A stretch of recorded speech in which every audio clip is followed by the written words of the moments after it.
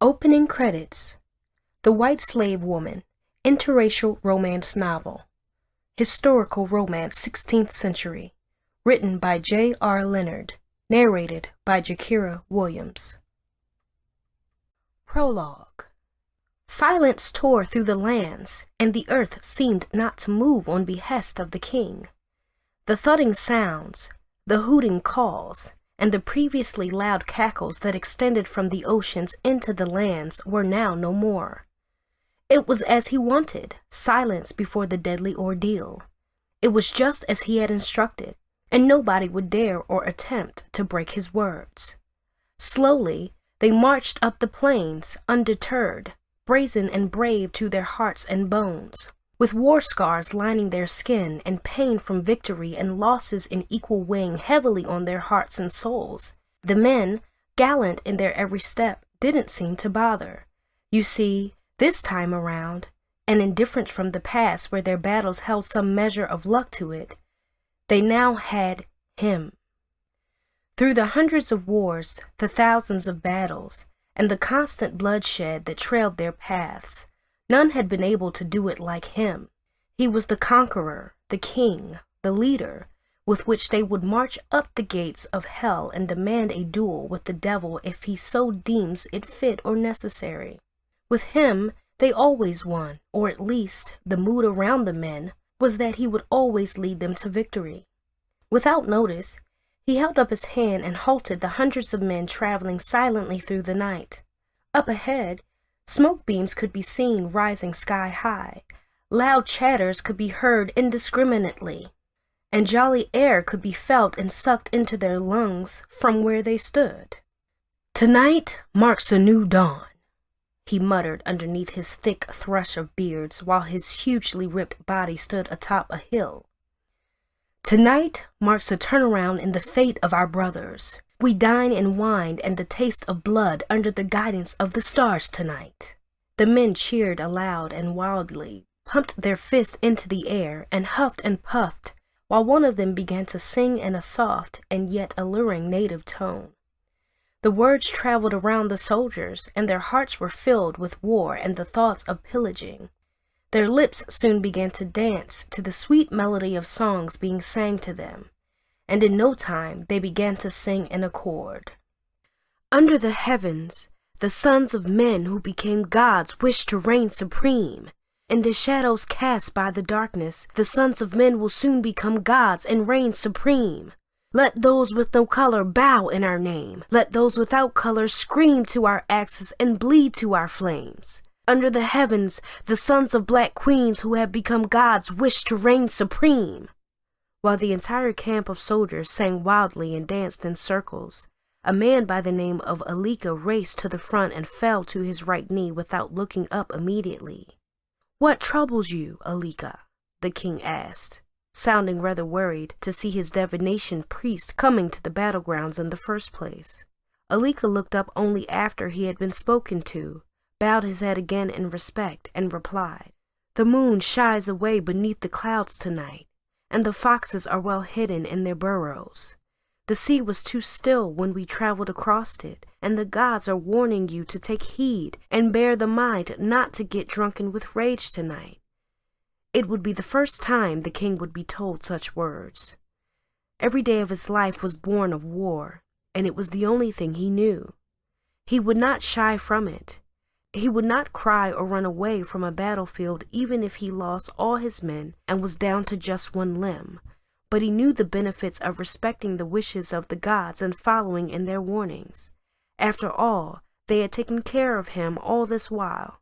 They had watched over him from the young age of 2 when his parents had been murdered in cold blood, a split apart, but not before his mother was raped, beaten, and killed by the men bearing the same skin color as the ones he was about to attack. "The gods have a purpose for you, Khalil.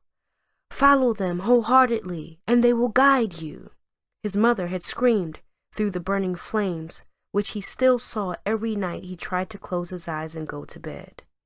"King Khalil!" Erotica called out again to the huge and towering man whose mind had drifted far and away from where they stood. "What must be done, must be done. Blood will flow tonight. Tears will fill the skies, and souls will be taken by the gods. But there is one you must not take for yourself. Khalil held his breath and stared at his divination priest without knowing what to say in that moment. The main reason he went to battle and fought wars was to get the spoils, pillage, and acquire more lands and more followership from those he turns into slaves. "Since when do the gods worry about our exploits at war?" he asked, sounding rather curious while his eyes never eased off of Alika. "What we take here, we give a quarter to the gods, and we keep the rest for ourselves. Why do they attempt to restrict me on what I should keep?" Alika shook his head and pointed towards the sea. "Do you see how the Paragas do not move? Do you see how they barely dance atop the seas?" "What of them?" King Khalil asked. "Well, it means something on this land, right here and now, might topple you if you do not take heed," Alika warned with vehemence in his tone, and yet a good deal of respect, too. Through the ages, nobody would go against the words of a divination priest or a shaman whose duties was to guide the group and ensure they did nothing to anger the gods. Alika, the last of his kind, and a boy brought to the shores of Spain and labeled a witch because his mother practiced the occult, knew his onions and had learned a great deal from his mother in Africa before the white men invaded and killed them all. "I would never go against the words of the gods," King Khalil assured his dear shaman. "I will tread with caution and avert my gaze from poisonous offerings which may turn the gods against us." His heart suddenly felt weighed with worrisome thoughts, while he stood there and mulled through all that Alika had said. He was the king, chosen by the gods and elected by his people. It had taken hundreds of wars, thousands of bloodshed in battles, and the ability to lead strong black men with courage to be where he was. "What if I decline?" he asked Alika without actually giving it too much thought. "What if something within their encampment over there tickles my fancy and my heart longs and yearns for it?" Alika sighed, lowered his head, and snuck his hand into his leopard-coated skin. He took out 2 large pebbles of differing colors, one white and one black. "We are what the gods have made us to be. We are strong, willful, brave, bold, and dominant black men who will rule other species and bring fears into their hearts without ever worrying," Alika muttered while he rolled the white and black pebbles into a circle he had drawn into the ground. King Khalil watched on with nothing but excitement and a tincture of worry in his heart. "The white pebbles will only remain within the circle if the gods will it for you to take something they would rather have sacrificed to them in this battle," Alika explained. "If the black pebble stays, then such desire you attain when you become victorious tonight must be handed over to them." King Khalil muttered to himself incoherently before finally looking up and replying. "Is it gold they want, or weapons, silver, or even the toughest and finest hides crafted by our enemies?" The Spaniards were known to make the toughest body armors and the fanciest knives with gold-plated handles. They had the best mines and forging fields, where they ruled over their slaves with iron fists. Such slaves, black men with strong will, just like the King Khalil, forced to work under the burden and yoke of the white Spaniard, was partly why King Khalil pillaged and rummaged through the strongholds of the Spaniards. His journey of war started from west, which he conquered with ease, and it now extended south, where the main battles would most likely lie. "So, what do the pebbles say?" he finally asked with a sigh while his men continued to dance and jolly their hearts away in the distance. "See for yourself," Alika replied while he slowly stepped away from the pebbles. King Khalil watched the white pebble continue to roll away even after the black had stopped, and so far away that it traveled quite some time from the circle scribbled into the ground. "The gods have spoken, I see." King Khalil sighed and bobbed his head. "We will give them what they want, and together, like every time we battle, we will come out victorious." "I have no doubt in you, my king." Alika bowed while the king placed his arm around the willing and ever-loyal Charmin. "Let's drink and have a toast to those who will die tonight, and to those who will keep on living so the black men and women can and will be free. It was the practice before war. The men going for battle needed to have their hearty fill, drink themselves to stupor, and eat themselves to the point they might barely be able to move around. "What happens if the enemies find us here?" Alika asked, sounding rather worried.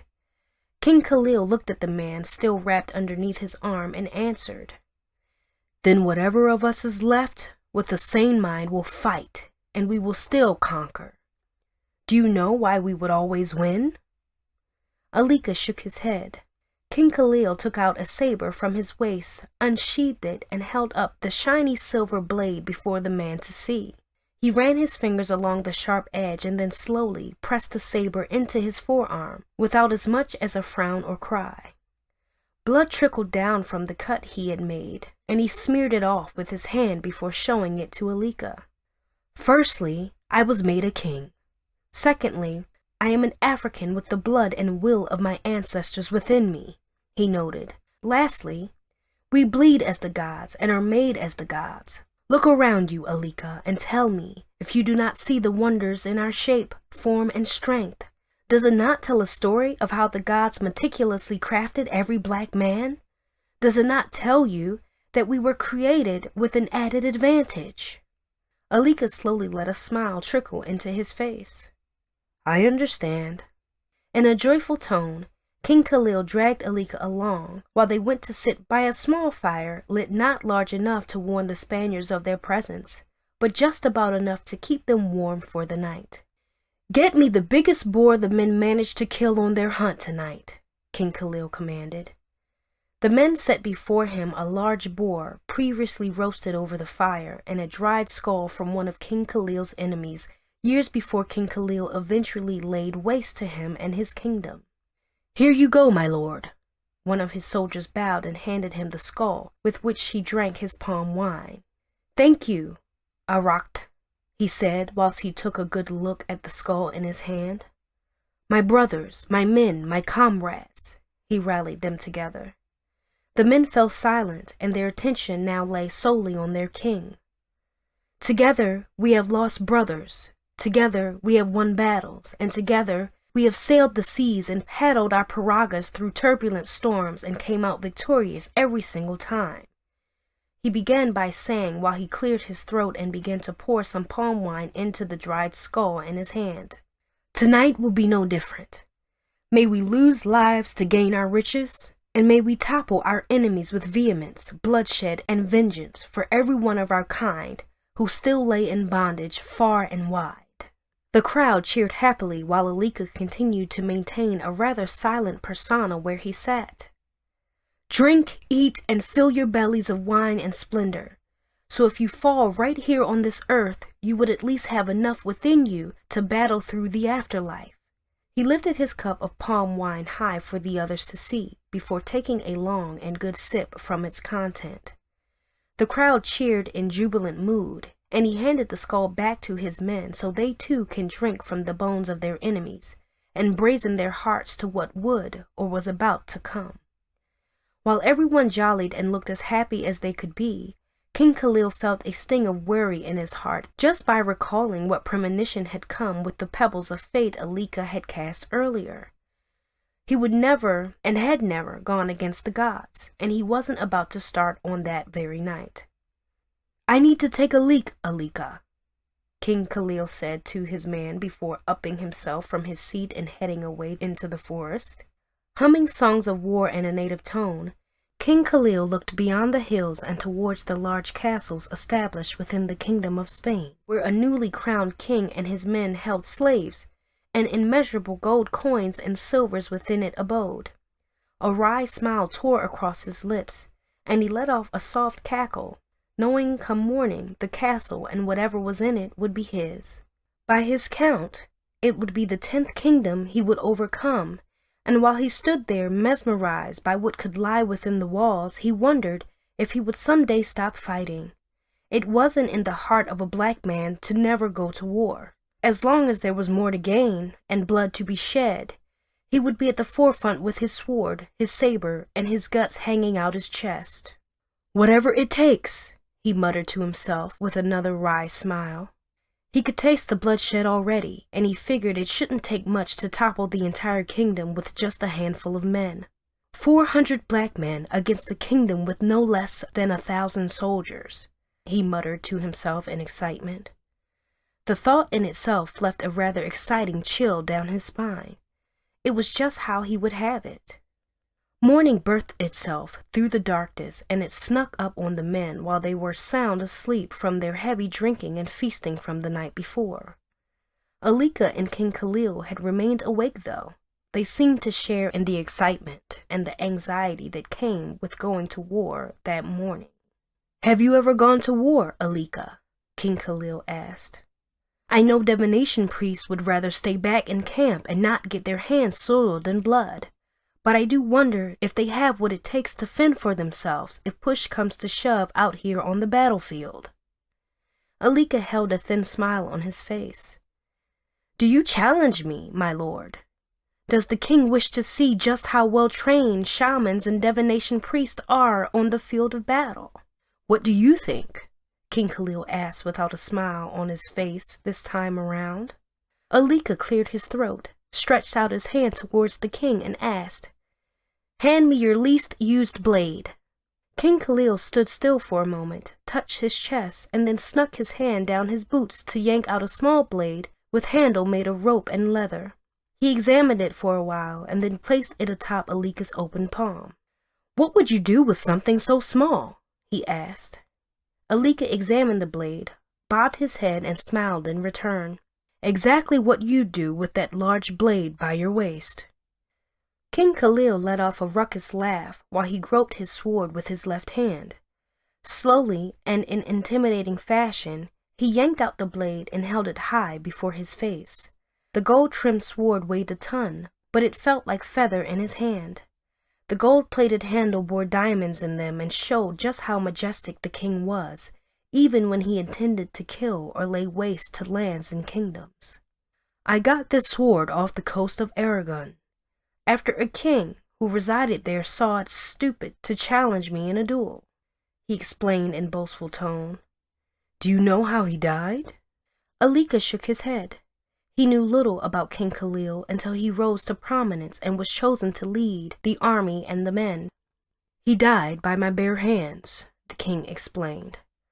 "I did not need a blade to kill him, and ever since I have not needed a blade to murder my enemies.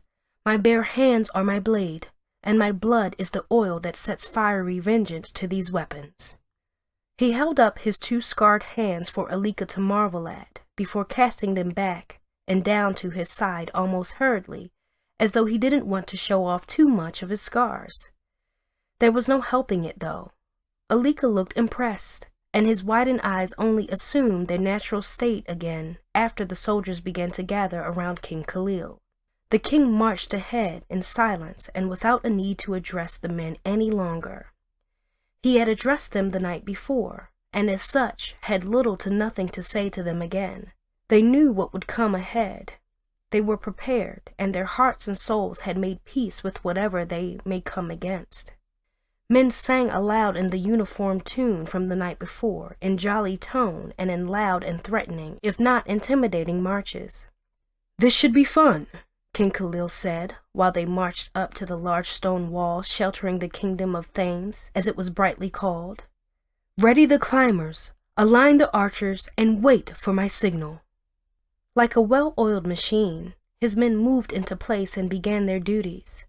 The climbers tossed large hooks over the fences and began to climb, while the archers readied themselves for hostiles.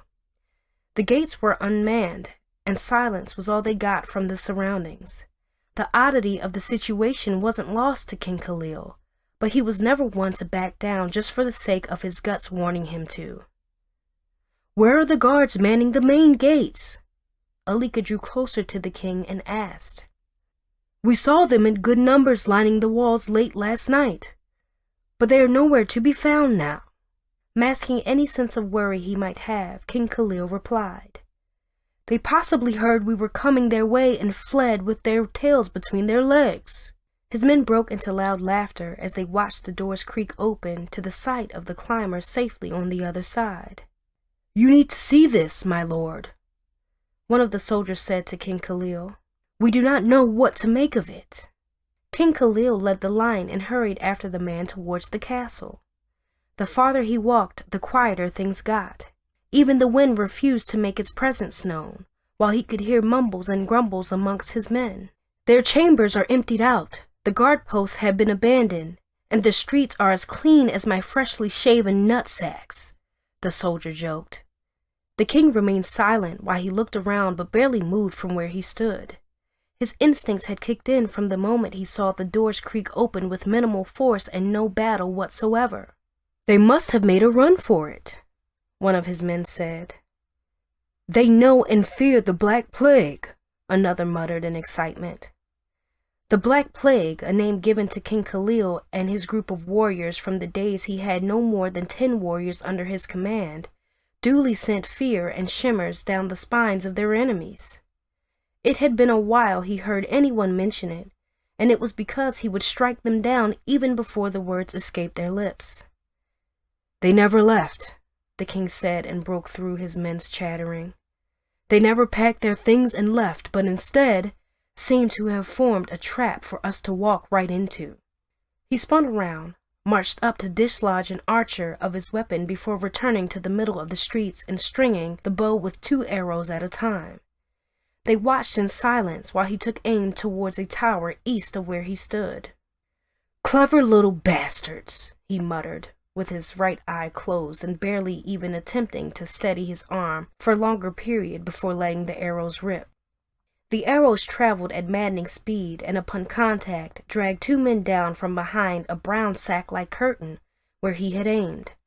The fully armed men screamed to their deaths, and before anyone could make sense of what was going on, King Khalil shot at 2 more towers in spontaneous manner. 3 more men fell, and without notice, chaos broke through the streets immediately. "Hello, Sanchez!" King Khalil snickered upon seeing the leader of the Spanish army in that regiment rushes out from where he had been hiding.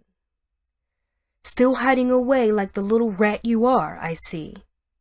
"For the king! To the Black King!" King Khalil's men yelled and chorused as they raced ahead and scattered to deal with the rapidly incoming Spanish soldiers whose covers had been blown. "Will you be able to handle yourself, Alika?" King Khalil asked while he kept an eye on the renowned Sanchez, whose specialty was stealing black babies from their mothers and training them into becoming beasts of burdens for his regiment. Alika smirked, shook his head, and answered, "If I may."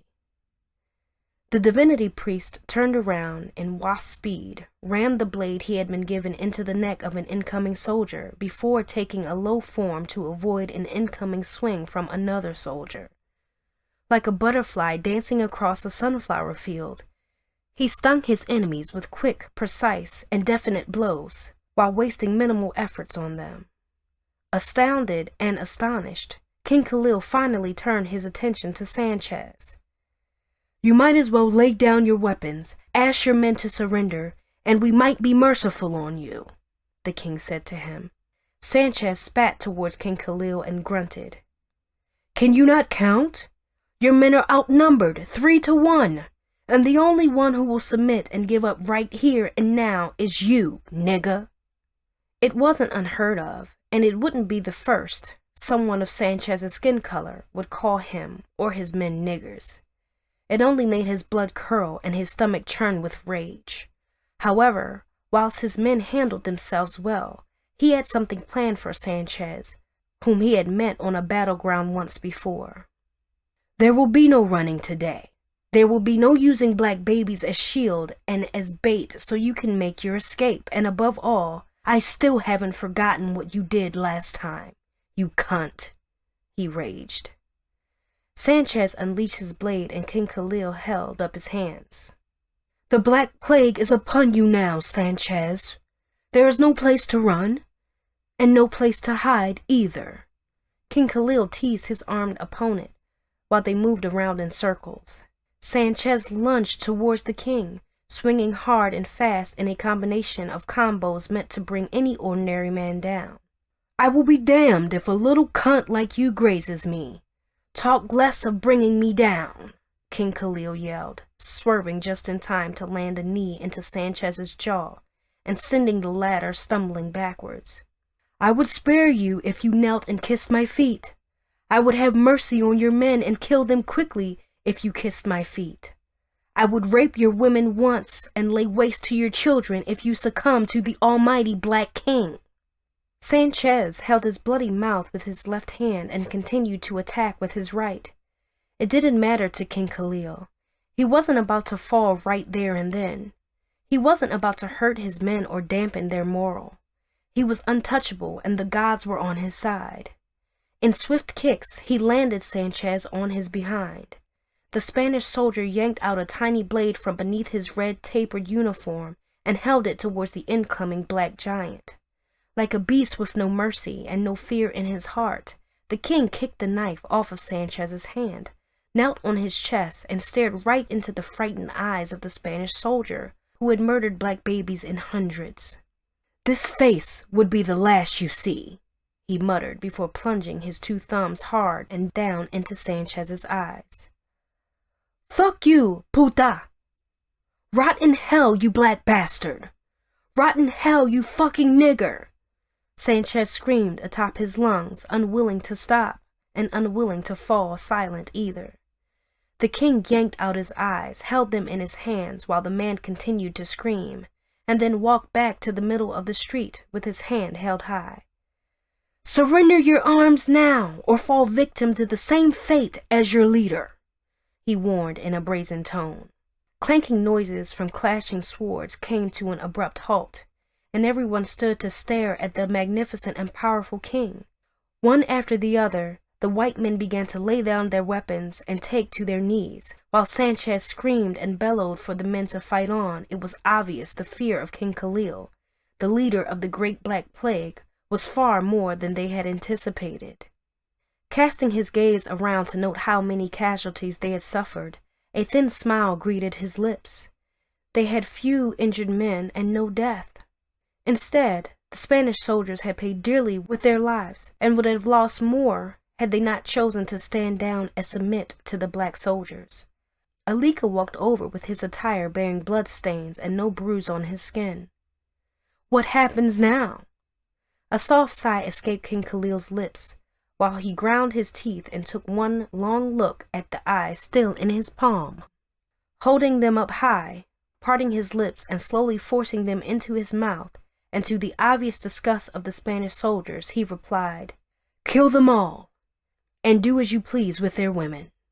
Shrieks soon filled the air, while men pleaded for their lives and those of their children. It was of no use. The king had spoken, and nobody would dare go against his words. "Take what you need as sacrifice to the gods," he said to Alika. "I have kept my word and promised to them." Alika bowed, walked north of where they stood, and dashed into a room with broken-down door.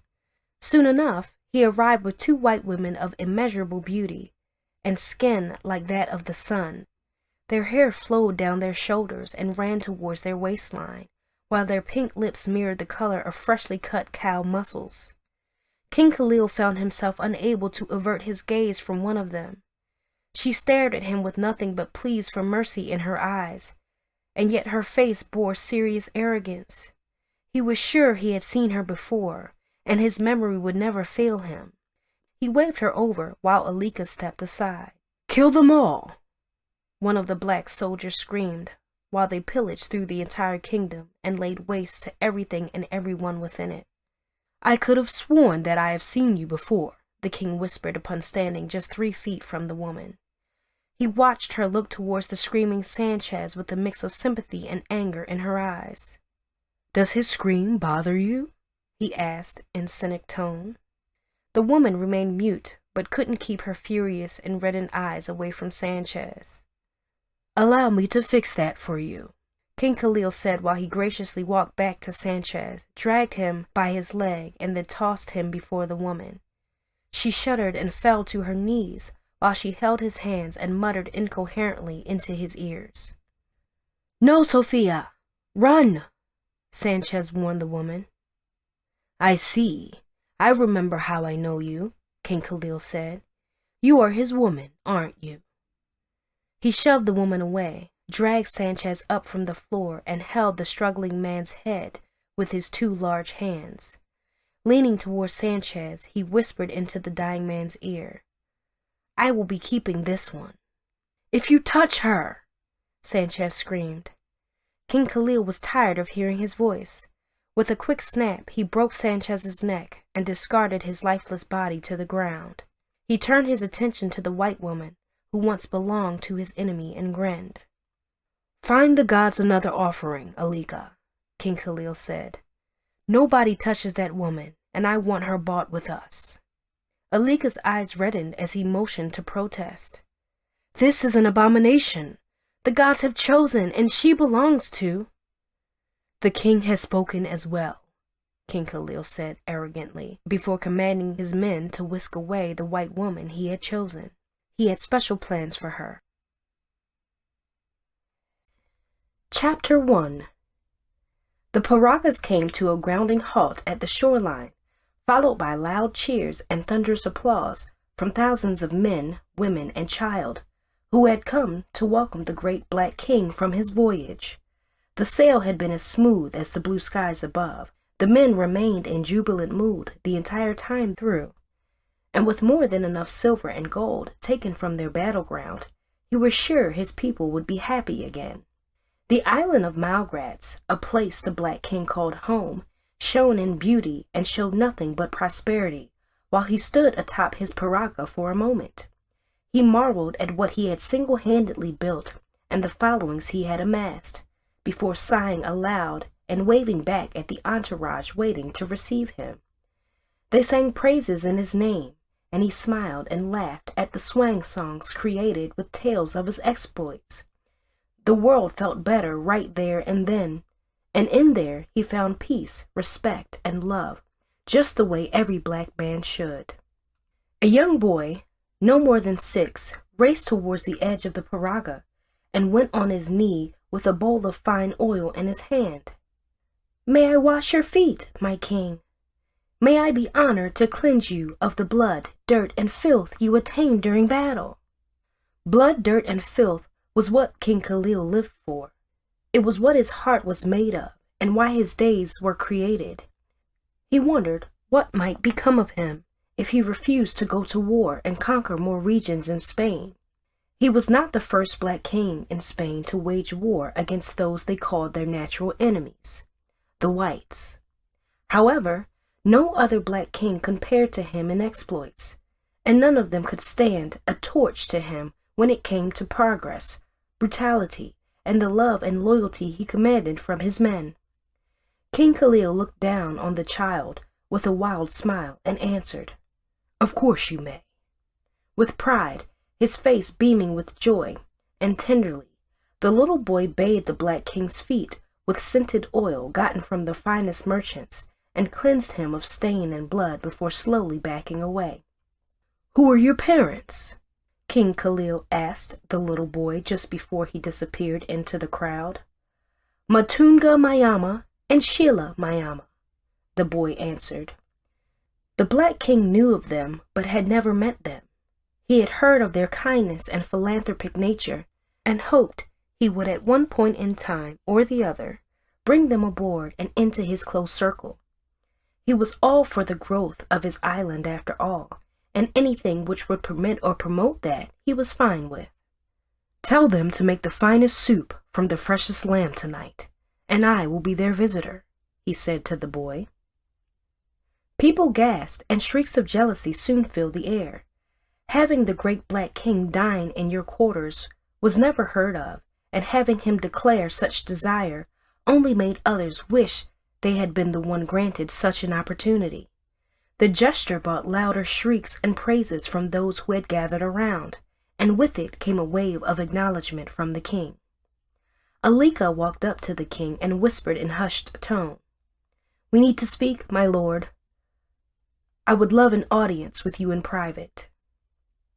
"I will attend to you as soon as I finish with the meeting awaiting me in my rendezvous," he said without even looking at Alika for a moment. Alika backed away with a slight bob of his head. Walla Rop, the second in command of King Khalil's fleet of soldiers, directed the men carrying the bounty towards their stronghold and store. "Here we go," King Khalil thought to himself, while he felt a shimmer of fear roll down his chest. He was afraid of no man, and could stand before anything undeterred and unafraid. Well, he was afraid of no man, but there remained one who knew exactly how to get his blood boiling, and how to make his soul crawl for worry. Right ahead, in the rendezvous he called home, built different from all the others and specially crafted to suit a king, he knew she lay in wait. Slowly and carefully, like a tiger on the verge of pouncing, he approached the rendezvous and stopped at the entrance. He mumbled to himself incoherently and held his nerves as best as he could. It had been no less than 3 full moons since he was last there, and he wondered how much he had been anticipated and how much trouble he was in. "You cannot stand out there all day, Khalil," the bold and feminine voice echoed from behind the veil. His heart sunk, his breathing heightened, and his knees threatened to cave in. A king he was, a great king he was, but before her, he was none other than a man who continuously strived to please his queen. Black women and their boldness, he thought to himself before casting aside the veil before him and standing face to face with his wife, his queen, and his black woman. Sheila lay in the comfort of her bed, naked and with her legs spread apart. She gawked at him with fire in her eyes, and her loins beckoning on his to come take his position. "My queen," he muttered respectfully. Sheila smiled tenderly, but not wild enough, before spreading her thighs even further. "You have been away for too long, my king." She was right. He had planned to venture and voyage away for just a full moon, but ended up getting lured by the prospects of riches he could amass for his kingdom, and how many exploits and lands he could conquer. "My greed and desire to remain the most feared black king in the whole of Spain knows no bound or limits, my dear," he confessed to his woman with a warm smile. He got within short distance of Sheila, and she yanked him closer, locked her lips with his, and then spun him atop the bed so she could place her naked loins atop his face.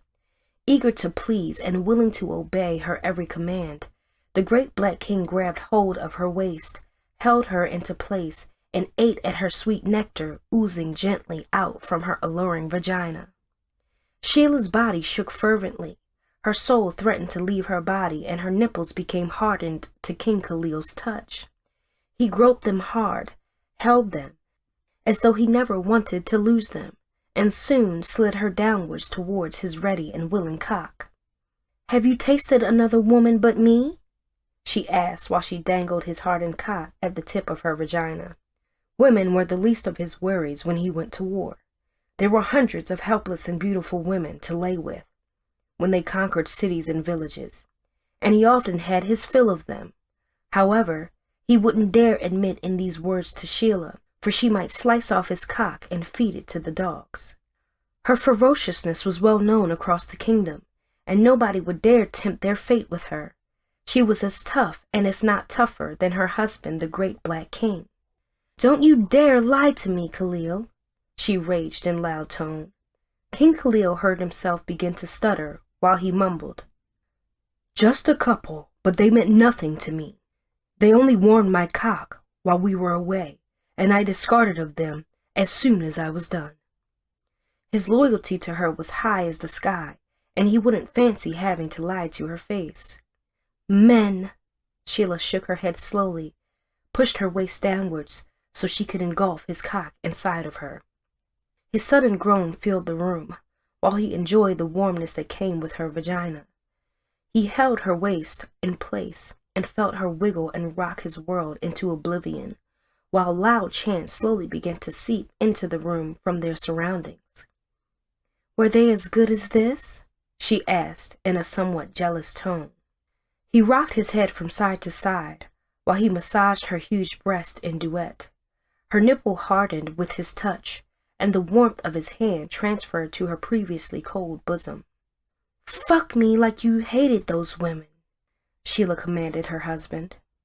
Without further ado, he flipped her on her side and spread her legs apart so he could look into her glory hole. It was pink with desire and just how he last recalled it to be before he went away. His large shaft permeated her again and prompted loud moans from her lips before he continued in slow and steady strokes, causing his wife to grab hold of the silk sheet layering her bed.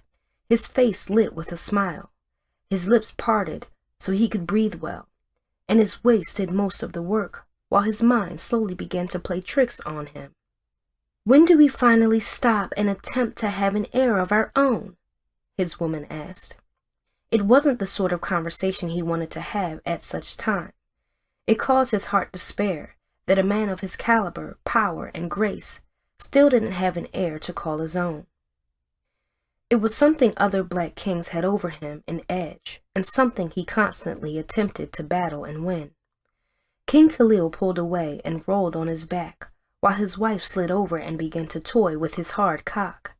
She placed it in her mouth and sucked away at his hardness, while his mind drifted miles away to how much war he could still go for and how much more he could win.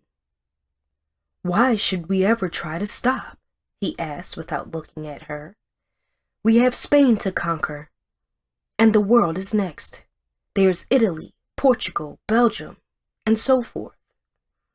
Sheila eased her lips away from his cock and looked into his eyes. "To what end, Khalil?" she asked. "What more do we possibly need? How many more battles do we need to fight or even go for?" King Khalil sat up and leaned his back against the wall. "As long as a black man draws breath, he should fight. As long as a black man suffers in the hands of the Spanish and every other white man across the globe, he should fight." His words barely sounded appealing to her as she rolled off the bed and yanked at her clothing. She slapped them on and stood at the foot of the bed with anger in her eyes.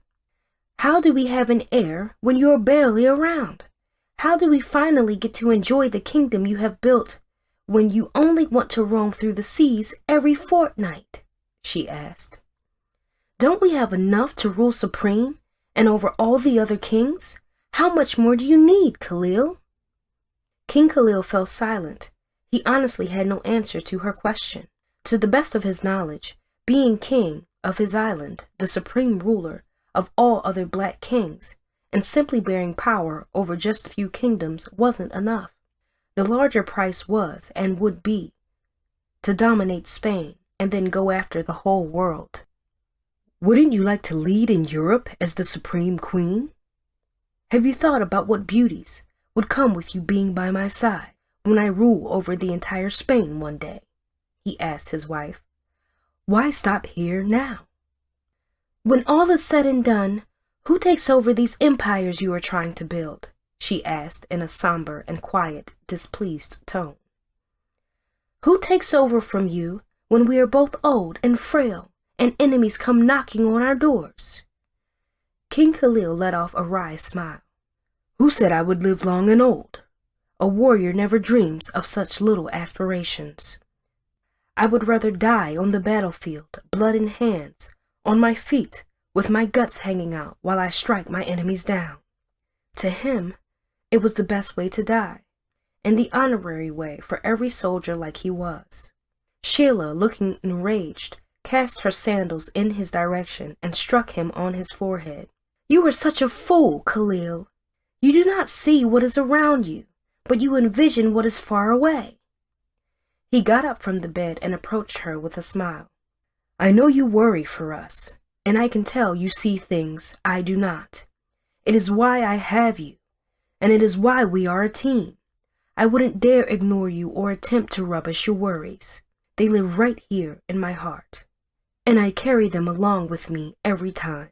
They are what keeps me going and why I remain conquerors in my endeavors." Sheila looked away shyly while he slid his hand between her thighs. "I want my seed in you, and I want an heir worthy of our throne, our strength, our courage, and our leadership," he confessed. "It bothers me, too, to see we haven't a son of our own." "Or a daughter," Sheila smiled at him. He cocked his head. A befitting princess just like her mother. We will make heirs, and we will do it together. He led his wife back to bed so they could finish what they had started. He wasn't lost on or about his woman's sensitivity, and it wasn't lost on him that other kings might be waiting for an opportunity to arise. It was the nature of their job. Warriors take advantage of the weak, and it did not matter who or how the weakness comes to effect.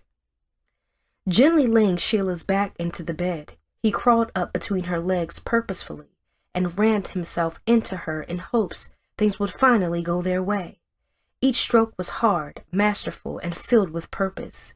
His eyes never left the allure of hers, and their bodies entwined in sweet sweat, while the world outside their room continued to burst to life. It was as expected. The king had returned with more than enough to go round, and the entire kingdom was joyous and happy about his exploits. Well, all but one. "How did Alika do during the battles?" Sheila asked, just as King Khalil poured his final seed into her. He sighed aloud and replied, "He was far more skilled than I could have imagined. If I didn't know any better, I would have thought you have been training him." Sheila put up a fake impression, as though she knew nothing of what he said. "Don't play dumb with me, Sheila. I know your moves because I taught them to you, and I can tell when someone performs based on instructions given to them during training," he reiterated. "How is he that good?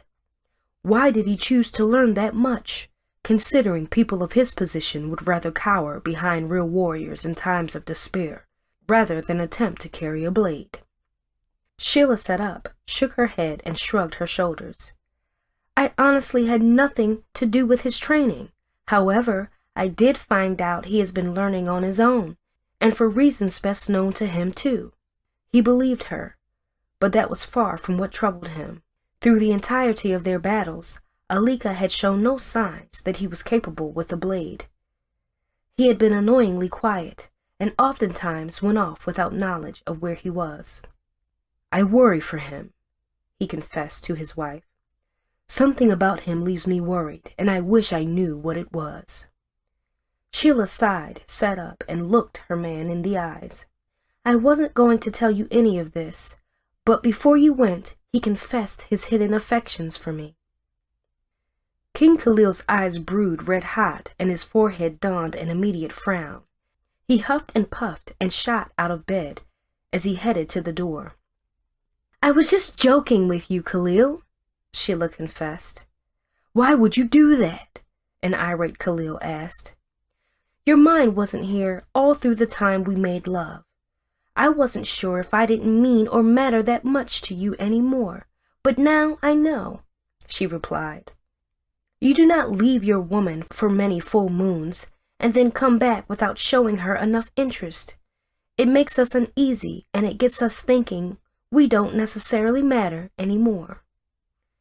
She was right. He had occupied himself with the events on the battlefield, the gods and what they wanted, and the white woman he had forcefully taken away from Alika.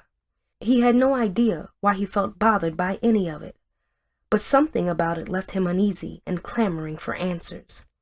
He approached his wife and sat by her side. "I am sorry," he apologized. "A king must learn to treat his woman better." He held her in his arms and showered her with warm kisses before snuggling back into bed with her and regaling her with stories of his adventures. They would enjoy each other's company for the next few hours before he would set out to fulfill his promise to the Mayama family still waiting on him. "Have you seen Toga since I left?" King Khalil asked his wife instinctively. The name in itself left a sour taste in his mouth, but it was one he had to speak about. "Last I learnt, he was out on voyage too, and should be back in some days," his wife answered. "Does he still bother you? Do you still feel distressed about his involvement with Malgrats?" The island of Malgrats, King Khalil's stronghold, shared a border with the little space Toga called his stronghold. While Toga and his army of black and equally skilled and triumphant soldiers could hold nothing to King Khalil's.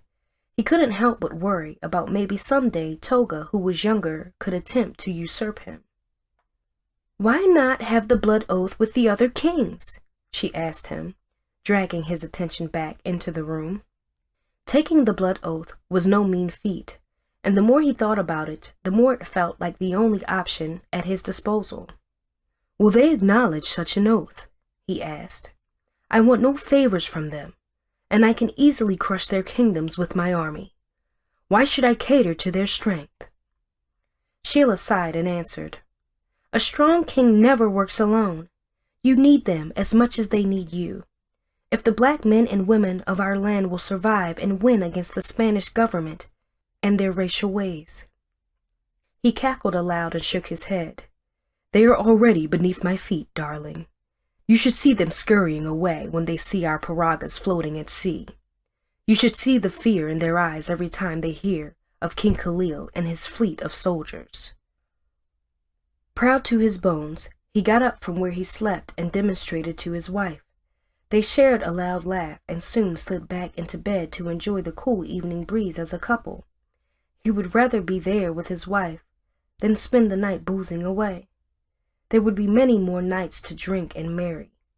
He needed an heir, and Sheila was slowly becoming rather uneasy about the fact they didn't have one. The king looked around the well-decorated home of Mayama and his wife. The merchant, well known for his expensive and really exquisite oil trade, was more than welcoming to the king and Arak. Arak bowed his head while he was handed a bowl of lamb soup. "This is most gracious of you, kind merchant." Mayama, a man with gray hair and slow steps, settled before the king, with a rather proud smile smeared across his face. "I never would have imagined the king would visit someone as lowly as me." Through their walk over to Mayama's hut, King Khalil had drummed up some thoughts, and he couldn't wait to let them all out. "It is an honor to be here, Mayama," he replied. "Your respectful son is all to thank for this meeting, and I must confess that I, too, have some motives of my own for being here." Arak looked to the king with nothing but confusion in his eyes. He was the king's most trusted soldier, his right-hand man and the second in command. But he had been told nothing about the king's plans, or that they were there for a specific purpose other than simply having a lamb stew dinner with the wealthy merchant. "Well, I must say there are two agendas, and I would love you to indulge me on and about them," he continued. Mayama looked to his wife and waved her away, while his son took the cue and raced out of the room respectively. "How may I be of service to you, my king?" "How far does your business reach, and how much do you know of the inner circles of Spain as well as Europe?" he began by asking. Mayama shifted in his seat and began to pour down in what looked like heavy sweat. His unease wasn't lost to Arak, who gently laid down the bowl of soup in his hand and then gently placed his right hand atop the weapon around his waist. "We don't need anything of such right now, Arak," the king instructed his man. "This is a civil conversation between a king and his subject. I need information from Mayama, and he will provide them to me, yes?" Mayama cocked his head, but not before he gave it some thought. "I know you sell merchandise to the whites, and I know you have a stronghold in Spain as well," the king continued. "What I need is a spy who can help me understand what they are up to, how they function, and where I need to hit the hardest in order to take over the entirety of Spain." Mayama parted his lips momentarily and then shut them back before allowing a subtle sigh escape. "I only work with them to cater for my family," Mayama confessed. "If your kingship requires information of me, then I will gladly provide all I know to you whenever you need them." King Khalil shook his head, smiled from ear to ear, and then cocked his head. "I don't care if you help them fuck their wives. All I want is an insider, and I need you to report directly to me if and when you find things of note." Mayama agreed and thanked the king for being so gracious. "You have a lovely wife, by the way," he said to Mayama. "Your son is a very bright young lad, too. You can have them in for dinner now." Mayama raced out of the room and left the king with Arak. "What is your goal, my king?" Arak asked. "Conquering the entirety of Spain isn't going to come as easy as you make it to be. We are outnumbered, and the larger we grow, the looser our units are. There are some soldiers worried about having a white woman come back home with us. The white woman you opted against killing?" "One more word about the white woman, and I will have your tongue roasted and added to that soup before forcefully shoving it down your throat," the king warned his loyal subject. Arak cocked his head and apologized. "I am sorry. I overstepped my boundaries." King Khalil welcomed the homeowners back and had them sit with him while they feasted in merry spirits. They drank some palm wine and feasted heavily on roasted lamb and some chicken as well. The day dragged away outside and without his notice, while something about being there and staring at the young boy seemed to prick his emotions. "Sheila," he thought to himself, and felt his strong appetite begin to wane. There he was, being entertained by such a bright and lovely-looking young man, while his wife clamored for an heir, and to no avail. It made him wonder if the gods were truly on his side, and if they indeed cared for or about him. It made him ponder if everything he had done so far to please them had fallen on deaf ears. "How old are you?" he asked the little boy out of the blue. "I will be 13 by the next full moon," the boy answered. "Lucky you," he replied before turning his attention to the father. "On the other topic for which I came, I believe you work rather closely with Toga, do you not?" Mayama shared a rather confused look with his wife and then with the king. "I don't think so. I barely even have anything to do with him, other than the occasional greetings when he comes to the island for meetings with you and your kinsmen." King Khalil shook his head. "I wasn't speaking about you. I was talking about your dear wife." Mayama looked to his wife with a frown. She nodded and stuttered. "Yes, his wife and I are close, and we see often." "Is that all there is to it, or am I privileged to inform your husband of more?" he asked. "Toga might be a threat to my kingdom, and I would have none of my people associate with him or allow him infiltrate the events or happenings under my nose." "Yes, my king," the parents said in unison. "Break your relationship off with him, or I will be forced to punish not just you, but your son as well. I would hate for anything to befall such a sweet little soul," he warned. The parents nodded aggressively, and the king got to his feet. He walked to the door and paused to turn around and look at the innocent child once again. In that moment, his heart held wishes, and his entire existence wanted a version of him and his wife. "I must be doing something wrong," he thought to himself. "Arak, we are leaving." Arak got to his feet, thanked the family for their hospitality, and headed out the door with the king.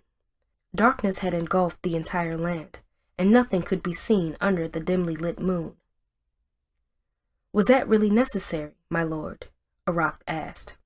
"Toga is bound to find out, and it might stir unnecessary complications between us and them." "I don't care. I will not have loose ends in my kingdom, and especially when I cannot trust what Toga is up to in this very moment," he replied harshly. "You will not question my words again, Arak." Arak bowed his head. "As you wish, my lord." They walked in silence, and they stopped in unison.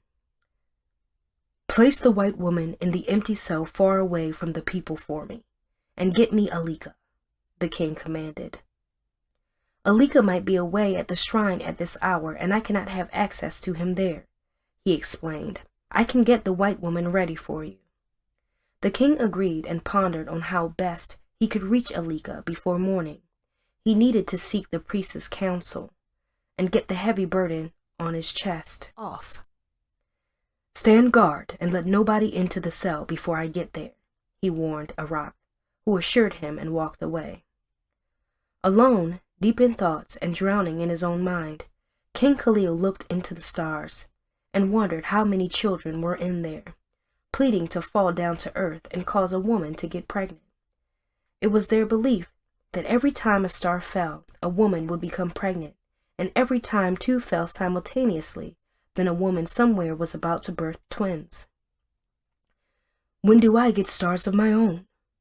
How do I have a complete kingdom without an heir? He asked in frustration. Required to show strength at all times and never allowed to show weakness, was slowly taking its toll on the king. His heart felt heavy, his soul felt distorted, and his ambitions only continued to pile on and rise. I will conquer worlds if I have to, and I will birth a child soon, he assured himself in positive tone before turning his attention from the heavens. He needed answers from Alika and from the gods as to why his woman still remained barren. He would get them out of the man one way or another. What do I do or make of this white woman? He asked himself. It was unheard of for most black kings to take a white woman prisoner. They may have slaves, but they fancied offenders, debtors, or those who have been shipped from other kingdoms for being disruptive. Maybe I could make her a slave, he jokingly said to himself with a subtle laugh escaping his lips. The thought of having a white slave sounded silly and outrageous. Nobody would take him seriously, that was for sure. She might make a pretty good slave, he thought to himself while he walked away. A pretty good white slave. Through the shadows, they watched King Khalil while he gallivanted away without a care in the world. Their piercing gaze remained lost and unknown to him, but slowly and surely their presence grew. Soon enough, he would know. Chapter 2. The crickets burst to life, and their chirping noise soon filled the air. Soon enough, their neighbors, the frogs and toads, began to croak, and the owl picked on the cue and followed suit. It wasn't to be a calm or silent night, judging by the looks of things. In fact, he could have sworn he heard hisses from where he stood. Some time had passed since he arrived at the shrine, hoping to catch a glimpse of Alika and to have a word with him. Going back home to his wife seemed rather worrisome, knowing full well all they would talk about was the fact they still did not have an heir.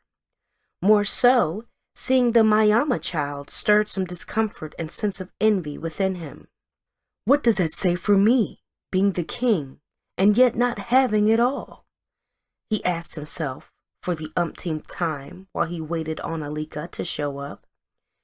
He had riches untold, servants waiting and willing to beckon on his every need, and women throwing themselves at him all around. He had the best woman in the world, and had been the one to take her precious flower. The same could not be said for most men, and in that alone he took pride as the king and as the supreme leader he was.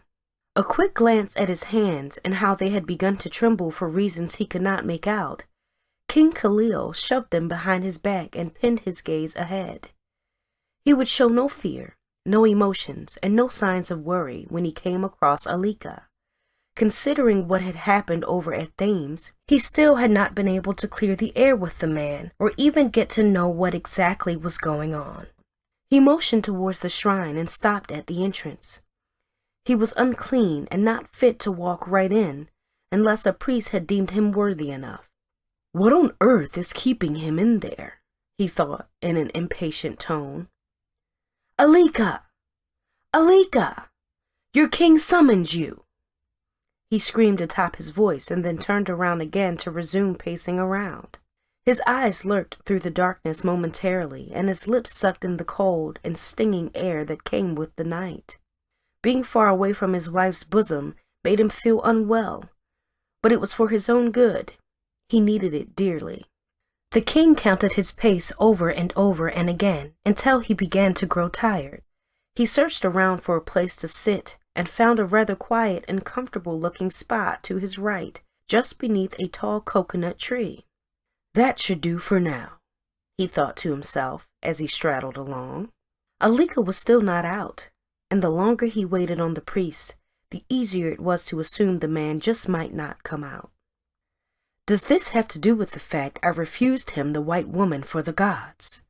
Do I not have a say in what happens? Am I not a black god on my own? He asked himself before settling underneath the tree and resting his head against it. Peace, calm, and quiet weren't things King Khalil was used to, or which he even at any point in time cradled for. He would rather be swinging his arms at an incoming axe, be screaming at the other kings and intending for them to know he is the one true king, or simply battling it out on a strange land he might never even get to see or be in ever again. Yet, while he sat there, in the cover of the dark, pondering hard and long on what next, his mind slowly disintegrated with worry. His heart stopped beating in melodious pace, and his face grew colder by the second. Things would be easier if and when I become king of Spain, he thought to himself aloud. I can rule Catalonia with an iron fist, and have my black brothers and sisters dominate the entirety of Spain without as much as a white man influencing anything. It was a dream he had harbored from his days as a child. The dream had kept him through the harshest weathers, and they had helped him through the toughest and most endearing conditions. It was the first ever dream he had as a slave, forcefully imported from the shores of Republic of the Congo. There and then, he had promised himself and every black man and woman like him that they would someday topple their oppressors and reign supreme over them. Slowly and surely, he muttered to himself, while he began to draw a spoof of how much territory he had managed to acquire from the Spanish through war, bloodshed, and countless victories against them. His exploits had done so much damage to the Spanish that he learned they had begun to seek assistance from the Germans and Portuguese. The Black Plague, he said to himself, and felt a warm smile greet his face. The fact they feared him that much had a bounty placed atop his capture, and his actions consequently strengthening black folks all around Spain to pick up arms and fight for their freedom was one of the best feelings he could ever achieve in his life. He had it all, or at least he almost had it all. Khalil? The familiar tone called out and jolted him out of his thoughts. Nobody other than his wife and one other person would dare call him by his name without placing some semblance of respect into it. This is the last place I would have expected to see you, Khalil. The masculine tone with rather harsh brush and a threatening undertone to it said, while the figure appeared through the darkness. What are you doing on my island at such ungodly hour, Toga? The king asked in an infuriated tone. What is your motive, and why are you here? Have you been following me? Toga cackled in an evil manner, shook his head, and replied, There's news going around that you bought a white woman back, and maybe even possibly have use of her rather than discard her, as we all do when we see one at war. News definitely traveled far, and there was no doubt about the fact that Toga would have eyes and ears everywhere. He had some too on Toga's lands, and it was the best possible way to keep the kings abreast of their compatriots and their actions. What's it to you, Toga? He asked. Last I recall, you worked for me, and it is never the other way around. You are under me, and everything you do, everything you gain, and any exploits you make ought to have its share sent my way, because I deem it possible, and because I allow it. King Khalil upped himself from where he sat and stood before Toga, while he stared directly into the ambitious king's eyes. They were not far apart age-wise, but King Khalil was without doubt older and far more experienced than Toga was. I don't work for you, and no other king in these plains work for you either. We might not be equals, but the tides change fast, Khalil, and yours just might be taking on a storm it cannot maintain, Toga warned. Dispose of the white woman and rid our people of the stain you have intentionally brought into our midst. His words were intentional. They were without doubt direct, and they held some measure of threatening tone to them as well. What happens if I refuse? King Khalil asked. Look around you, Toga. I have built what no king dared to, and I have done it with the color of my skin and the grace of the gods solidly behind my back. I have achieved what millions of black men and women who have been forced into these shores could not accomplish, and through my benevolence, you and your people exist." There was no chance in hell that he was going to allow the young man have a say over him. He wasn't one to back down from a fight, but knowing Toga, he simply came around to stir some plot. "The other king will not like this," Toga warned. "Hell, how is Sheila even in the slightest comfortable with any of this?" King Khalil turned his back on the man and sighed. "She is yet to be told, isn't she? You are yet to tell the one woman you have stayed committed to about your crazy action of bringing that abomination into our midst," he continued. "What if it comes back to bite us in the behind? What if she spreads her vial like they often do, and the weak-minded ones around you fall for her sorcery and treachery? How do you hope to contain everything if and when it finally blows up in your face?"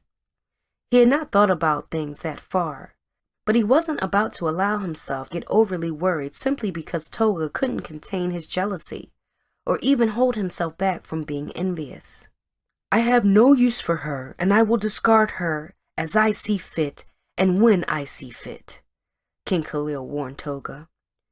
"Have you forgotten the treaty stands and prohibits you from being on my island unless I invite you or grant you special permission?" Toga looked to the ground where he stood, as the moon shone brilliantly their way, and began to send the darkness away. The croaking frogs were fully out now, and they made their voices heard, while the two kings tussled with words. "You cannot keep hiding behind the treaty and the set of rules you put in place for your benefits, Khalil. I am a king too, and I rule supreme in battles and wars I have waged against the white men of Spain." Toga staked his claim. "More so, this is the boundary demarcating my land from yours, and as long as I stand here, I am fine and no treaty has been broken." King Khalil graciously walked over the border without a care in the world, just so he could see the furious look in Toga's eyes. "You are barking up the wrong tree, Toga," the king warned him. "Tonight, of all nights, is never a time to test my patience or my desire to accept your rubbish. Go on and get out of here before I reduce you to chunks of wolf meat." Toga reached his hand behind his back, while King Khalil made no move. There was no trusting what Toga could and could not do, but he wasn't about to chicken out before the rival who so dearly wanted every opportunity to take his place. "You just don't get it, do you?" King Khalil said to his companion. "Before the great uprising, before I marched through the hilltops of oppression and broke our people free, you were nothing, and you will only continue to matter because of my actions and because I am the most powerful black king in the entire world." Toga took in one deep breath and then exhaled just as hard as he had inhaled. He looked beat, but not entirely out. He wasn't one to concede, but he would equally seek a way of distancing himself once he had nothing else to say or even give. "You are making a mistake keeping a white woman on our land, Khalil," he warned again. "A lot can go wrong, and then you put our people in harm's way." King Khalil shrugged his shoulders and answered, "What is so wrong with keeping a white woman on my land?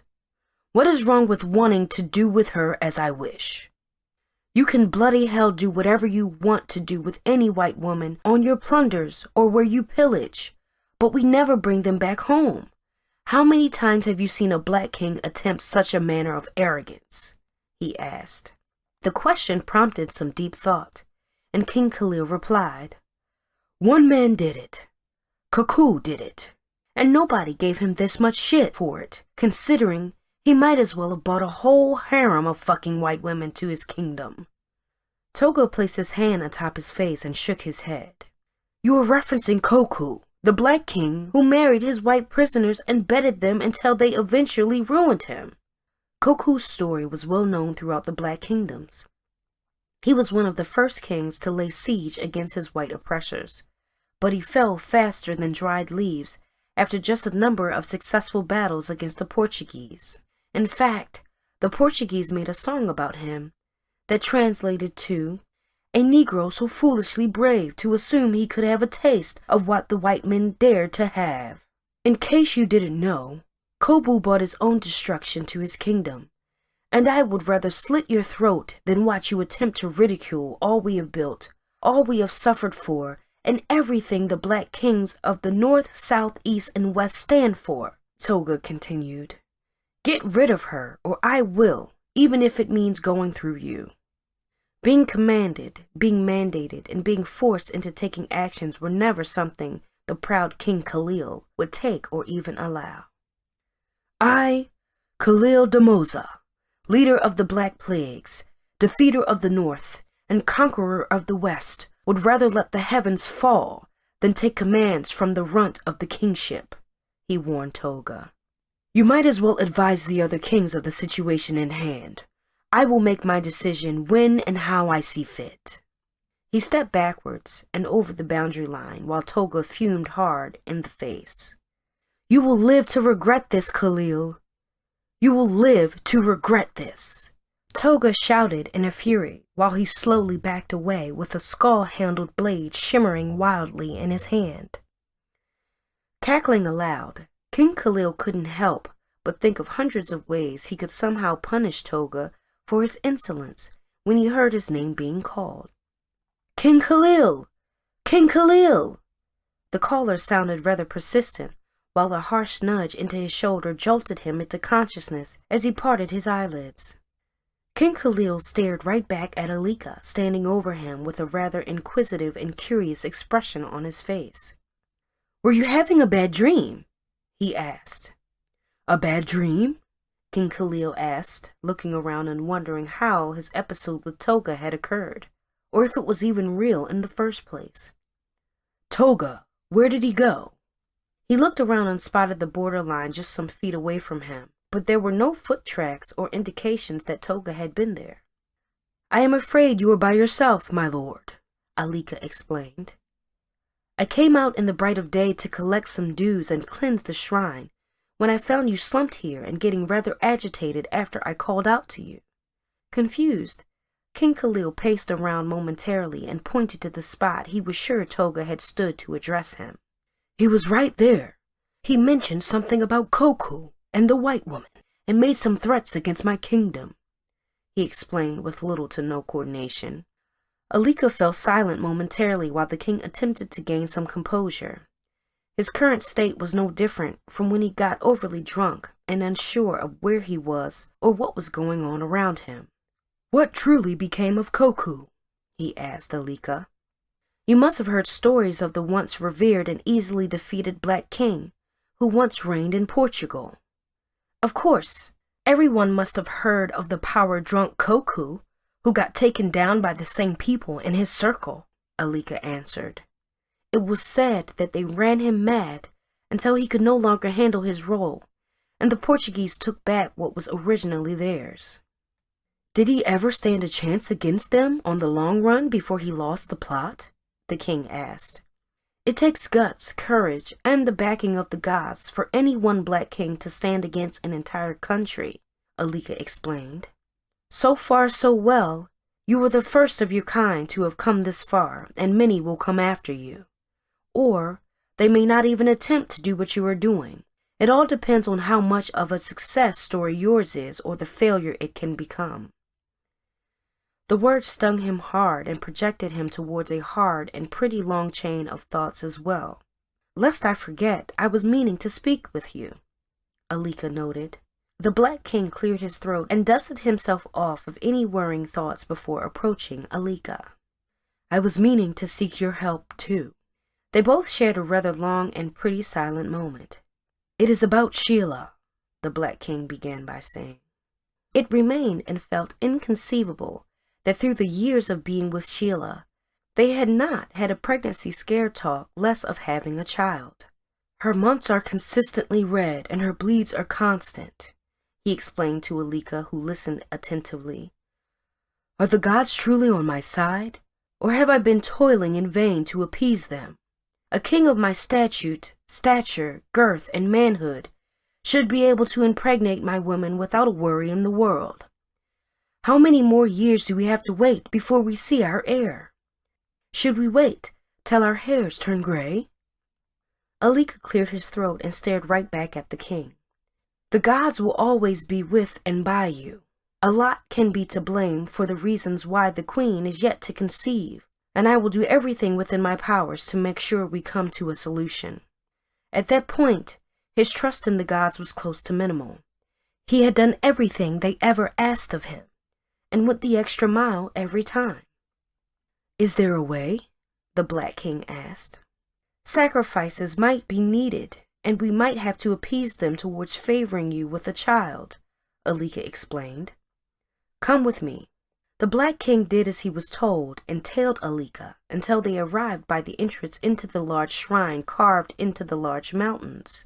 The entrance was in stark difference to what he had seen in his nightmare earlier, but it was one he was familiar with. Carcasses of goats and foxes he had laid to rest and sacrifice to the gods could still be seen there. "I need to cleanse you first."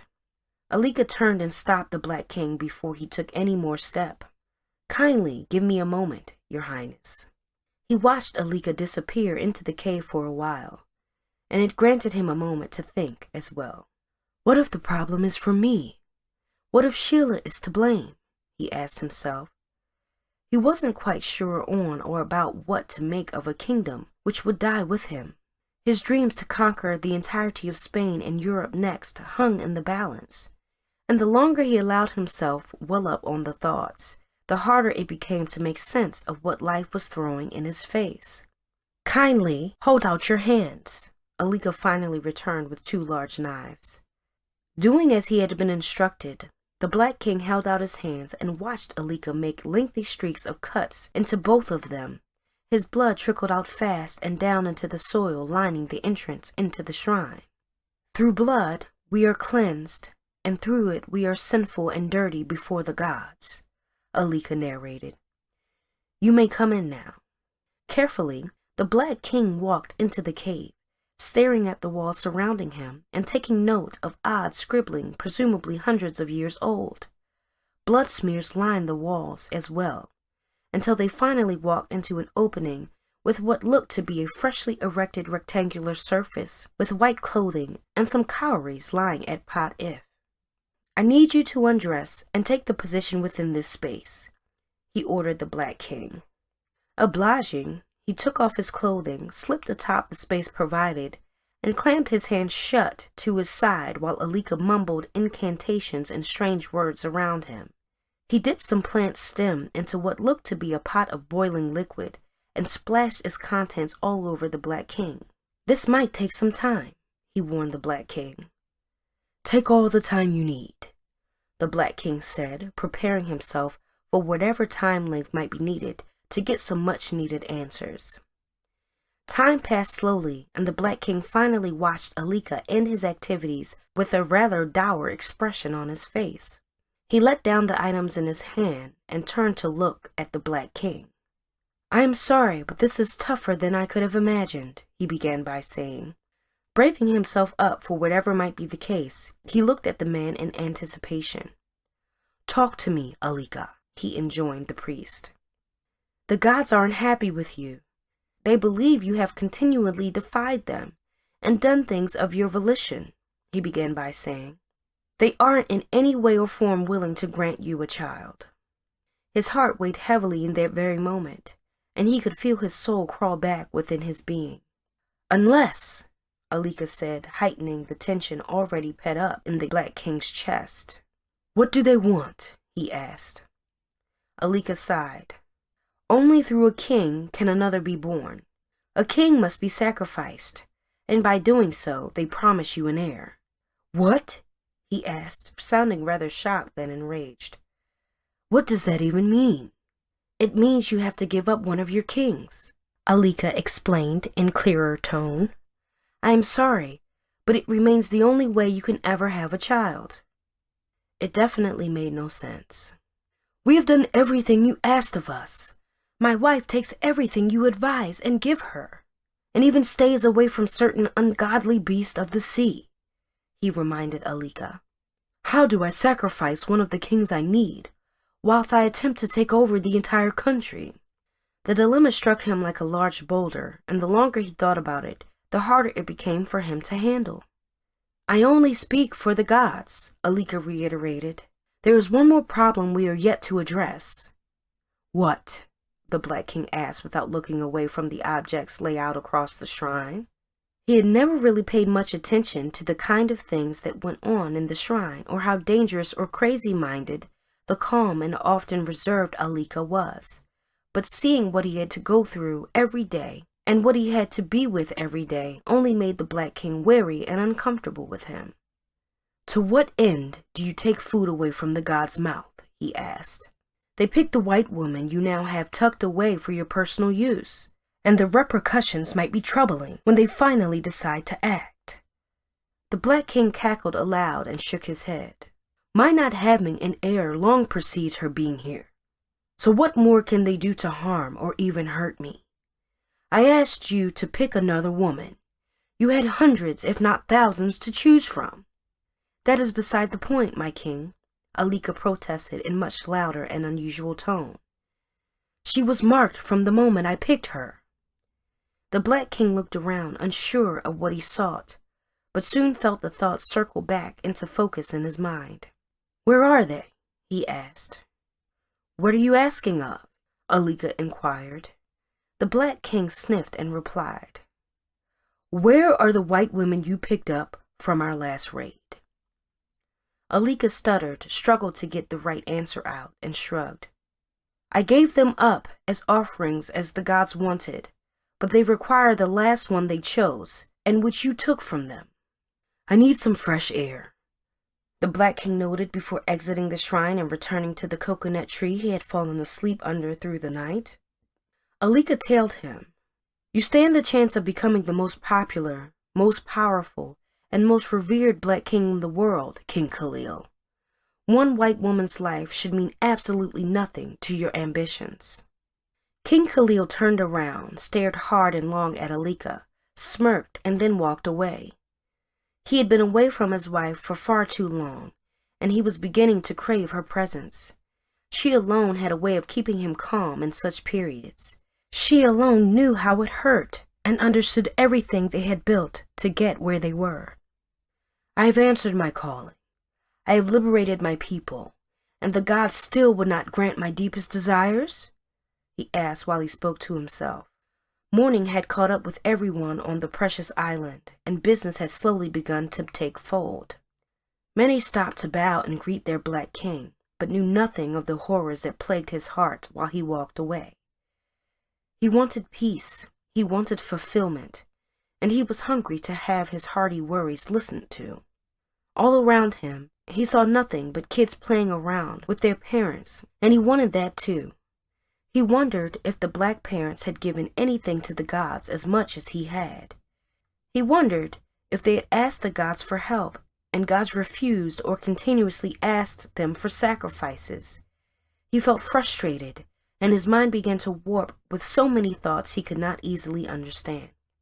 Sheila should understand, he thought to himself. He strongly believes every Black King's queen stood the chance of easing their pain. He believed she was the backbone others don't necessarily see him hugging and clamoring out for her help in his darkest and lowest days. The elders often said, your woman is your queen, and when the days are dark, she alone can save you from the turmoil even your soldiers cannot help you with. Outside of his home, he stood for a moment, sighed aloud, and walked into the room to the sight of Sheila crumpled to the ground with tears filling her eyes. Her wails traveled across the room, and his heart broke. His stomach churned with pain, and his feet felt heavy where he stood. It felt like lead had been poured all over his sandals, and the more he heard her cry, the easier it was to realize what exactly plagued and hurt her heart. She called them out continuously and wouldn't stop saying them as loud as her voice would permit her. Why am I different? Why is my case any different from other women? She asked and wept profusely, knowing too well that his poor and already fragile heart cannot take seeing her in pain.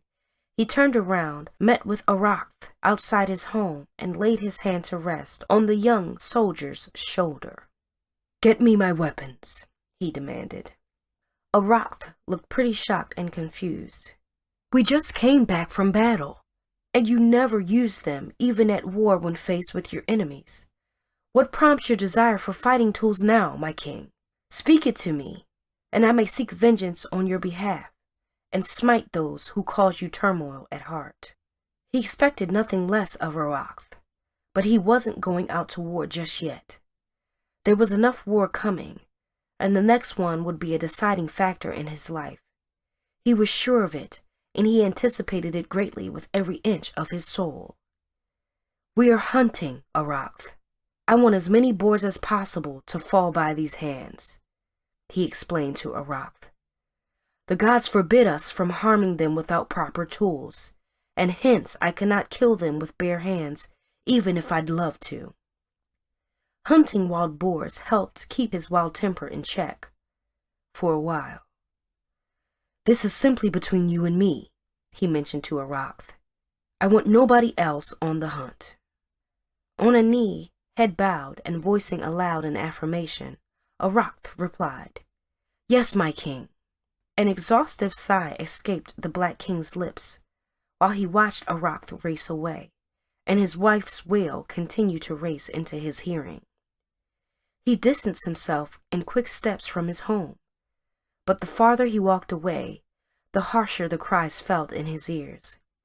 Sheila was in pains, and there would be no running away from it regardless of how badly he wanted to try. Chapter 3. Soiled in wild boar's blood, but not one, not two, but 10, the Black King took a step closer to where his prisoner had been since they arrived from Thames. Housed in a dingy little room molded from clay, surrounded by havens of guard posts, and with nowhere to run, he was sure she couldn't make her escape. Somewhat puzzled by her attitude towards being captured, the Black King took another step towards the bars keeping her locked up and peered through it.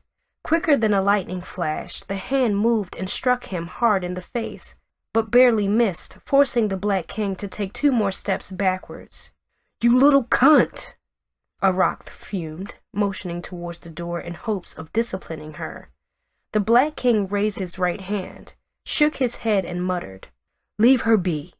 She's a feisty one, I see." Arath apologized on her behalf in somewhat frightened tone. "I wasn't aware she showed any signs of aggression, else I'd have found a way to curb her actions." It didn't matter to the Black King. His hunting through the day had gone on rather smoothly, and far too easily than he had anticipated. He wanted a challenge, and none of the 10 boars he killed had done so. In fact, it was one blow to the head, and they would lay down flat with no further tussle. It barely satisfied his urge for bloodshed and violence. However, being struck by the white woman, or at least her attempt to strike him, only brought a sense of relief and calm he had not anticipated. It also snuck a smile into his face, while he held the left part of his chin where her finger had managed to scrape.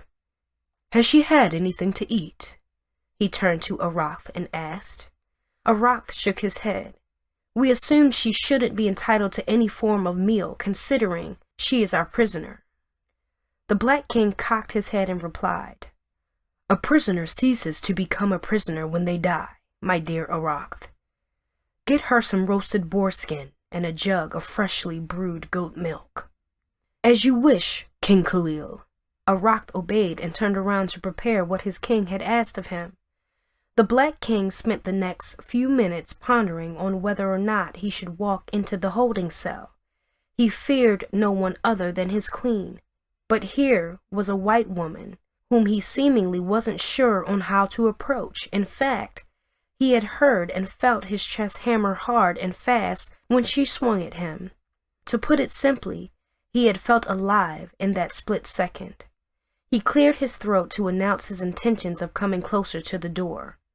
"You make such a swing again, and it might be the last things your fingers ever do. Be warned." He reached for the gates, attempted to pull them closer, and yanked them open, and the same nimble fingers came at maddening speed, but this time around he was more than prepared.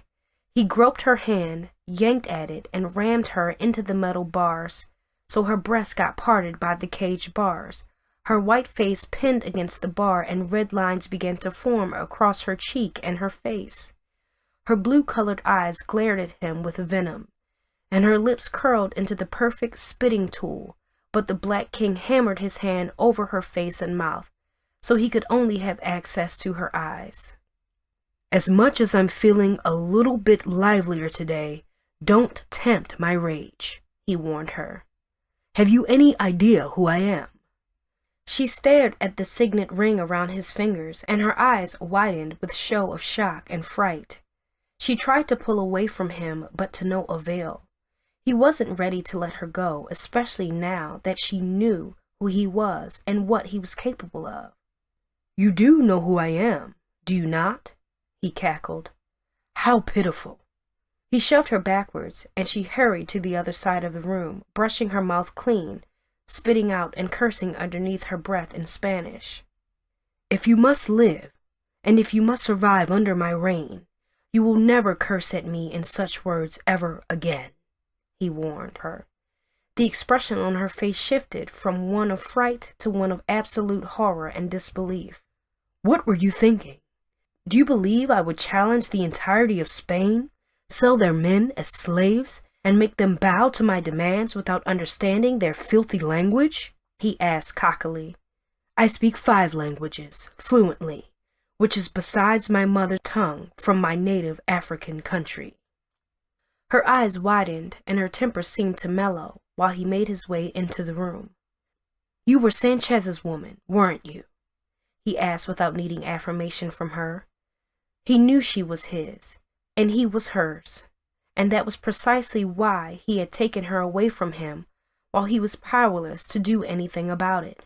A man as powerful as Sanchez held enough state secrets, and he wondered how much of it his wife knew and was involved in.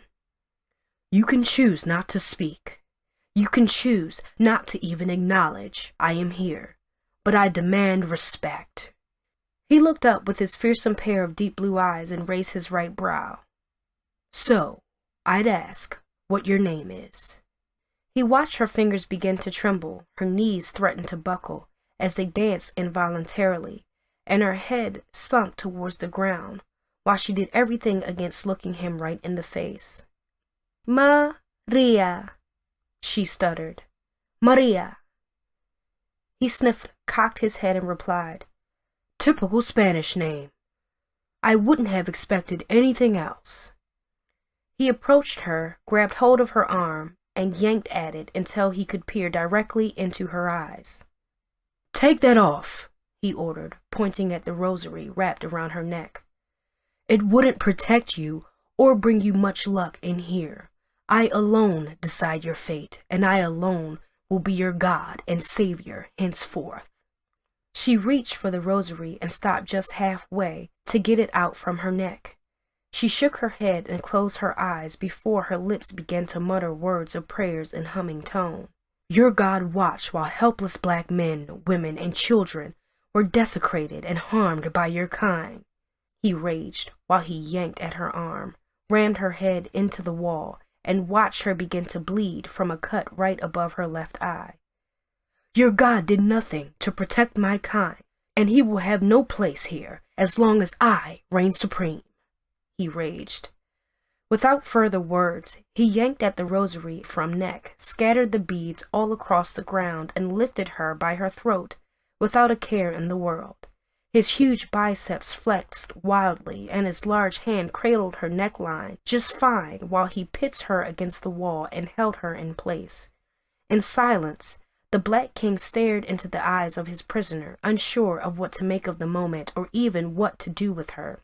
She seemed docile, and yet her eyes burned brightly and bravely with nothing but absolute rage and hatred for him.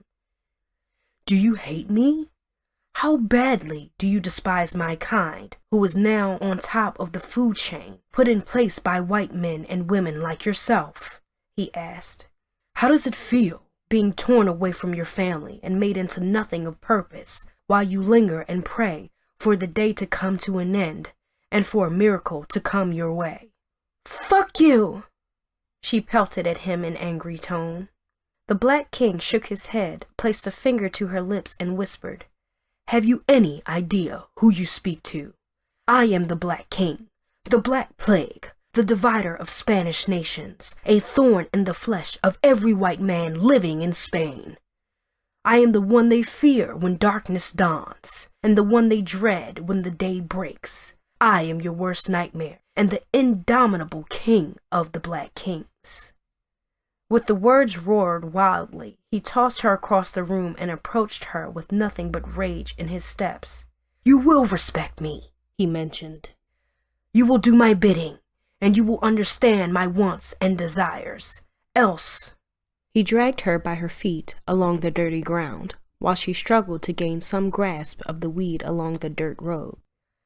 With enough power to yank a cow successfully away from one point to another, he grabbed hold of her leg with intent not to let go, before gently raising her with it and watching her dangle dangerously with her head close to the ground. Do it! Just do it! Kill me! Maria cried atop her voice, asking for it to end that instant. I never took a slave. I never harmed no black person. My husband might have been your enemy, but it wasn't me. Do it. Be the ruthless and barbaric Black King they all know you to be. Be the barbaric, bloodthirsty king who the gods have refused an heir for his atrocities, and kill me. The latter statement ate at his heart dearly and caused his nerves to stiffen while he held her body upside down over a large pit in which he had laid waste to hundreds of his enemies. His hand trembled, and he felt her legs slip downwards a little, but he couldn't let her go. Something about her words had eaten into his heart and touched a delicate aspect to him. Who told you these words? How did you know these? He looked down at her and asked. Maria fell silent, frowned at him, and cursed underneath her breath. She was willing to die, and it was no different from how he felt on the first day the Spanish captured him as a teenager. He too had been ready to risk it all and die. He had cursed, swore, and spat at the soldiers only to get rammed in the head with the butt of a large sword. Who told you these? He yelled, sweating profusely and threatening to let go of her. The white woman's resolve stood stronger than he could have imagined, and she continued to stare him down without an ounce of fear in her heart. He lowered his grip and then tossed her back to the ground in the nick of time. Her loud thud into the ground coincided with his heart feeling another angry jab from her claims that he was cursed. Am I truly cursed? He asked himself. Is it a widely known fact that I am cursed? The last person he had expected to hear it from was someone in the frame of his captive. Am I cursed? The Black King felt his ego struck down hard and his legacy dwindling right before his eyes. He had often boasted about having no weakness.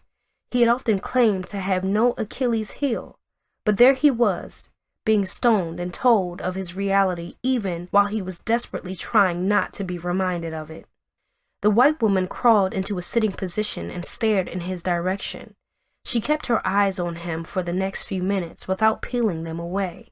He had no interest in her attention in that moment, and the longer he thought about it, the harder it felt to even ponder on what could be going through her mind as well.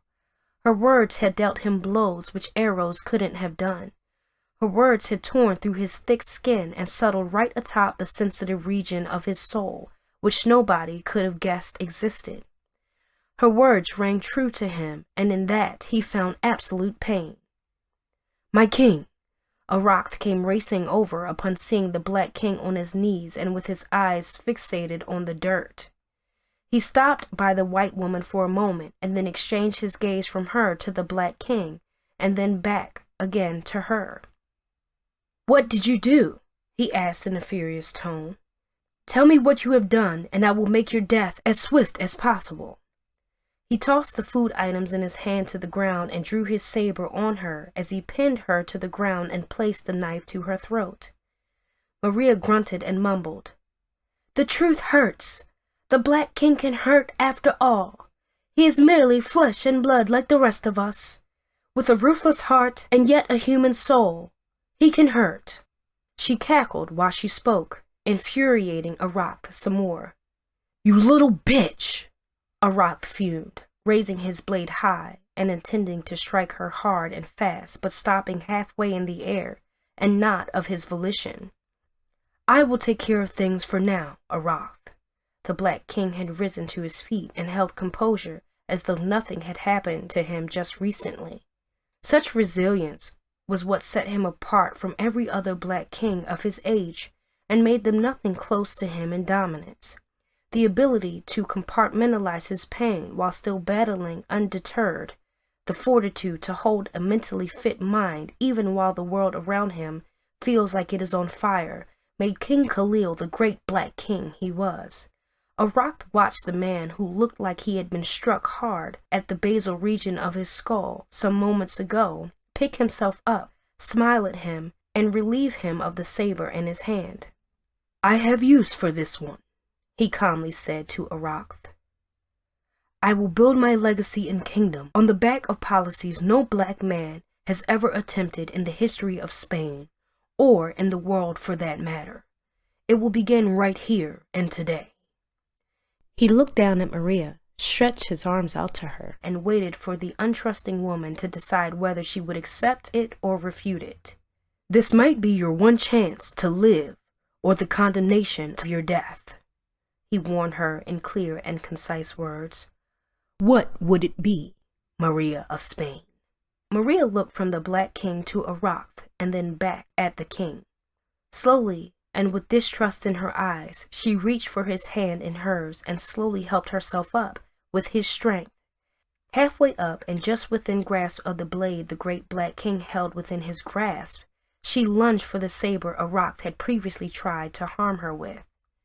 "My king! Watch out!" Arath yelled and called out to the Black King.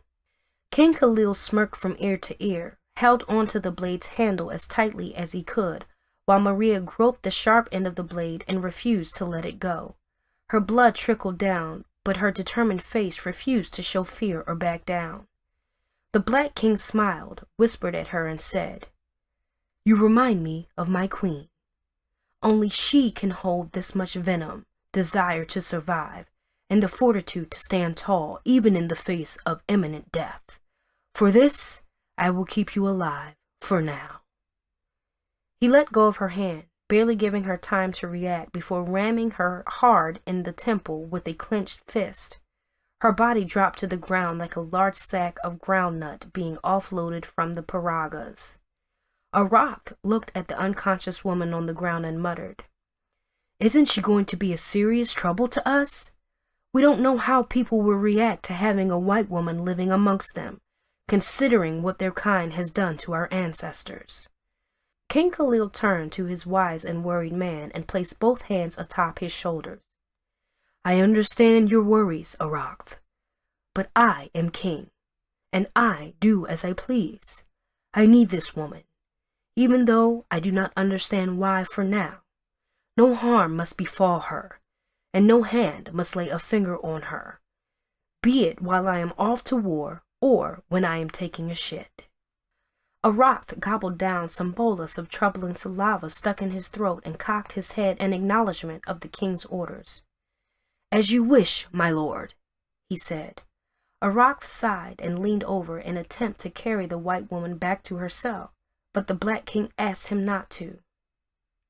"Gather her meal and have them ready in her cell. I will take her there myself," he said. Shocked, but without fuss, he did as he had been told, as he watched the great Black King lift the white woman off the ground and carefully cradle her in his arms towards her cell. It was a show of madness, and one tendered with mercy in ways he had never seen in the Black King. King Khalil, slayer of kings and vanquisher of kingdoms, was no different from a normal man with a beating heart as Arath watched him with the white woman. What does he want of her? Will she become his mistress? Will he risk Sheila's ire and wrath to lay with such a woman on home soil? Arath asked inwardly, while he placed the white woman's food on the floor beside her unconscious body. "You may leave and tend to the soldiers, Arak," the Black King ordered. "One more thing. You have no idea where I am at this very moment." Arak wouldn't dare mention a word. His loyalty was that deep, and the great Black King knew this. Head tucked between his thighs, eyes fixated on the ground, and his mind blown away by actions he had taken some moments before, he wondered in what light Arak must have seen him. The moment was one that still confused him, and while he sat in silence and waited for the white woman whose presence in his life threatened to turn everything upside down, her words coursed through his mind over and over and again. "The cursed great Black King, ruler of all Black kings in the region, and the one without an heir," he mumbled to himself. "I didn't mean those words in the light they came out." A feeble, tender, and feminine tone spoke out of the blue before loud coughs. "I said them to get a reaction and in hopes you would kill me right there and then." He turned his head to the left and spotted Maria, his white prisoner, slowly ease herself into an upright position. She rubbed her temple hard and brushed some dried blood away from her hair and her face. He remained silent for a while and continued to watch her in hopes of finding the best possible response. "How did you know?" he asked. "Is this common knowledge amongst the Spanish soldiers and their troops?" The white woman snickered, sniffed, and spat some bolus of blood clogging her throat to the floor not far from her leg. "I heard some of your men mumble about it while they transported me here. I believe it is common knowledge within your ranks, even though it was nothing but mere rumor amongst the Spanish soldiers."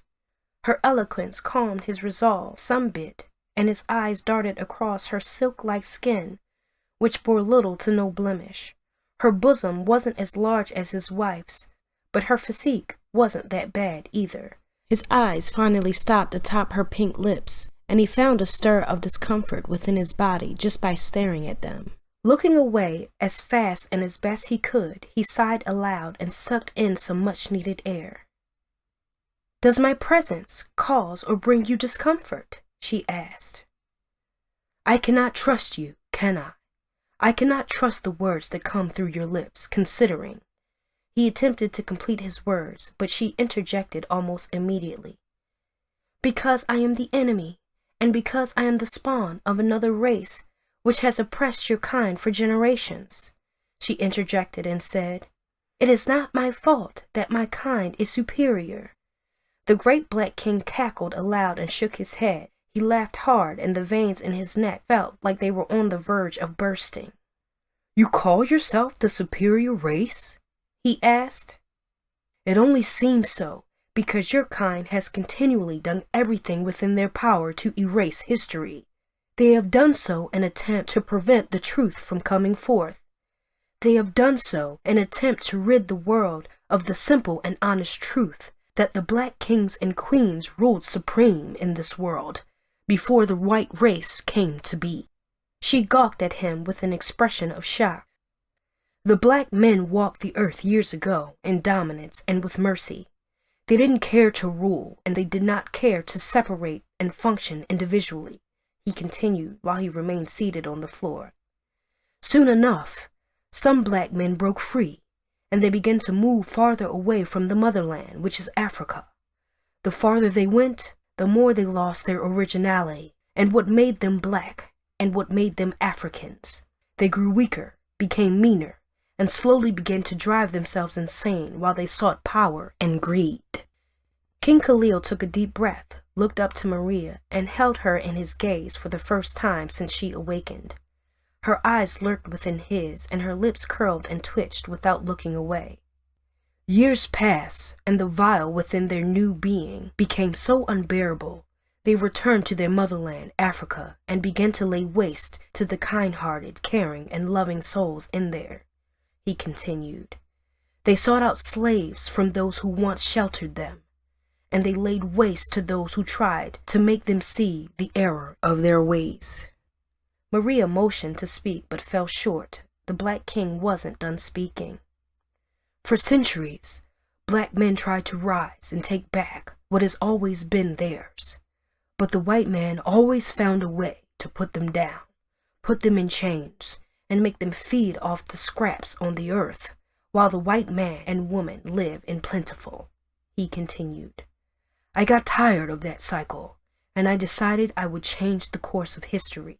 I am a black king after all, even before I came of age. Blacks are made of kingship because their blood holds something rare and precious. How are you any different from the white man that pillaged your homes and took away your babies? Maria asked. The black king cleared his throat as she crawled backwards in fear. She bowed in respect and spoke again. Are you warriors any different in the manner in which you raise down colonies, burn down kingdoms, and pillage them of gold, silver, and their women, only to murder the latter in great numbers like sheep for the slaughter? Isn't that what you intend to do with me, once you have had your fill of me? Of what importance am I to you here and now? He wished he could give an answer to her questions, but the reality was that he couldn't. He was undecided on what to make of her yet, even though he was treading a path bound to incur the wrath of his fellow black kings. Our numbers aren't as great as yours. We don't have the same level of supports your kingdoms have from other countries, and even within the heart of Spain, he explained in civil tone.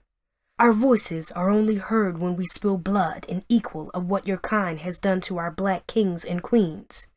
I doubt you will understand what it takes and how far we have to go to gain our rightful place in this accursed country. He sighed aloud, slowly got to his feet for the first time since she had gained consciousness, and walked towards the gate so he could enjoy a different view from her face. Whatever I do, whatever I become, as the renowned ruthless black king, I do for my people and for a legacy far greater than any will attempt for years to come, he assured her. A goal of such height would ever come as easy, and as such, I have to work the extra mile to make it a reality. He let off another empty sigh and turned to look at the white woman. Have you any idea what my people have to go through in the hands of your kind? Is it not mercy enough that we take no white slaves? He asked. Granted, we might sell your kind to sailors, but you are close to useless on ships because you bear no physical strength like the black man and woman. I don't really care at this point in time, she confessed. I guess my days are numbered, and it might take a slight tick in the mind of the great black king to sniff the life out of my existence. He snickered at her words and held a genuine smile on his face for the first time. If I wanted you dead, you would have been long ago, he confessed. I remain confused on what to do with you. This is why I still keep you alive. As your freaking pet? You ridicule me by placing me in this terrible space while I hear your men have orgasmic sex with random women in your kingdom. Have you no sympathy? She asked. It is rich of you to speak of sympathy, is it not? He asked and watched her recoil into her shell. What form of sympathy would your husband have afforded me had the tables been turned? Would I be treated to the finest physician in your kingdom? Will rose petals be laid at my feet while I walk through your streets? Would me or my men see the light of day had we been captured by the Spanish soldiers? He fell silent momentarily and waited for her response. I have seen my men perish, struggle, and get treated as dirt, even while they were born free. I have seen them treated lesser than a human being, because they had the audacity to be born in the same world as a white man, he added. I am merciful, even when I am labeled the Mad King. I show sympathy in that I do not take slaves and abuse them, even while my benevolence and mercies are overlooked and taken for granted. He spat to the ground in disgust and wiped his mouth with the back of his hand. It takes more to build an empire, like the one I have, than by simply being a crude king. He enlightened her before drawing closer. It takes guts, glory, vision, and above all, loyalty to your cause and to your men. He peered down at her untouched food and went on a knee so he could be on eye length with her. If you are trying to make me take that obviously poisoned food, then you must think I am stupid. She spoke weakly while her eyes struggled to remain opened. I am not that stupid. You don't look so good, he whispered to her while she mumbled incoherently to herself. You should worry, she mumbled in response without completing her words. She lunged at him but barely made it off the ground before collapsing face flat into the dirt-laden ground.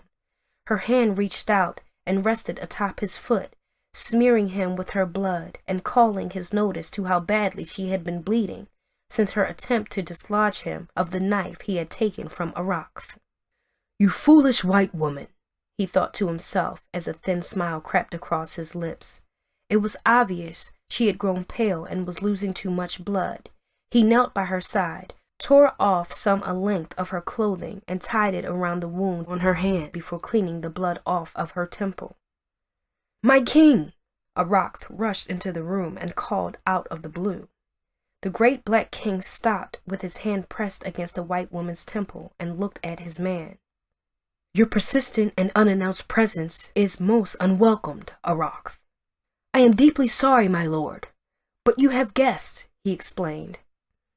I expect no guest until some days' time, the Black King reiterated. I'm sorry, but they arrived sooner than anticipated, and Toga leads them, Erotica explained again. Of course the runt of the litter often gets ahead of himself, King Khalil muttered to himself before sighing aloud. He must have reconvened them earlier than planned. That young and overzealous man is becoming much more than I need him to be. He got to his feet, looked down at the feeble-looking woman, and then over to Erotica. Get her some herbs for the wound, and take care of her until she regains consciousness. She does not leave this holding without my knowledge, and nobody is permitted to visit her, or even know of her whereabouts until I deem it so, he commanded. The day was on the verge of being a rather long one. All the other Black Kings were at his doorstep, and it was never an easy affair when men of such egos came together to discuss politics and civil matters. Chapter 4. The entire island stood still, and activities seemed to wind down faster than it normally would. Those who had businesses to tend to slowly packed and headed back for their shelter, while kids were dragged away by their mothers in hopes they wouldn't stand in the way of the incoming Black Kings. It wasn't the day they had expected the meeting of the Black Kings to hold, but who would dare stop them or accuse them of not sticking with the agreed-upon date? The revered Black Kings, whose names sent tremors through the entirety of Spain, lodged off their paragas one after the other.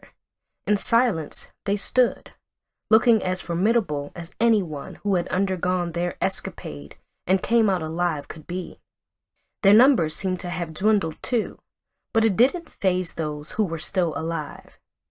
In silence they stood, surrounded by their soldiers and their massive following of slaves, ranging from whites to those who have offended at one point in time or the other.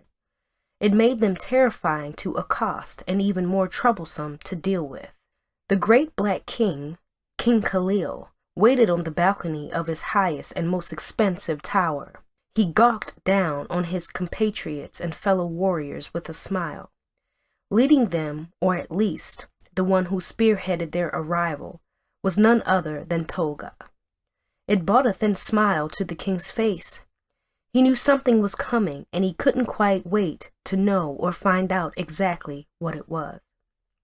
Prepare the tables and get the finest wine across the lands, he commanded his fleet of servants, who did as he had ordered of them. Sheila walked into the room with a frown on her face, but soon began to smile as he approached him. It is that time again, isn't it? The one time of the year you detest so much, but which you also have no choice but to follow through on. He sighed, knowing she was right as rain. He hated those periods more than anything else, and would rather be doing other things than be there. Had it not been for an agreement they had years ago, while they began to make a name for themselves, The great black king didn't count many of them worthy enough to share a table with him. "Is Syros going to attend this time around?" Sheila asked, running her finger atop the king's chest. "You should watch out for that one. If he chooses to keep bearing the white man's name, then something about him just hasn't settled with being true to who he really is or what his origin is." King Khalil smirked and tried to recall how he had been acquainted to and with Syros. Their first meeting was as teenagers, when they raided a white man's den to free a handful of black slaves. The young boy had been a menace and a vicious creature, too. His hands moved faster than anything and anyone the Black King had come across in his life, and there was no telling which hand was his dominant one. "They say a man who confidently uses two hands cannot be trusted." He finally peered down into Sheila's eyes and said, "While I know I cannot trust Syros, I also know he might be the least of my worries. Unrest brews amongst the Black Kings, and sooner or later, someone is going to try and show their hand." He sighed aloud, closed his eyes for a moment, while Sheila dropped to her knee and began to massage his cock willfully. Her wet lips soon surrounded his hard cock, and she had her way with it until she was satisfied. "I trust in you, my husband," she confessed. "I believe in you and what you stand to become in this life and in the afterlife. Show them strength and leadership, but do not flinch or show your worry." The great Black King slowly lifted Sheila in his arms, pinned her into the wall while her legs wrapped around him, and then he allowed himself get lost in her eyes. "You know me too well, my queen," he muttered with a smile greeting his face. Slowly and without notice, he parted her thighs with his cock and drove himself into her, while she clung tightly onto him. His waist moved majestically, while her wet vagina greased his shaft through and through. Sheila moaned, screamed, and mixed them along the line until King Khalil had had his fill of her tasty underparts. "You must go now. It is time for the men to be men," he said to his wife while he adjusted himself into some measure of decency. Sheila kissed his chest where a large scar stood, and then turned away just in the nick of time as the other Black Kings began to walk through the halls. She walked past them with a smile and a wave, while they bowed to her in respect for the great Black King and the fact she was his queen as well. "Be gentle on my husband," Sheila warned the men with a wink and a wry smile. Syros lingered his gaze on Sheila until Toga nudged him hard and long. "What?" Syros asked with an angry expression on his face. Toga shook his head and replied, "Khalil will have your cock stuffed into your mouth if he catches you taking a glance at his woman." Syros cackled and held up both hands, as though he wanted to show Toga he didn't really care. "I have fucked hundreds of women in the past week alone, Toga. I wouldn't want that even if it was given to me for free." Toga halted, stared at Syros hard and long before grabbing him by the scruff of his collar and shoving him into the wall. "Show some respect and don't get yourself killed here today. None of us will stand by you as we did the last time. You bring us way too much trouble, Syros," Toga warned with his nostrils flaring and his eyes slowly turning red. Syros, the shortest of the group, and yet still standing at about 6 feet, smirked and gently grabbed hold of Toga's hand tightly, unperturbed, unwilling to show fear, and never to be one to back down from a confrontation. He fell silent for a moment before grinning again. "You touch me or ever try to lay your hands on me like that again, and I will have them chopped off," he warned. "Remember who you are and where you stand, boy." Toga clenched his fists but soon began to relax them upon seeing Syros had a blade to his scrotum. "Left or right? I am equally skilled at either one, remember? One wrong move and an artery or an important little vein is nicked, and you stand to suffer a whole lot before you eventually die," he warned Toga. "I need you to trust me when I say, You will die from whatever wound it inflict on you."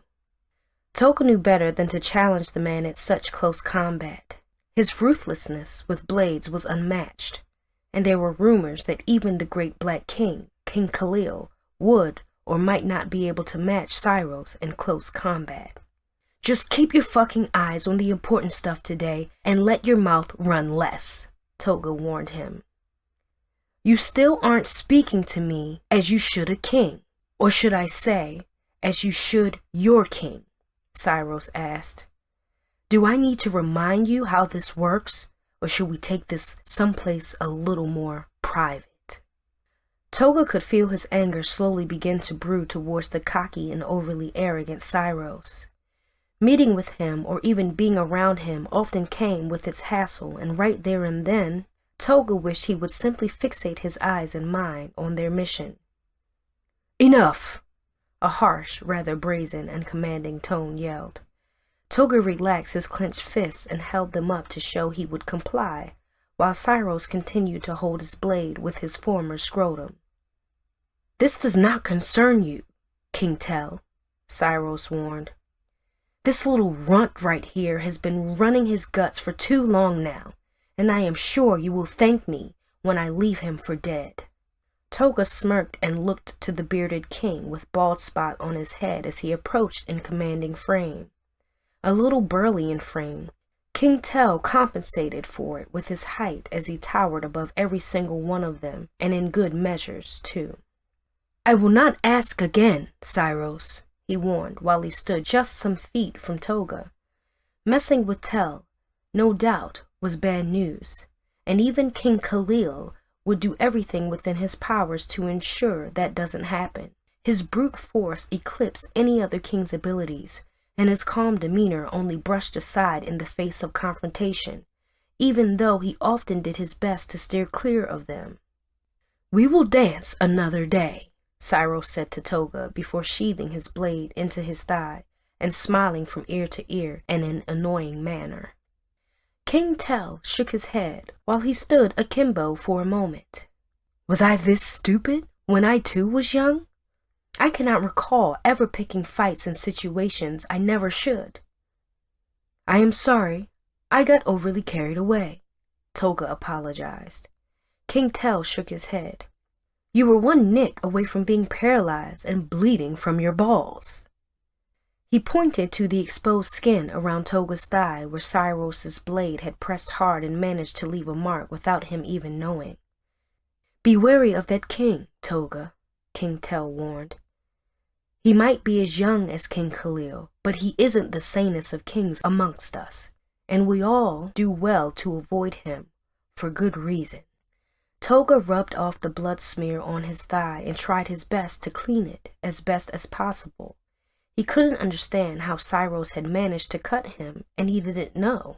Had it gone in deeper, then there would be a lot of damage done, and it would be even before Toga could raise a fist to fight or defend himself.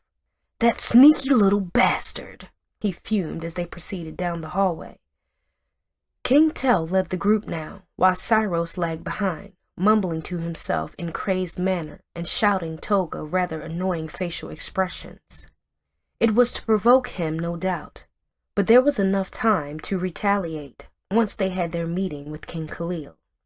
"Here we go," Toga mumbled to himself while he watched the large stone doors get pushed aside by the guards manning their posts. Being there brought back a great deal of memories, and the longer he thought about it, the more disturbed his stomach felt. Their last meeting had ended rather poorly, and King Khalil had promised to murder every single one of them if they attempted to stand in his way of conquering the entire country. The battle for survival and preservation had brought them all to loggerhead, and that specific day didn't seem like it would be any different. 6 black and hot-blooded kings under the same fucking roof, Toga mumbled while he walked through the door. What on earth could go wrong? Syros walked past him and nudged him on the shoulder before winking at Toga and heading off to take his seat. "I need my slave in here with me," a bold and yet calmly tone said to one of the guards who seemed reluctant about letting the white-skinned slave through the doors. I don't care what your king says. Do not tempt me, boy. My slave goes wherever the fuck I go. And I say he comes right now. King Khalil cleared his throat, waved his hand at the guard at the door and said, Do not stand in King Tul's way. Let him pass. Two other kings walked right in, side by side, and bearing rather similar appearances aside for their choice of gold pendants. The identical twins who had conquered together and who chose to rule side by side smiled at King Khalil in unison, before assuming their seats around the large stone table meant to feast and hold them all. Toga walked around the table until he was some distance away from the twin kings and Syros. He planted himself by King Tel, and not so far off from King Khalil, who he had barely looked at since he arrived in the Great Hall. Silence tore through the Great Hall for a moment, and everyone seemed to take a moment to assess the beauty it beheld within it. The walls had been carefully crafted with gold trinkets, while the paintings told different stories of King Khalil's victories and the several exploits he had made in his lifetime. They ran the length of the entire walls, and only stopped at a point where they showed King Khalil standing victorious atop hordes of dead white soldiers. The hall in itself represented a lot for and to the Black Kings. It was the exact spot they had first met, and every single one of them in there, asides Toga, had been there right from the beginning. Toga had only joined afterwards, when his battle exploits against the white Spanish soldiers had begun to gain him recognition in the entirety of Spain. Syros tore away from the moment briefly while he smiled at the white slave standing to King Tul's side. Another one bound to bite the dust. King Tul turned his head to the side and donned a blank expression while he addressed Syros in hushed tone. King Syros, what a man uses his white slave for is his concern. I can easily replace them, as I do cheese, and they don't have long lifespans like strong black men, so why keep them for so long? He had simply just said white lives meant nothing to him. An average black slave is allowed to live under his white master's rule because he is considered strong in body and in mind. He educated the ever so attentive Syros. Should black men be this weak and lanky? They too would be killed every other day of the week, just so a new one can be acquired. Must you spill blood on my floors, King Tul? King Khalil finally spoke, gathering everyone's attention as they turned and looked at him. Slowly, they rose to their feet while Toga took the longest. In unison, the kings bowed to their great black king, King Khalil, and he returned their gesture with a respectful bow as well. Standing at the edge of the oval-shaped table with bones incorporated into the fine marble lining the top of the table, King Khalil waved them all back to their seats. He raised his eyes across the room, as he often did, noting each and every of the prominent black kings in the land was present, before settling his gaze on Toga, sniffing subtly. I wasn't expecting this meeting to hold until our designated time, which, by my count, should be in about 4 days or less. King Khalil poured out his hearty concerns. What prompts the need to break protocol? King Tel looked around the table, cleared his throat, and then fell his gaze on the white servant standing by King Tul. Do we have to do this again? You could easily leave your slave at home like the rest of us do. King Tul sniffed, brushed his heavy beards, as though he would rip them off with his fingers, and then replied, What concern is it to you, King Tel? I go where I want with my slave, and I do as I please with him afterwards. We have had this discussion before, and I will not have it again. King Khalil waved at King Tel, asked him to ignore the presence of the white slave. King Tul will do what is necessary to ensure everything we say in here remains confidential, as always. King Tel cleared his throat, leaned into the table, and cleared his throat again. I called for this meeting to hold sooner than later, and in deference to what you might be thinking. Toga had nothing to do with it. The bad blood between Toga and King Khalil was known by all and could never be cast aside or even ignored. I lost 100 men last week, on my battle down at Ravine in Granada," King Tell continued. "This wasn't something any one of us might have been able to cope with, because this was different. It was unlike anything I've ever seen." The oddity in hearing that King Tell, the brute king of the West, had lost the battle left the entire room in silence. Quick and disbelieving glances were exchanged, followed by absolute attention to the man while he continued to speak. "These soldiers wore emblems not entirely of the West, and they moved different too," the king explained. "My men had never seen this level of sorcery before, and their weapons weren't just spears and swords or rocks made from large boulders. They were fast, efficient, and they brought us down faster than we could regroup or even get to know what had hit us." He paused for a moment to catch his breath, and then rose to his feet to lift his clothing up and show them a round entry point in his lower abdomen. "I got one stuck into me, and it burned like hell. I survived, of course, and I've been living with the accursed weapon in my body ever since. But most of my men didn't survive," he continued. "If it is a problem to the West, then it is slowly going to become a problem to all." The twin kings chuckled in unison, and in a rather startling and annoying manner, too. "What tickles your faces, King Marie and Maru?" King Khalil asked with a frown. "Are they making fun of me?" King Tell asked in the calmest and yet most frightening tone while he looked at Syros. King Syros gladly stoked the fire by cocking his head gently and wearing a straight face. "I am afraid that they are indeed making jest of your ill-fated attempt to win against a bunch of Spanish soldiers in the West where their presence is the weakest." The mood around the table was without doubt slowly beginning to heighten, and King Khalil could tell and see it for what it was. Stopping it dead in its tracks might be the best thing to do, but it would be even more chaotic to try and silence the kings. Their egos were too big, and their pride would not let them listen to anyone. "What does that mean?" King Tell asked for an explanation. "It means you had your backside dealt with, and you are here, running to us and crying for help," King Marie said, while his twin cocked his head and agreed. The twin brothers, famously known for their no-nonsense attitude and their directness, were testimonies to the fact that miracles did happen. Both deemed to be resilient, strong-willed, and vicious fighters, they rarely got their hands dirty for any reason whatsoever.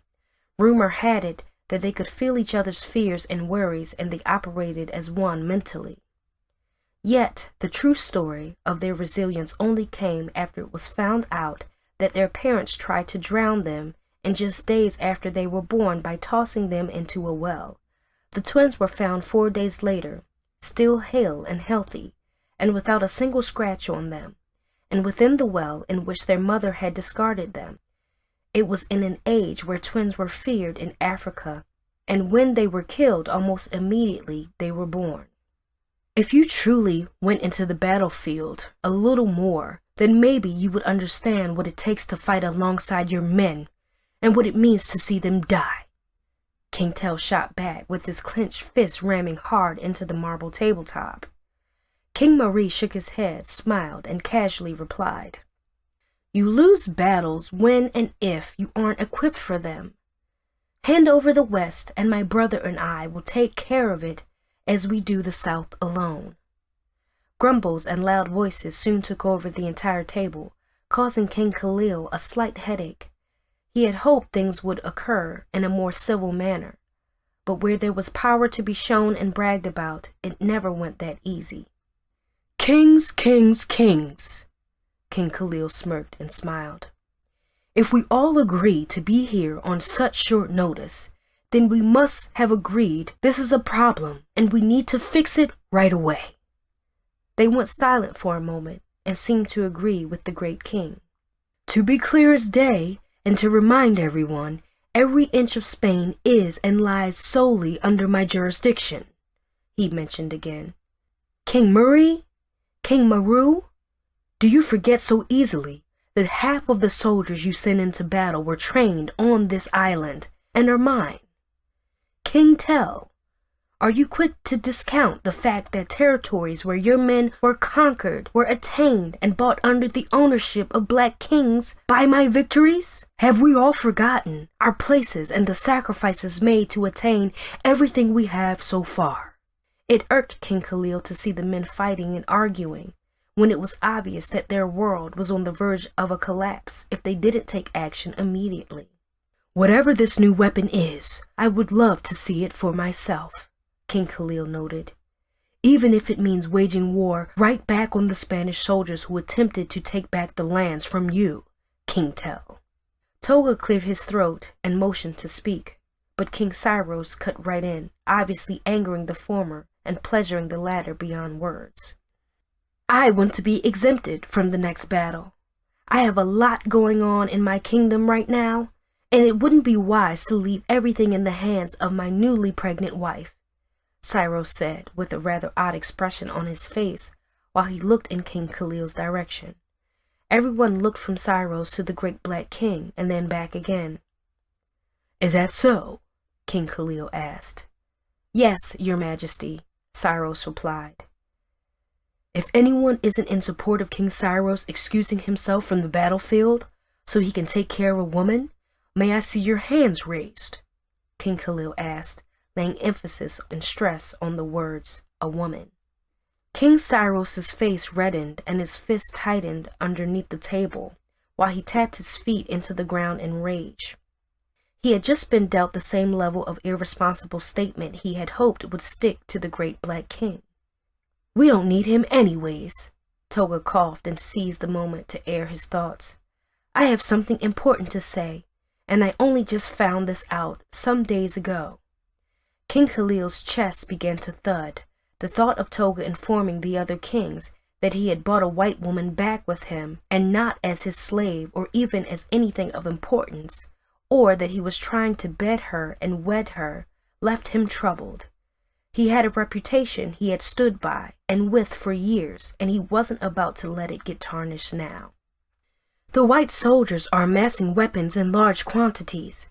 I intercepted a ship and some paragas bearing a good amount just last week. And then I found something strange amongst them, he explained. King Khalil heard himself sigh in relief while his chest collapsed as Toga continued to explain what he had seen. It is nothing like I have seen before, and I brought one here for us all to examine. He continued before clapping his hands together and summoning a slave who hurried into the room with a large box. The slave laid the box to rest before Toga and bowed before turning around to leave. He barely made it past King Tool when a sharp blade jammed into his chest and punctured his heart. The slave groaned and fell to the ground in a loud thud while everyone watched but barely seemed surprised. King Tool smirked and whispered, No slave leaves here alive. We do not want them talking, do we? The craze in his eyes caused Toga to look away immediately, even while he fumed dearly. He unlocked the box and held in his hand a metal object with round end and a black polished body. A wooden base supported it, while the protruding round end was hollow with a hole and what looked like an exit space. That right there is what bought me this. It was something like that. A rather hyperactive King Tell shot from his seat and rounded the table until he was standing by Toga. This is what they attacked us with, and I assure you that it moves faster than any arrow I have ever seen, and it causes far more damage than anything I have come across in my life fighting on the battlefield. Toga handed it over to King Khalil, who received a strange weapon with both hands. It wasn't anything he had seen or come across before, and the longer he held it, the colder it felt to the touch. Does anyone here know what this is? King Khalil asked. They all shook their head, and even the twin black kings seemed rather ashamed to acknowledge they had not seen it before. Is it some kind of sorcery? Cyrus asked. Nobody knew what it was or how it worked, and the black kings stared at what might potentially become a big problem for them and their battles, if they do not find a way to understand it. I will hold on to it and make sense of it in due time, King Khalil assured his subjects. There's one more thing I would like to say, King Tell noted, prompting everyone to fall silent and hearken their attention to him. It has to do with the subject of white slaves. King Khalil watched Toga look in his direction, and it made him uneasy. Speak on, King Tell. King Khalil sounded as bold and as uncompromising as he could. King Tell cleared his throat, stretched, and replied, I want the rights to trading the white slaves revoked from the mastership of King Murray and Maru. A loud gasp escaped King Khalil's chest, and he shook his head from side to side in serious disbelief. It definitely wasn't what he was expecting, and it was without doubt another major issue he needed to handle. You'd have to kill us first, you greedy giant, King Murray yelled. His twin added, You already ruled the fucking East, and isn't it bad enough that we still have to share proceeds made from our white slaves with the rest of the fucking kingdoms? King Tell retorted, That is simply because we had a treaty and because King Khalil made it so. You don't pay a dime to me in gold coins or even silver shillings. You pay them to him, and I deserve a take and a swing at the opportunity to bolster my kingdom with the trade routes and rights too. Everyone turned their attention to King Khalil, who seemed too tired to even speak about the subject in hand. You bought this on yourself, Khalil. Toga addresses the great black king for the first time. No kingdom should have sole rights to selling white slaves, and having these two pillage earnings and live lavishly off of it is an insult to other kingdoms who work their backsides off to ensure yours flourish. King Khalil upped himself from his seat, prompting absolute silence from the room. To begin with, you will never address me in words other than King Khalil. Secondly, the trade rights were handed over to the South because they had an easier route to get the white slaves to the intended buyers and dealers. It is no different from what the whites did with black slaves until we took control of that region. I don't see you coming up with smart business ideas on what to do with the white slaves we capture, do I, Toga? Toga sunk his head while King Khalil tried to catch his breath. The trading route remains with King Marie and King Maru until the end of the next full moon, he commanded and decreed. By then, I will decide who gets a shot at it, but I promise that it will never be you, Toga. You can cast your mind and desires off of it. King Tool spat to the ground, smiled annoyingly, and spoke. I don't give a shit about trading the white slaves we could easily make use of in our kingdoms. They are quick to revolt and never show loyalty, Cyrus explained. When you keep as many white slaves as you do in your kingdom, King Tool, you run the genuine risk of losing that kingdom to cankerworms within a short period of time. King Tool didn't take lightly to what he had been told, and he shot to his feet, drew out his blade, and stabbed the white slave who had accompanied him into the meeting and who had listened to everything they had just said. I do with my slave as I wish, he reiterated. I know when to cut their wings and let them down, and I also know when they have outlived their usefulness, just as this one right here has. Blood flowed across the room, one of the black slave and another of the white slave. Both had been killed by King Tool, and yet their blood couldn't be told apart from the color they bore while they ran along the room. Chapter 5. Harems of white slaves danced to melodious tunes played through musical bags and pipes by black musicians. The white slaves, dressed in revealing clothing and with chains around their feet and wrists, danced to their master's requests, while they, black kings, dined and had the time of their lives. It was, after all, the custom for a king to entertain his guests while they are trying to come to a resolve on matters.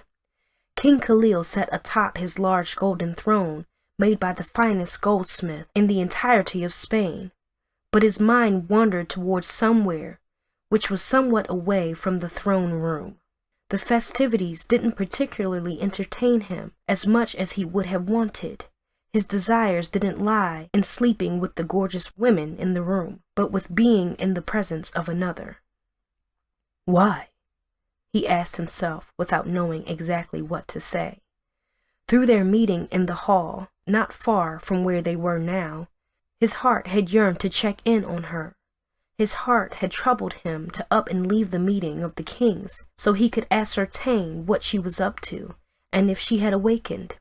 His heart had troubled him about being that far away from her. It had been all he could think of and about. Since the meeting was put on hold so the kings could have a nice time, he had not seen or met with Sheila. After the little remark Cyrus had made, he didn't want his wife anywhere near the kings for now. Their words might only go on to hurt her some more, and he wasn't quite sure how Sheila would handle or even manage the insult. The effrontery, he thought to himself while he watched King Cyrus toy with a beautiful black woman's nipple. He had no less than 6 beautiful black women around him, and they all seemed eager to please the young black king. King Khalil could not blame the woman. Being with the king brings safety, and it assures them of having a wonderful life. It was why many black women are known to frolic around black kings and attempt to get themselves ingratiated with and to the kings. King Tell sat by himself, with just one woman to his right, as he stroked her hips. The man looked like one who was consumed with thoughts, and King Khalil could swear he saw him sigh aloud once or twice. His ego must be badly bruised, King Khalil thought to himself while he tried hard to imagine what it must feel like as a black king when he loses a battle. The great black king, King Khalil, had never lost one battle, big or small, far or near. He always conquered, and it had earned him a reputation which was far above others, and which he had to keep close to his heart. "My king," Arak broke his thoughts to whisper incoherently into his ear. "Toga just left the room, and as you instructed, I would like to tell him and know his whereabouts." "Go," King Khalil ordered his right-hand man while his eyes narrowed to Toga, who slowly and surely began to distance himself from the room where festivities were going on.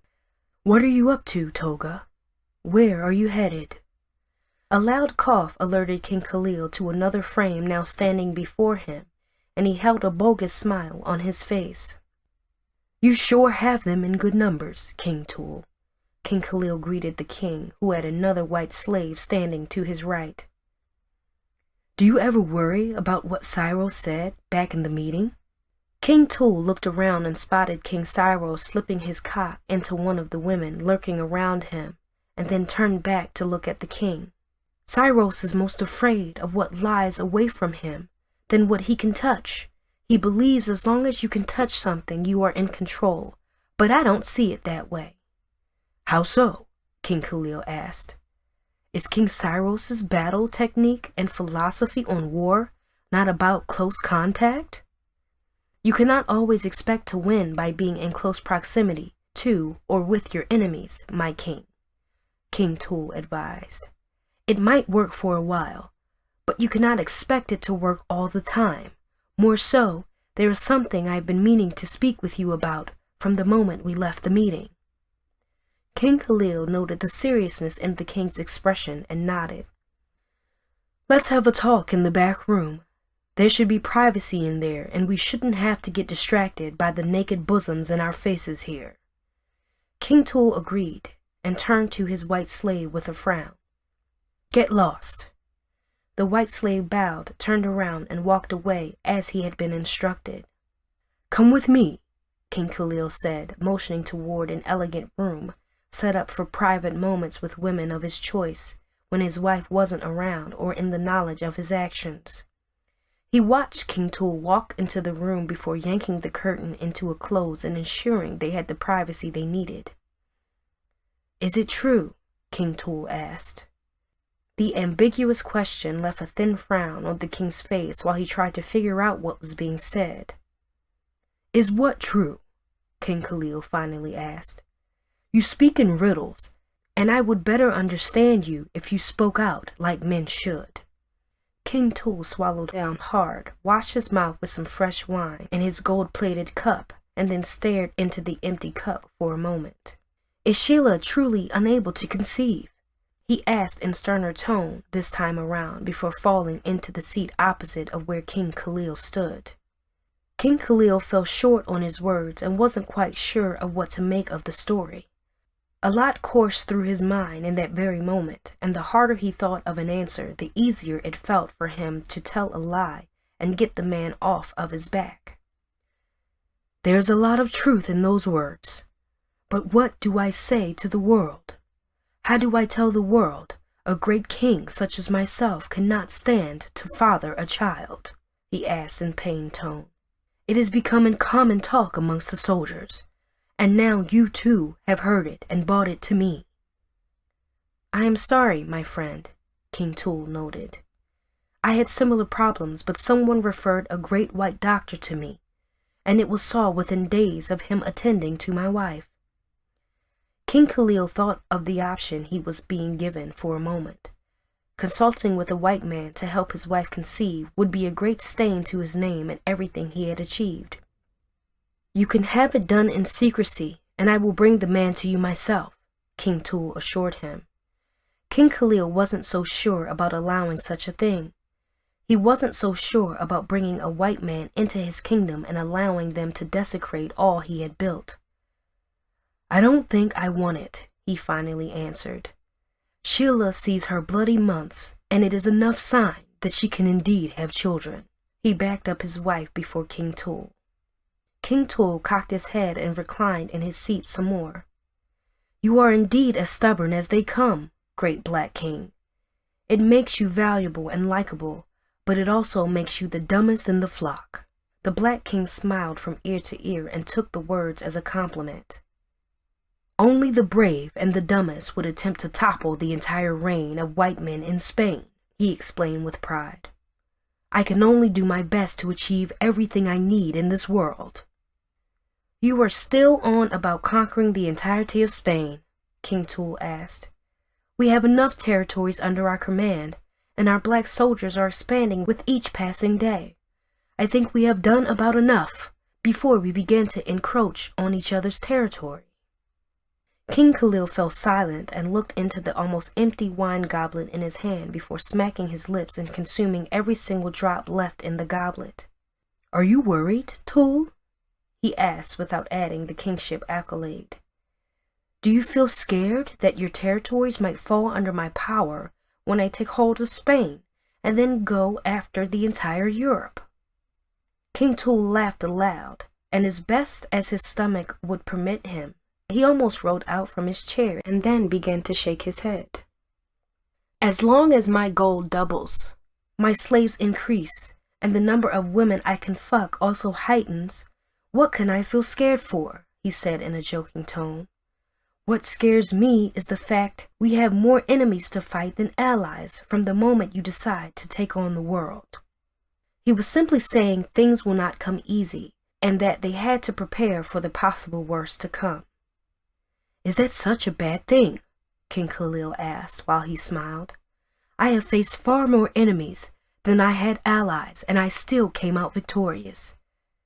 It is who I am and how I have lived my life. More so, I can and want to believe I have your strength and trust.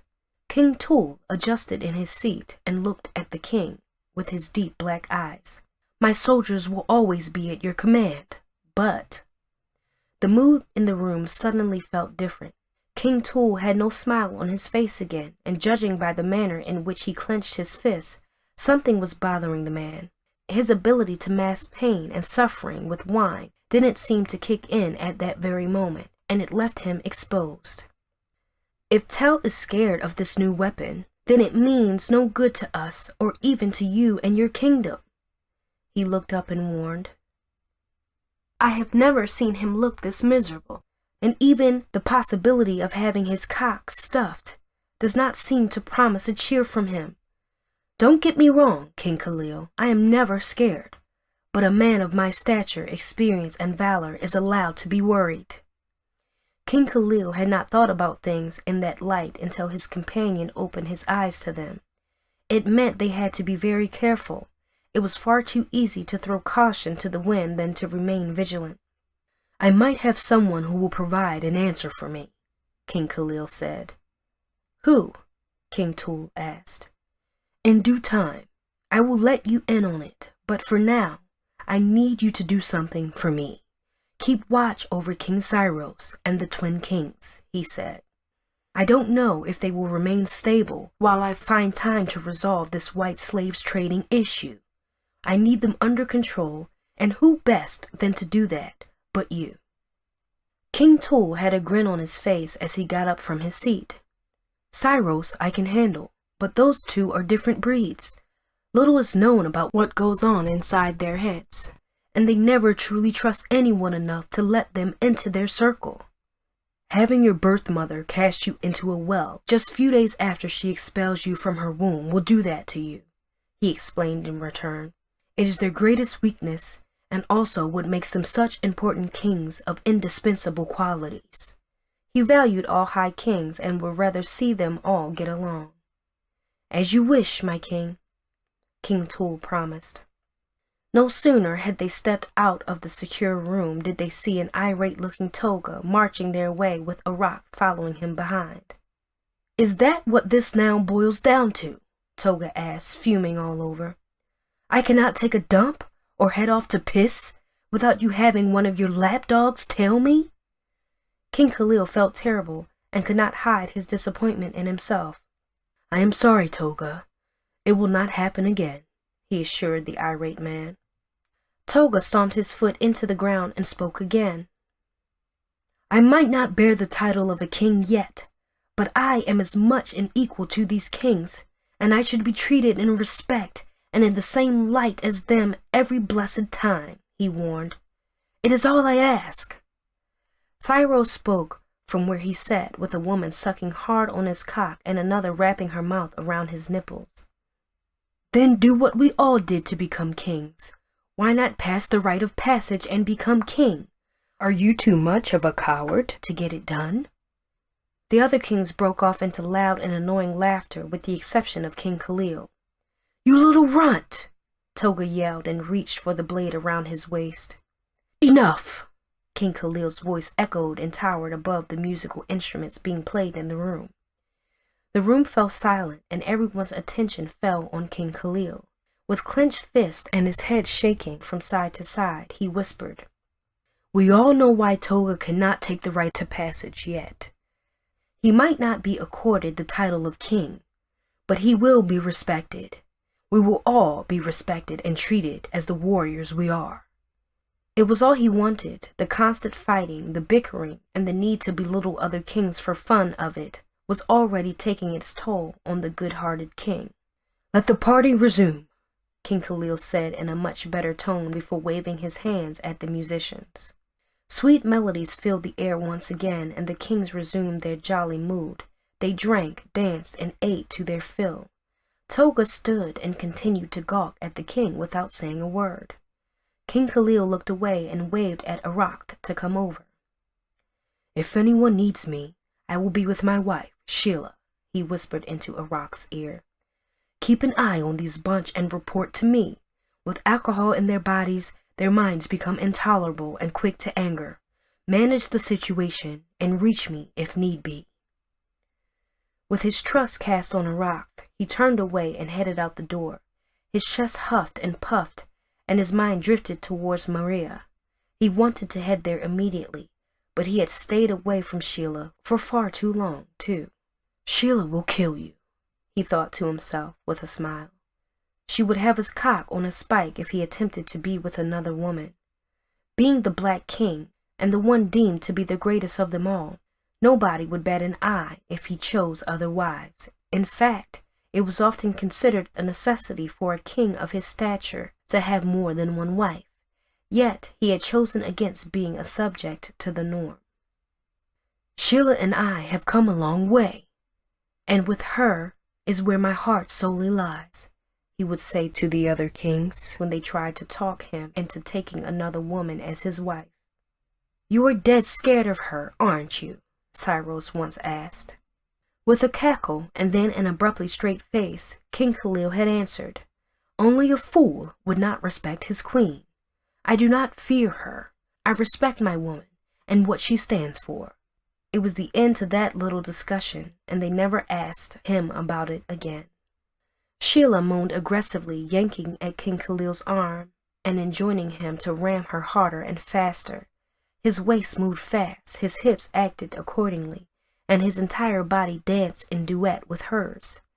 His groans seconded her screams, and they moved from the bed atop the Peruvian rug, which King Khalil had acquired from a wealthy Spanish mercenary just before slitting the man's throat with a knife. Fuck me good, Sheila pleaded with her husband, who was more than ready to oblige her. He raised her right leg and pinned it against the wall before shifting his cock to touch angles of her inside which he had not explored earlier. Her pleas suddenly turned into screams, and her lips began to tremble with incoherent words, while he pounded her hard with all the might and strength he had in him. King Khalil flipped her over, crouched her waistline upwards until she was on her knees, and then without warning, shoved himself inside her again. His rage, endless thoughts, and desires fueled through in that moment. One stroke at a time, he heightened his tempo, and he continued hard and well until she could no longer take all he had to give. Sheila yanked her vagina clean of his massive cock and tried to run away, but the king brought her back, forced her into the position again, and continued to unleash his manly horror.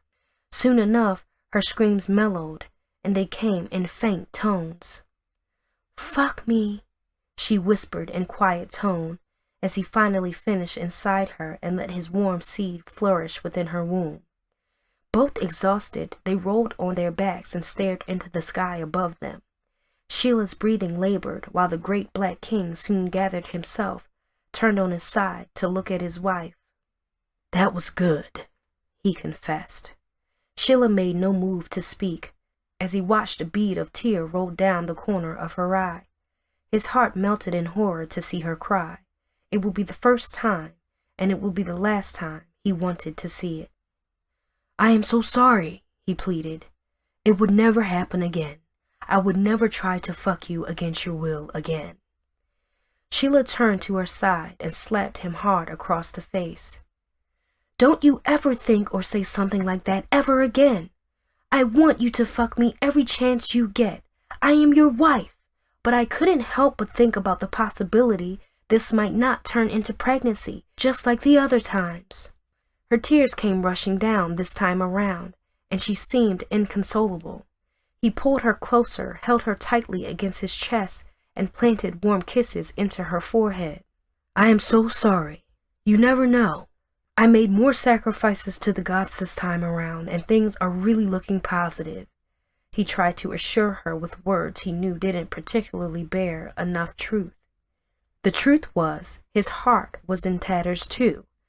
News of King Tel's men being bested and wiped out by a new weapon left him unsettled, while King Tul's conversation about seeking a white doctor for help about his wife's fertility was another thing he could not cast off of his mind. What if I could never bear you one? She looked up and asked. We cannot continue to live like this. Don't think in such a way, darling. We will keep on trying, he tried to assure her. You just may never know. Sheila shook her head fervently and replied, You need to face the realities before us, Khalil. It is possible, and I stand to bring down your kingdom, all your hard work, and everything you hope and aspire to achieve, all because I'm not fertile enough. His heart literally broke, and his mind felt numb watching and hearing his queen cry. Maybe we can actually adopt a child, he asked. We can adopt a nice African boy to be by your side while I go out to war. This isn't such a bad idea, and other kings do it all the time. Those are kings in search of a son, and not ones who do not have a child at all. More so, you aren't other kings, Khalil. She snapped and rammed her fist into his chest as hard as she could. You are the great black king. You are the conqueror of cities and the vanquisher of the oppressors. You are my husband, she wept bitterly. His eyes soon began to soil too, and his desire to be anywhere but there slowly began to heighten. His love for her felt like sorrow, and all he felt in that moment was burden burden about their love, burden about their inability to conceive, and burden about having to deal with the guilt he genuinely felt at heart. Slowly and surely, the great black king felt his heart yearn to be somewhere else in that very moment. He could feel himself persuaded to leave Sheila there while she cried, so he could try to understand things from another person's point of view. "What is wrong with me?" he thought to himself. "What exactly is going on in my head?" The Black King had never felt that disoriented before, and the longer he held Sheila, who wouldn't stop crying, the harder it felt to entertain her tears much longer. "I brought this on us, and I have to fix it," she finally said before pulling away and clearing her eyes. He watched her hurry out of the room while he sat there naked and unwilling to move an inch. He prayed for her soul, and that she would find some measure of peace. He prayed for her, that she would return in better mood, and so he, too, could continue the rest of his day in a much better mood.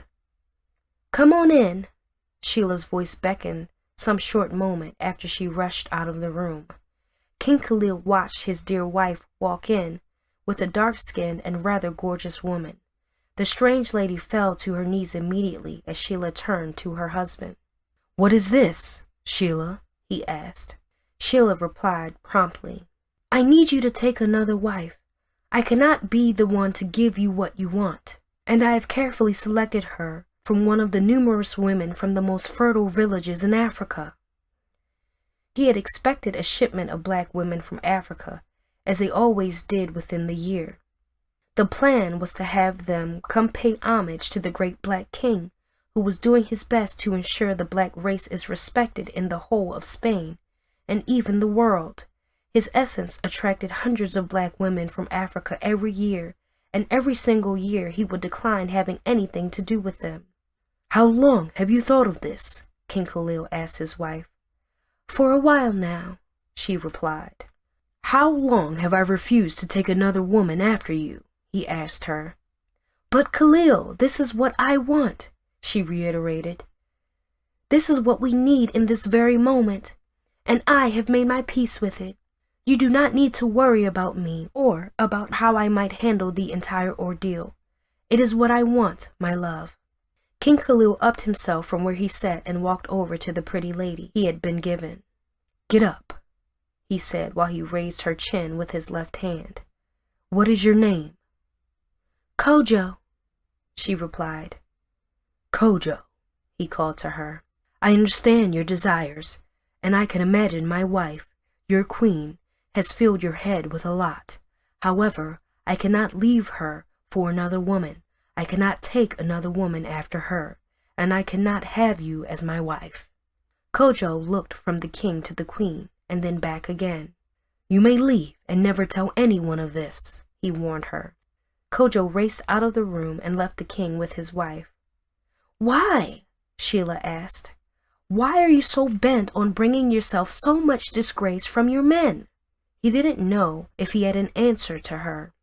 His heart and soul truly struggled with the reality that he had no child, but he wasn't about to turn himself into someone else. "I would rather have you than anyone else. I made that vow to you on the day you chose to be my queen, and I cannot see myself breaking such vow now," he explained. "It might not come easy, and it might not necessarily be what you want, but I will stand by you." Sheila shook her head aggressively, kicked against the items in her path, and stood before him. "No kingdom flourishes without sustenance. Every kingdom attains sustenance through heirs and through a bloodline that runs deep and long even after the king and queen has passed," she tried to explain. "Have you any idea what you are trying to build here? Do you not understand the importance of having a child to call your own, and who will take up your legacy should you not be able to fulfill them to the very end?" Her words made a lot of sense, but they just weren't registering to him. He had his reasons, and he had his beliefs too. "I don't care," he said to her. She shook her head and replied, "Then you are a fool. You aren't the wise king I assumed you were. You aren't in the slightest the bold king that you have convinced the entire world you are." He would take anything she had to pelt against him, and he would live with it. Deep within, he could feel something she didn't necessarily want to think about or even admit. He had thought about it for a while, and the more it raced through his mind, the harder it became for him to ignore. "What if it isn't you?" he asked her. "Have you for once selflessly thought about it?" He groped her by her arms and shook her fervently. "What if it is me? What if I am the problem and not you?" he continued to yell and ask. "Is it hard to conceive the thought that the all-powerful king is impotent?" Sheila shrugged to speak, while the great black king finally let go of her hand. "How could you think such a thing?" she finally asked. He tossed his arms into the air and shook his head. "It has always troubled me. I see you flow red every month, and I know that means you have things going on well with you. It makes me wonder if I am the problem. I cannot continue to play a blind eye to it." He became more assured after speaking with King Tool. The man obviously had the same problems before getting help from a white doctor. The problem was knowing King Tool. He must have disposed of the doctor as soon as he saw results. He would keep his secret at all costs. The man left no room for loose ends, and killing white men was right in his court of daily activities. "What do we do?" she asked him. "I might have a plan, but I am not sure yet," he replied. "I need you to promise me that you will always trust me. I need to hear you say it, Sheila." "I promise to always trust you," the queen said to him with a shaky tone. "We will both pretend as though this never happened," he said to her. "Get on a lovely dress and meet with the other kings in the throne room while I attend to an important business." He exited the room, marching ahead and discarding the guards who intended to be his security. He alone had to visit his destination, and he alone knows how important it was for him to seek help, even though his ego didn't want him to. "Is this even right?" he thought to himself. "What if this comes back to bite me in the ass?" Desperate beyond words, he tried to convince himself that there was just no other way. He had tried everything and nothing had come through. Even Alika had given up on him since they last spoke. "How do I get the answers?" he asked himself. If he was going to use King Tool's ways, then he needed the best of the best. He needed someone who could really make things happen without causing him or his wife some serious harm. It was all he could muster in thoughts as he approached the large brown bars with dark interior. He took a long pause and stood akimbo, hundreds of feet from the enclosure, and basked in what other options he had left. Looking around to ensure he was alone, King Khalil forged ahead and stopped by the iron bars. "You came back," the feminine and foreign accent said to him. He could barely see Maria in the darkness, but he could perceive her well enough. "Yes," he bluntly replied. "Why am I so difficult for you to get rid of?" she asked with a soft cackle. King Khalil rubbed his temples with both hands and tried to ask himself the same question. It was impossible to find an apt answer, and he found himself falling silent. "Maybe because I find myself in need of your assistance." He sounded as cordial as he could. Maria fell silent immediately, and he could sense her moving closer to the bars until her hazel-colored eyes shone brightly at him. He cursed his luck and weighed his next words carefully for worry he might hurt his ego. "I did not hear you," she lied. "I demand your help," he spoke in authoritative tone. He wasn't about to beg. After all, he was a king, and not just any kind, but the king of black kings. Chapter 6. The heavens slowly began to clear, and the sun rays burst forth to no end. The golden rays cascaded beautifully down and showered their brightness into the room before King Khalil. He wasn't sure about stepping in there. For some reasons, he could not make out just yet. Having been with his wife and still reeking of her essence, he wanted no contact with Maria.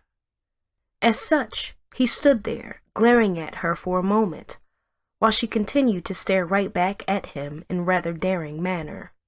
The white woman was unafraid, or even if she was doing a very good job at trying to hide it. She smiled and kept her eyes locked in his, but made sudden, startling movements whenever he tried to draw close to her. King Khalil had not thought things through from the onset. He had not thought about or of how stubborn the woman he was about to ask for help might be. She had been feisty, relentless, and pretty much aggressive from the first time they met. Standing there and staring at her only made him wonder if she was truly going to assist him in any way. "Are you going to stand there all day, my king?" she asked with a rather irritating grin on her face. He couldn't help but wonder how a woman who had looked weak at times could still gather that much strength in her eyes. It was tough reading her, and every time he tried to summon some calm, all he felt was anger and rage. "What do you stand to gain by angering me?" he asked. "Do you feel there is sympathy in my eyes because I have chosen not to kill you yet? Do you think of me as a kind and caring king who shows compassion to the same people he wants to topple?"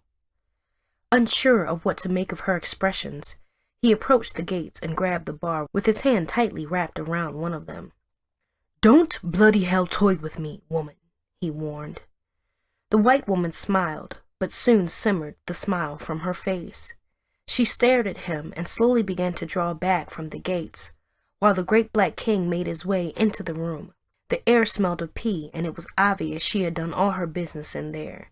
He felt ashamed for her, but did his best not to show any form of sympathy. "It is what she deserves," he tried to tell himself. Maria sat on the floor, not too far from her empty plate, which had carried no food over the past day. She crossed her legs and planted her hands atop her soiled white gown. Her silence was troubling, but even more worrisome for the Black King was the fact that he knew he could not force an answer out from her mouth.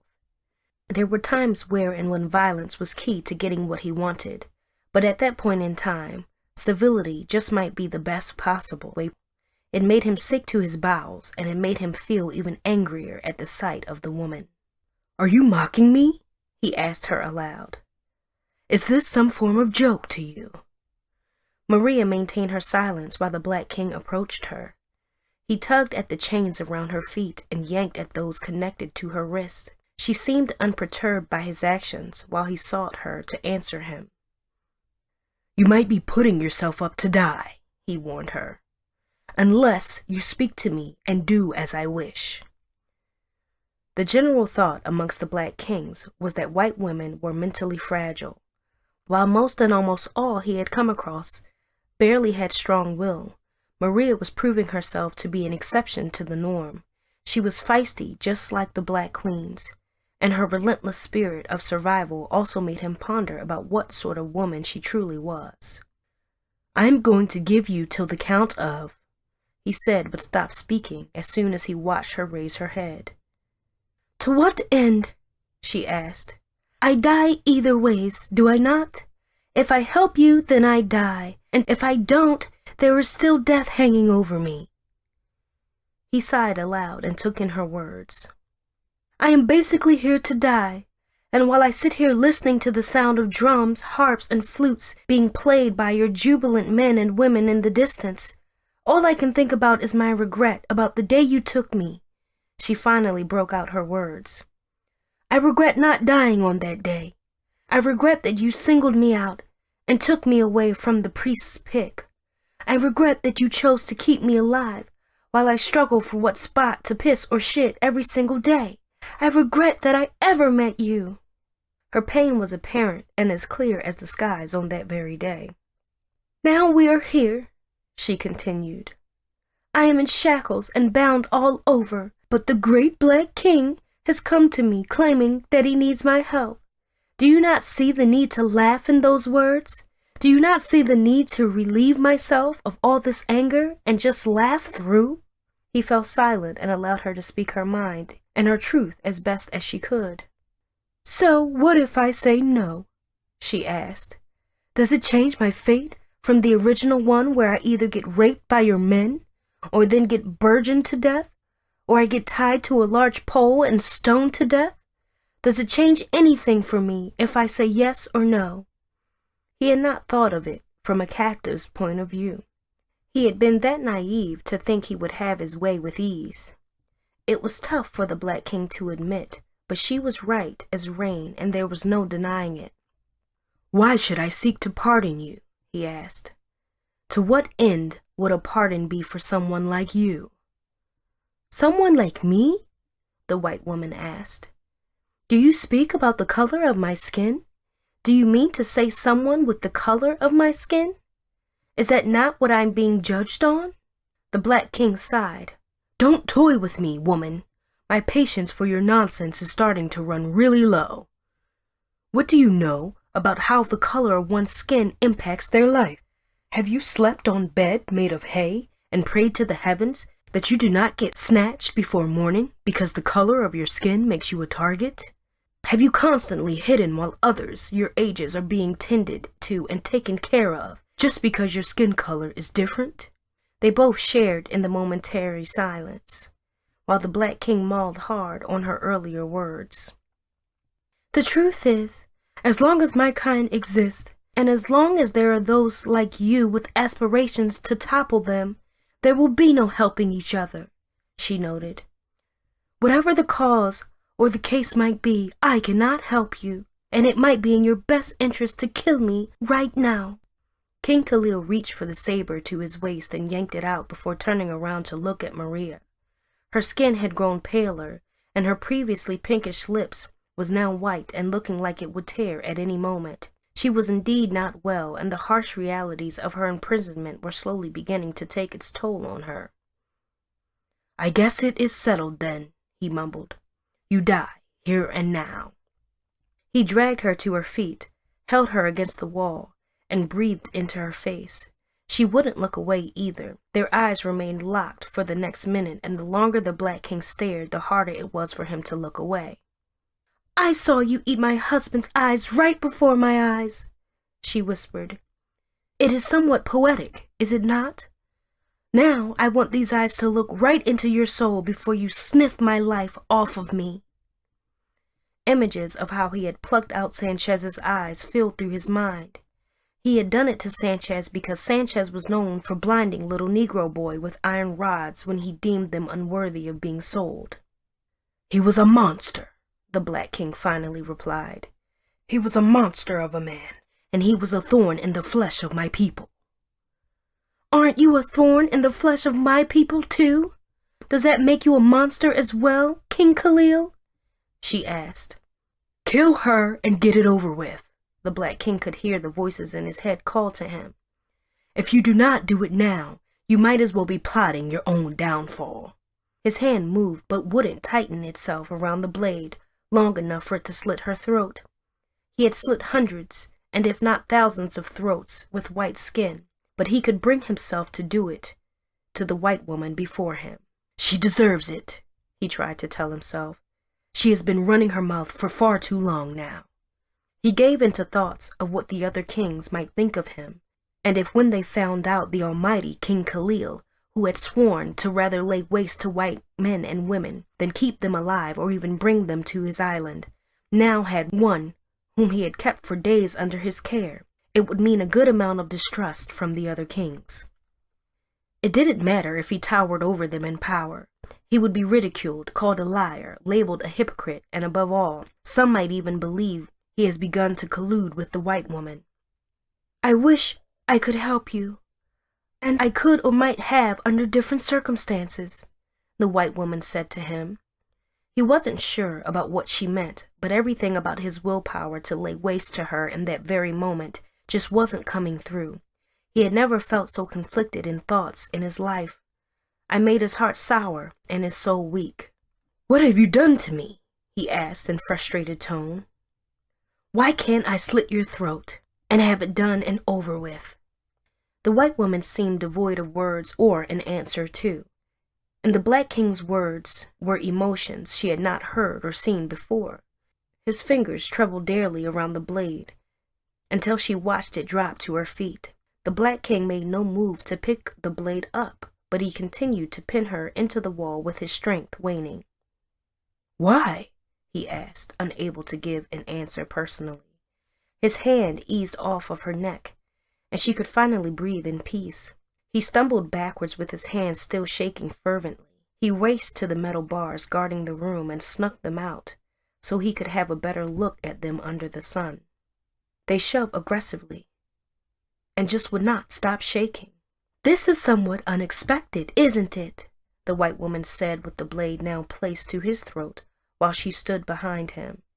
Her hands weren't shaky, and they were as steady as they could be, while he waited on her next course of action. "Do it," he whispered without an ounce of fear in his voice. "Don't dare me, King Khalil," she warned. "I am not as weak-minded as you might assume I am."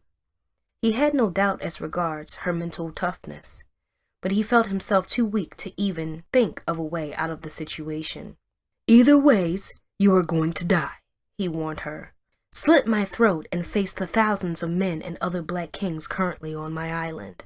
Let me go, and I still might kill you, or simply slit your throat once you have taken down the greatest black king in Spain." The options were far more daring than he had hoped they would be, but they did put a fear in her heart, and he felt her grip loosen from around his neck. "The other kings are here right now?" she asked. He cocked his head as he felt her ease away totally. "Of what concern is it to you?" he asked. "Who would have thought?" she asked, sounding as though she was befuddled. "Who would have assumed? Sanchez was right after all." It was the first time she would call her husband by his name. Her eyes seemed to burn brightly while she took some time to occupy herself with her thoughts. "Thought about what?" the Black King asked. He rubbed some feel into his neck and tried to see if he had been cut. The knife had done him no harm. "Sanchez often claimed the Black Kings were successful because they worked together," she finally replied. "He was of the opinion that you worked as a unit, and as such have better backing than if or when you worked alone." King Khalil had no idea the Spanish soldier was trying to figure them out that bad. "They called him a fool for assuming black savages such as yourself could be organized, or that you could even function as a unit," she continued. "An average Negro is more aggressive than smart, and it played into the hands of the Spanish soldiers over and again until the uprising." Hearing her mention the uprising set a lot of bells off in his mind. He had begun the uprising, and he recalled the day it started like it was just yesterday. It made his stomach churn with excitement and also a great sense of rage. It made his guts flare badly, and the longer he stood rooted to the spot, the farther his mind traveled into that faithful and yet dreadful day. King Khalil, simply known as Khalil, stood amidst 15 black-colored boys as himself, faced with nothing but death while their masters rounded them up. The warm air coursing through the field on that day came with a foul stench, and in it was the taste of death as well. To his left was none other than Tell, who stood tall and yet lanky in frame, and to his right was Tool. He and Cyrus were the youngest, followed by the twin-faced kids who barely uttered a word from the moment they were offloaded from the large crates like animals and onto the fields. "These ones are defective," the large and burly-looking white man in charge of discarding what they deemed to be useless and troublesome black kids had said. "Such waste they are." The man snatched a young black girl, dragged her across the plains, and forcefully laid with her, while every other person on that field watched on in horror. She screamed, kicked, and fought like hell, but it was no match for a man weighing close to 200 pounds. More so, having not eaten anything in about 2 days, she was no match for the soldier.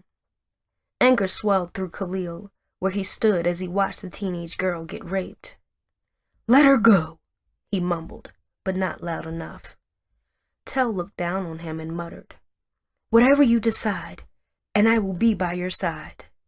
The choices all seemed to point and end with and in the same outcome. It did not matter whether they had anger to propel them through. Death waited for them on the other end of whatever victory they might have a shot at. "Are you nuts?" Tool asked, wearing a frown. If you interfere, we all die. We might end up getting whooped and then set free." One of the twins cackled in a rather loud and annoying manner. "Old fool! Nobody gets set free on these fields. Have a look around you and see for yourself. The fertile field exists off the blood and flesh of black boys and girls like you and I. We're the manure that fuels the life on this land, and I would rather die of my volition than be taken against my will." Khalil wondered who the young and yet so vibrant teenagers were. They solidified his resolve towards saving the girl being sexually harassed. "Leave her alone! What sort of animal are you?" Khalil yelled, looking right at the man who now struggled to get his pants back up. "You dirty little ape," the man said while he approached Khalil. Tool took a step back, obviously scared and unwilling to get punished. Tell stood his ground and locked arms with Khalil as the soldiers tried to take him away for severe punishment. "You will have to take me too," Tell told them. "You were all going to die either ways," the soldier said while he looked directly at Tool. Khalil seized the opportunity and managed to steal a little knife off of the soldier's pouch. "Let her go, or I will gut you." The 3 soldiers guarding the 7 teenagers cackled aloud and in mocking tone. "What are you going to do?" one of them asked. Khalil charged towards the closest soldier, with the blade in his hand, and barely getting close enough to him, the soldier kicked him hard in the face and sent him stumbling backward. "Don't!" The teenage girl being abused cried out to Khalil, but he wasn't about to let anything happen to her. Persistent in his zeal, he crawled back to his feet and dragged himself over to where she lay. He stood before her, still clutching hard to the blade in his hand while his lips bled. "I will enjoy killing you," Khalil said. "I will enjoy slitting your throats." The level of audacity he showed only seemed to infuriate the men a great deal. "You really shouldn't be messing with us, kid," one of them warned. Khalil charged the same man who had kicked him in the face earlier, managing to duck another kick aimed for his face this time around, and slitting right across a vein behind the soldier's thigh. His loud scream alerted the other 2 as they charged Khalil. "We cannot let him get killed," Tell said to the other kids. "Cyrus, please." Reluctantly, Cyrus charged ahead, also stealing a sword from one of the soldiers and plunging it hard into the neck of the screaming soldier, while his colleagues tried to apprehend Khalil. The boys took charge of rocks and whatever weapons they could steal, but it didn't seem to be enough. The soldiers stood back to back, surrounded by scrawny-looking black boys. "You are getting hanged for this! Your little nigger asses are getting hanged for this!"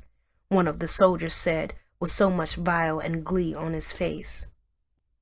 Khalil pondered on what to do, struggling with an answer, while he could clearly hear the injured girl on the ground pleading. His heart sank into despair, and the more he heard her in pain, the more his rage boiled through. "We cannot harm Spanish soldiers," Tool warned. "It is going to bring us problems. Think about what you are about to do before even attempting it." "Yes, listen to your little fat friend over there," the soldier warned.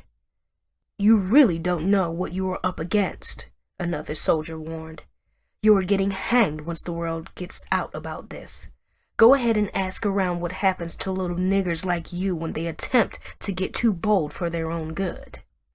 Khalil had heard enough about it, the torture young boys, who they labeled, would receive. He had heard of the endless punishment they dished out, and how many of the teenagers never survived it even before they were halfway through. "If I must die, it will be on my terms," Khalil mouthed in full strength. "I would rather die free than be treated as a slave." The twins charged alongside him while Tell soon followed suit. Cyrus raced back to retrieve the blade he had stabbed the other soldier with, and Tool stood rooted in the spot in conflicting thoughts. "This is madness," he thought aloud. The boys weren't ready to listen to him. He stared at them in their tattered clothing, the scars all over their skin, and their persistence as they attacked soldiers, but barely making any impact because they didn't have the proper weapons. "Tool!" The girl on the ground called out to him while the previously wounded soldier had managed to regain consciousness. Tool froze and continued to watch on, feeling too petrified to try and make any move to help her. The soldier managed to crawl its way towards the girl, grabbed her by the neck, and called out to everyone. "Drop your weapons or she dies," the soldier warned. Tell, Cyrus, and the twins did as they were told without delay. "Khalil!" Tool called out to him. "He will harm her." Khalil sucked in ample breath, motioned towards dropping the blade, and then changed his mind. He charged ahead, taking the best possible aim he could make, and tossed the blade fast and hard until it traveled across and lodged into the soldier's eyes. "That's more like it," one of the twins said as they retrieved their weapon and attacked the other two soldiers in full force. Tool, filled with tears, fell to his knees momentarily before standing up in full rage and marching his way to where the others had subdued the soldiers. He shoved them aside and set his burly frame atop one of them. Why?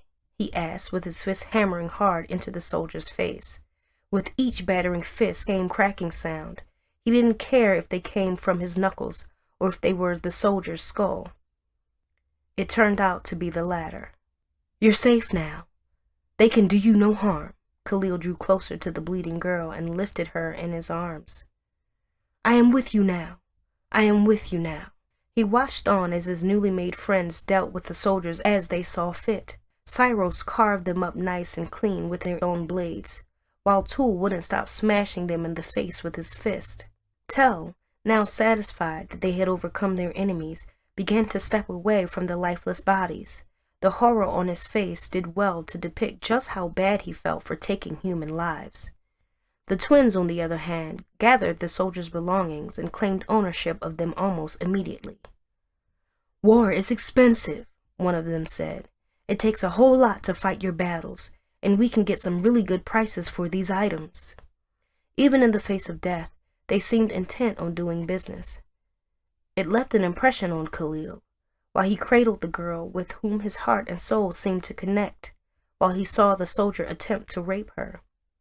"What's your name?" Khalil looked down and asked the girl. Too weak to speak, she passed out in his arms. Tool came racing over and fell on his knees. Her name is Sheila, and she is my sister." He looked distraught with guilt of not being able to move sooner to save her. "Thank you," he mumbled through the tears rolling down his face.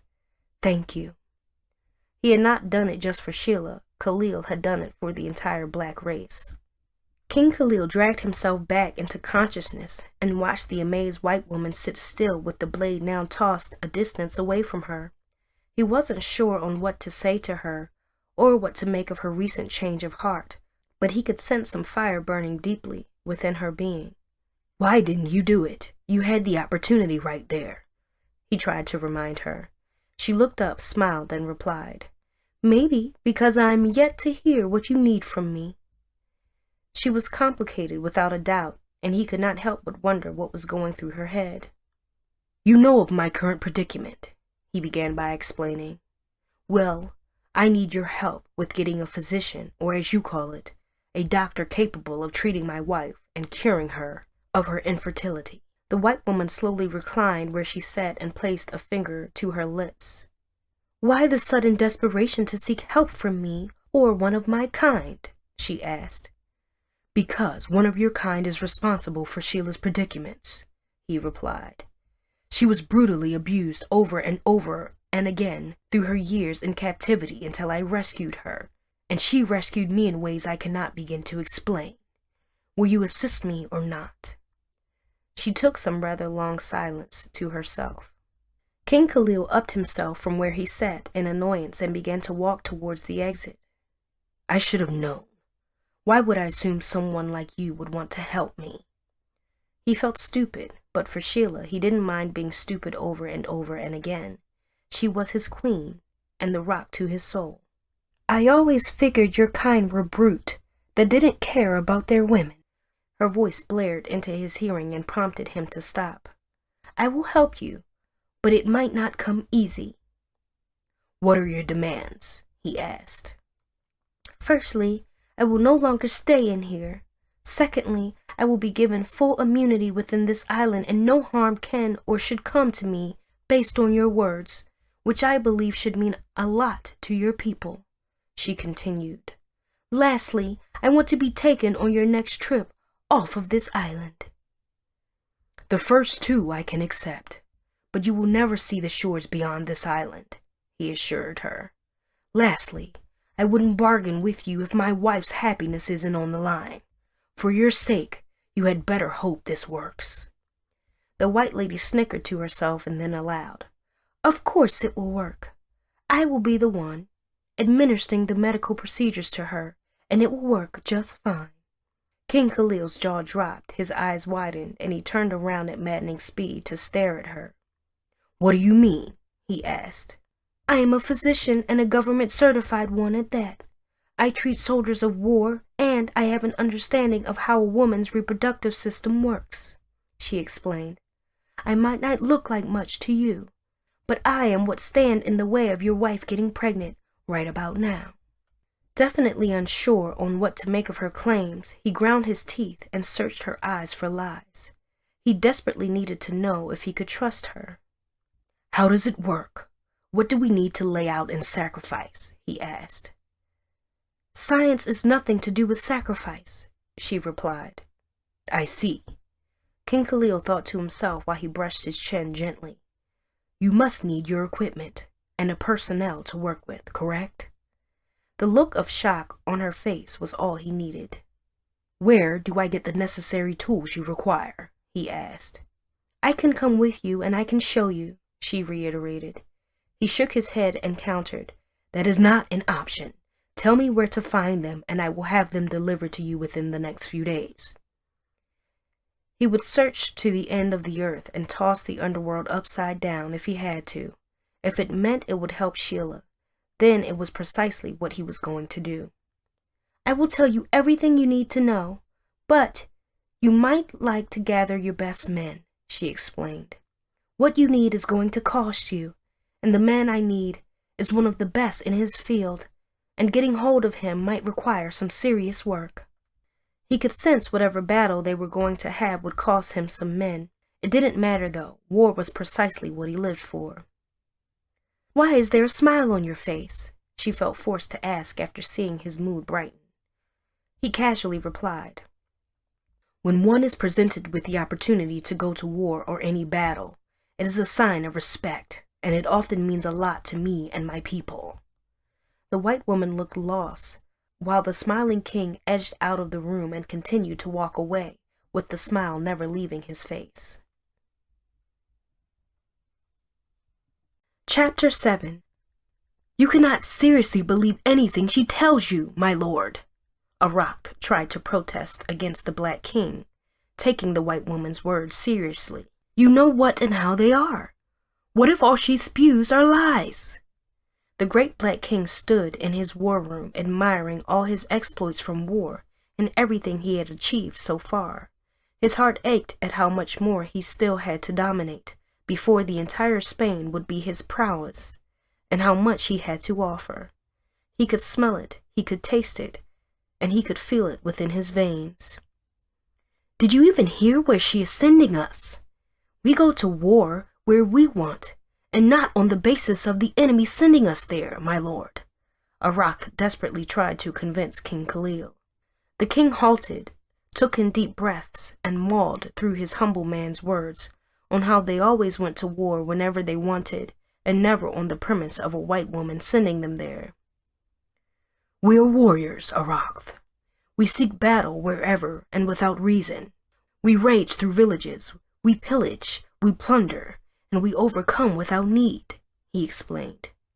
"We do this because we are descendants of gods, and we alone can come through successfully in this."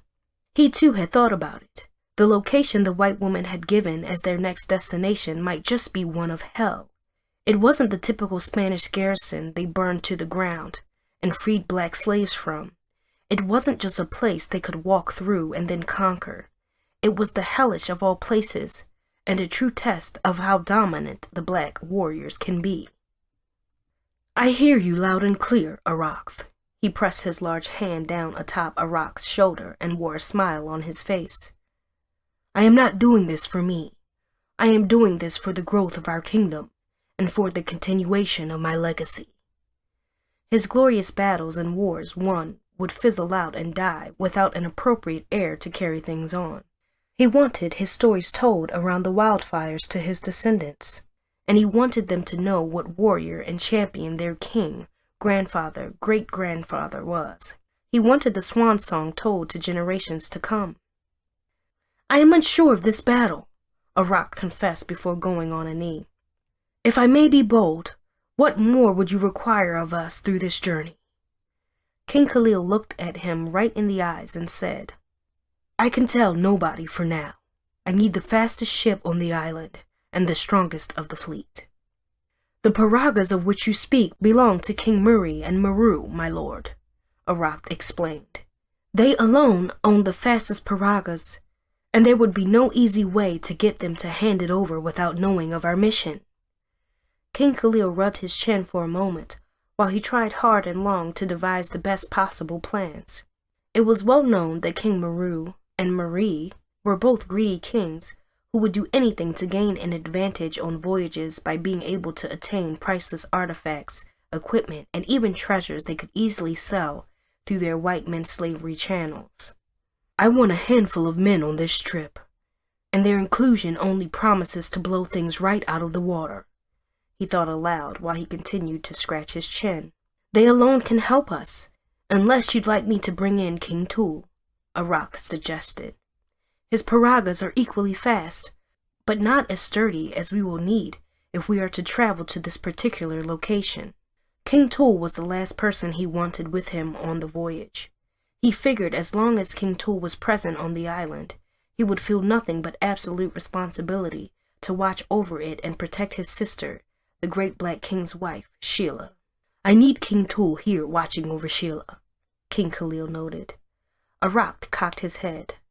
I have a question, my lord. King Khalil replied. Go on.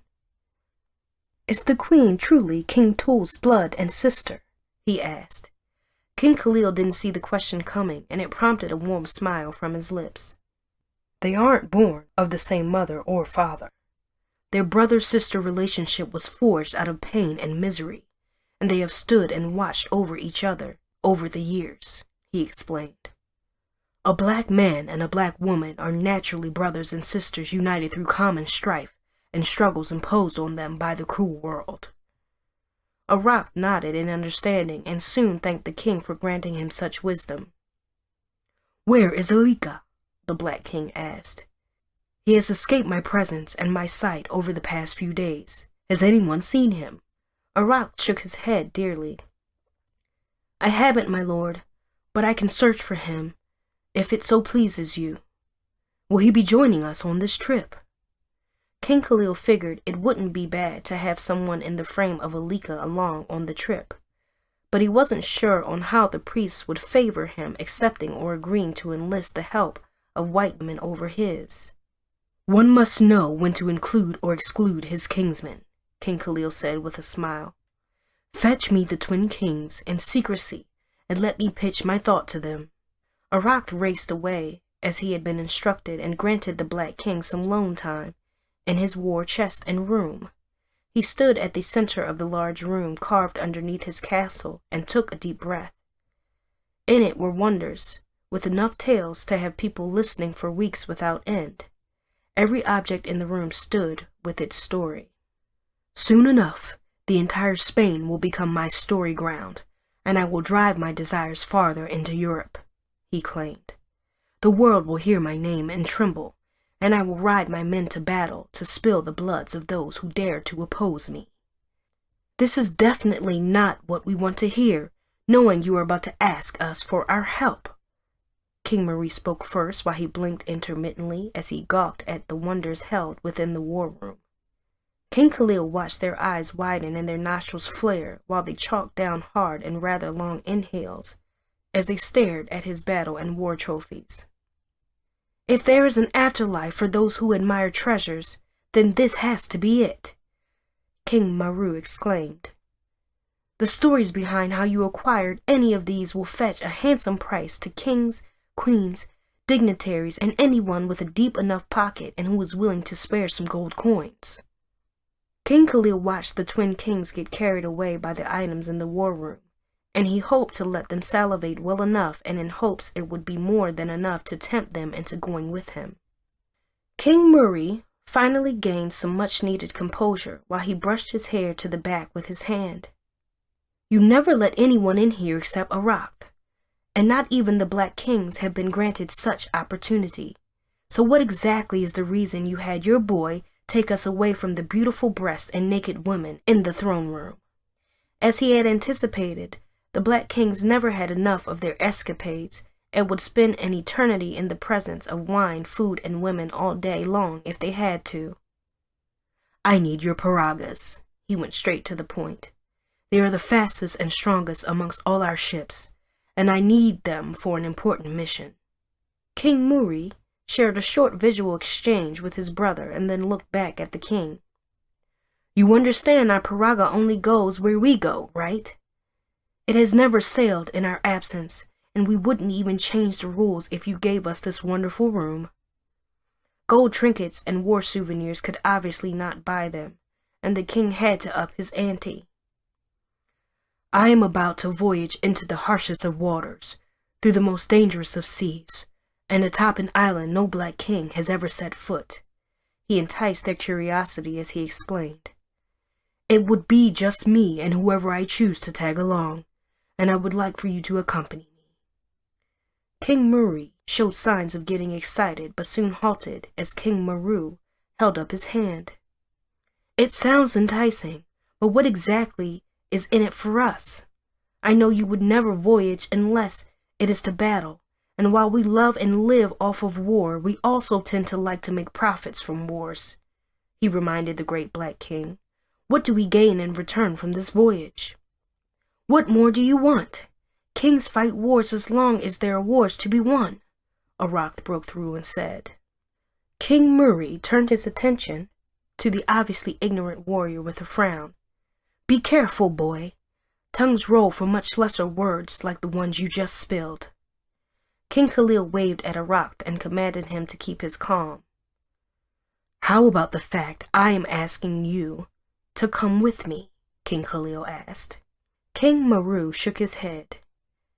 "You are the greatest in exploits, but we still know our value, King Khalil. It is what fuels our successes and what makes us the best at what we do. No other king on this island can boast of our travails, even in the face of troubling seas and roads as we have." With due respect, King Khalil knew they were right. The twins had journeyed the length and breadth of Spain, and had done it successfully on their specially crafted paragas, which they still refused to tell anyone about how they made them into such formidable structures. "What do you want in return?" King Khalil asked. King Murray consulted with his brother quietly before clearing his throat and turning around to address King Khalil. "I know your stance against having white slaves and especially their men atop your island, and I would like to propose that whatever white slaves we take from this location be held here for a while until we can clear out our docks in the south and then come for them." King Khalil shook his head. "Why not have any of the other kings harbor them for you until such a time when you can get them back?" King Maru replied bluntly. "We do not trust any of them. You alone we can trust, and all because you have a name to protect above all others." They had carefully weighed out their request, and it seemed there was no backing down by the looks of things. "What happens if I refuse?" King Khalil asked. King Maru bowed and replied, "We have to graciously decline to grant you our assistance, great King Khalil." "We could easily lay siege to your ships and dislodge your men off of them forcefully," Arak broke his silence again. Maru moved faster than King Khalil could speak, and he stood beside the surprised Arak within seconds. A quick knee to Arak's guts, followed by a sharp jab with his elbow, and then a smack into the back of Arak's neck, sent the latter crumbling to the ground in loud and painful heave. "Know your place when you speak before kings, boy!" King Maru sounded angry and yet showed no rage on his face or in his expression. "Enough, King Maru. The boy has a lot to learn," King Khalil said and sighed. I know we cannot hijack your piroguas because it isn't built like the normal ones we sail the seas with. We will be sitting docks in them, and as useless as a feather attempting to push a boulder. It was common sense to agree with the twins on letting them take the slaves they wanted, but the great black king had another plan underneath his sleeves. You can take as many white men slaves as you want and harbor them on my island, so long they are alive, King Khalil said in high-pitched tone. I will not allow dead or injured men on my island, though. If you must pollute what I have here with the likes of them, then it had better be worth it. Fair, King Maru and King Marie said together. King Khalil smiled and shook on it before he watched the men exit the room. Arak managed to get himself up, but still felt hard dealt by the beatings he had just received from the unexpectedly fast King Maru. You weren't expecting him to be that quick to act, were you? King Khalil smirked mischievously. I wasn't expecting him to move so fast, let alone bear that much strength, Arak confessed while he tried to rub some feel into his guts. Are you really going to break your rules for them? It will cause uproar within the island, and we already have a situation at hand which might blow up in our faces any time soon. King Khalil knew his man was speaking about the white woman he had tucked away.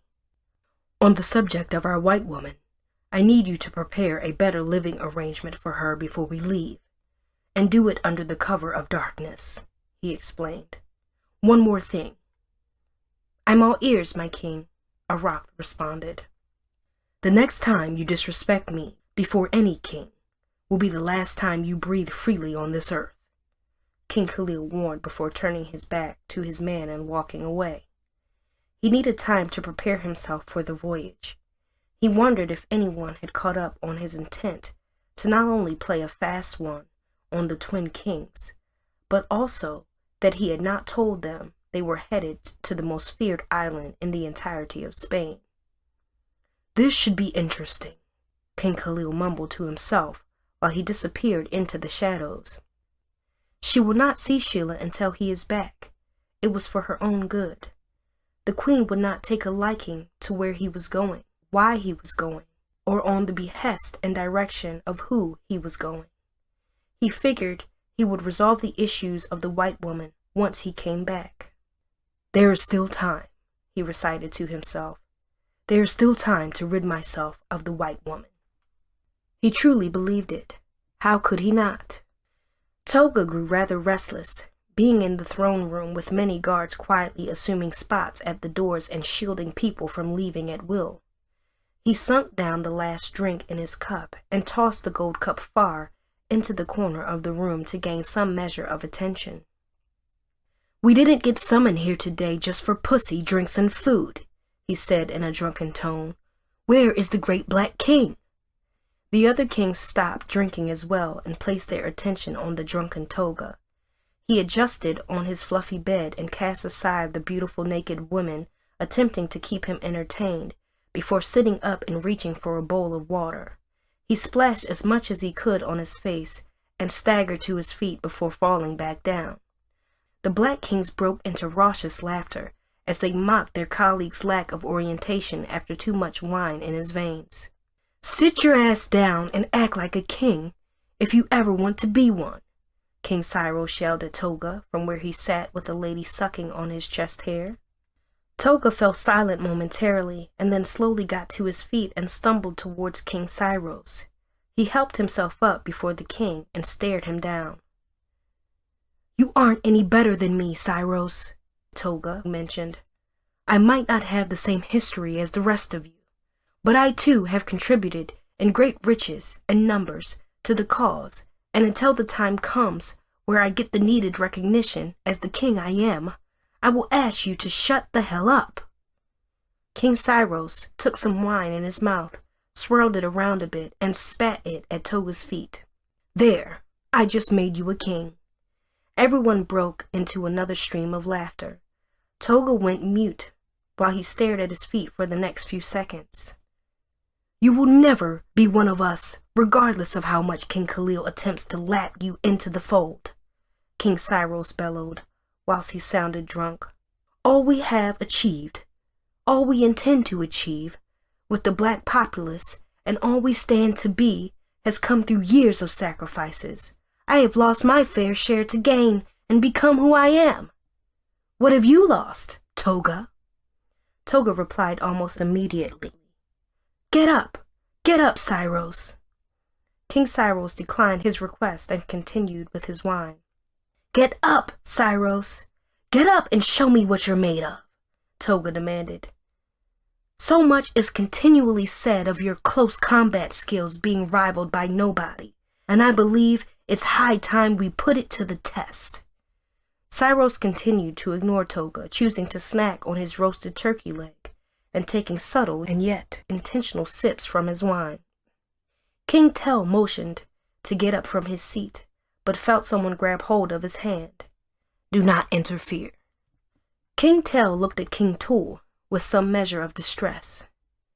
This wouldn't end well, and the great king wouldn't be glad about turning this room into a bloodbath. You only stand to demean Toga's manhood by interfering. He is a man, after all, and a black warrior close enough in strength and exploits to us as kings, King Tul explained. A time must come when a warrior stands for his right to be respected. More so, I have been waiting for this for quite some time now. The bad blood between King Syros and Toga had brewed over the years, and nobody knew why or how it started. Rumors had it that King Syros had instigated it, but some equally claimed Toga was to blame. I guess there's no other way, King Tel sighed and raised his fists in order to gain everyone's attention. He walked to the middle of the room, cleared his throat, and spread his arms apart. If blood must be shed on this island between allies, then it must be done in accordance with the rules laid down by the great Black King, King Tel explained. If Toga so desperately seeks to duel with King Syros, then he knows what he must do. King Syros finally let down his wine and sat up. You insult me, King Tel. King Tul interjected. You insult your honor if you back out, King Syros. Toga held a frown on his face, tore off the arm of his clothing, and cast it down before King Syros. I challenge King Syros to a duel of submission, based on the ancient rules of combat laid down by our forefathers. If he so chooses to fight, then let it be known that he stands his ground as a man. If he chooses to decline, let this stain remain on him until such a time he wishes to cleanse himself off of it. Toga spoke eloquently even while he was drunk. King Syros helped himself up slowly and yanked off the helm of his right sleeve in response. I accept Toga's challenge. Let no man interfere until there is submission, and let no man come between us until we have had our fill. Those in attendance cheered wildly, and they soon began to clear out. What have we done? King Tel asked in a soft mumble. A new king is in the making today, King Tul muttered excitedly. King Tel shot his fellow king a rather bizarre stare. Do you seriously wager on Toga to stand a chance with King Syros? I will bet you 100 horses, King Tul wagered. There is a lot more to Toga than meets the eye. Look past his aggression, his lack of impulse, and his constant need to be respected, and you see a great king in the making some day. I will take that wager and raise it with 100 of my finest horses as well, King Tel wagered. You do remember the only one to best the great Black King in close combat was Syros, correct? How could they ever forget the day King Syros had given the great Black King, King Khalil, a run for his money while they had a duel? That was years ago, and the great Black King does not enjoy such duels unless it has to do with conquering nations, King Tul answered. How could I forget King Syros drawing first blood, and then allowing too much praise and warm blood to get to his head? The duel had ended in a terrible loss for King Syros, but it cemented him as one of the finest fighters the Black Kingdoms had ever seen. May the best fighter win, King Tul finally added. Seconding the words, King Tel muttered before gulping down some wine. May the best fighter win. Toga stood with nothing but covering around his waist, while King Syros slowly undressed to attain the desired state for the occasion. The rules were simple. Weapons were allowed as long as your strikes weren't deadly, and no protective clothing of any form is allowed. It meant they were open to cuts, bruises, and at times severe injuries. Under King Tel's guidance, they had chosen the royal sparring room as the venue for their duel, and a massive gathering of soldiers had gathered there. The crowd seemed equally split. Some stood for Toga, but a slightly higher number stood for King Cyrus to win. King Tul found himself a comfortable spot to perch and enjoy his drink, while King Tel addressed both fighters. "You both know and understand the rules," King Tel said. "Fight like kings and not like slaves." He meant they should not shy off giving their best, and it was precisely what Toga had in mind. "You may choose any weapon of your choice," King Tel enjoined the men, as a soldier came with a plethora of weapons. Toga armed himself with a stylishly slender and yet fashionably dangerous Spanish blade. "A novice choice," King Cyrus mumbled. "You can tell whether a man will lose a battle by his choice of weapon or simply by staring him down the way I am doing you right now." Toga purred and deafened himself from hearing King Cyrus's provocative words. "Let's dance, Toga." King Cyrus armed himself with 2 short blades. "He isn't taking this seriously," King Tel mumbled in displeasure. "On the contrary," King Tul replied. "King Cyrus is best skilled with any blade, but his most efficient technique comes with when he makes use of 2 blades. I have only seen him use this once, and it wasn't even with the Great Black King." King Tel's eyes suddenly widened with worry for Toga. He could end up causing so much damage to Toga that the latter would suffer for it for a very long time. It was within the concept of the rules, and it was allowed without a doubt. "You can easily back down before we begin," King Cyrus teased his opponent while he swung his blades nonchalantly. "It has been quite some time since I really decided to dance on a battlefield with anyone like I am about to do with you." "Don't get way ahead of yourself, Cyrus," Toga warned with a sneer on his face. He wondered if King Cyrus knew what was coming his way. "Here I come," King Cyrus announced before lunging first. His movements drowned Toga of any proper response, and it was one attack after another. King Cyrus moved majestically across the battleground, slashing and swinging with the intent to connect, while Toga could only land himself on the back foot. "He isn't giving him time to swing at all," King Tel muttered happily. King Tul replied, "Just as I expected, King Cyrus is overly excited to finish this, and Toga is just going to have his fun dueling. This isn't going to be the outcome any of us expected, in the least." The crowd cheered, and they screamed in desire, as more bodies joined the event. The thirst and yearn for blood was easy to see all around, and the harder the duo went against each other, the louder the cheers and uproar became. "Come on, Toga! Don't hide away like a little skank! Fight me! Fight me!" King Cyrus yelled, sounding like he just might lose his cool any moment. Toga sucked in ample breath and steadied his nerves and fastened his grip around his blades before donning the worst possible smile one could against an irritated and formidable opponent.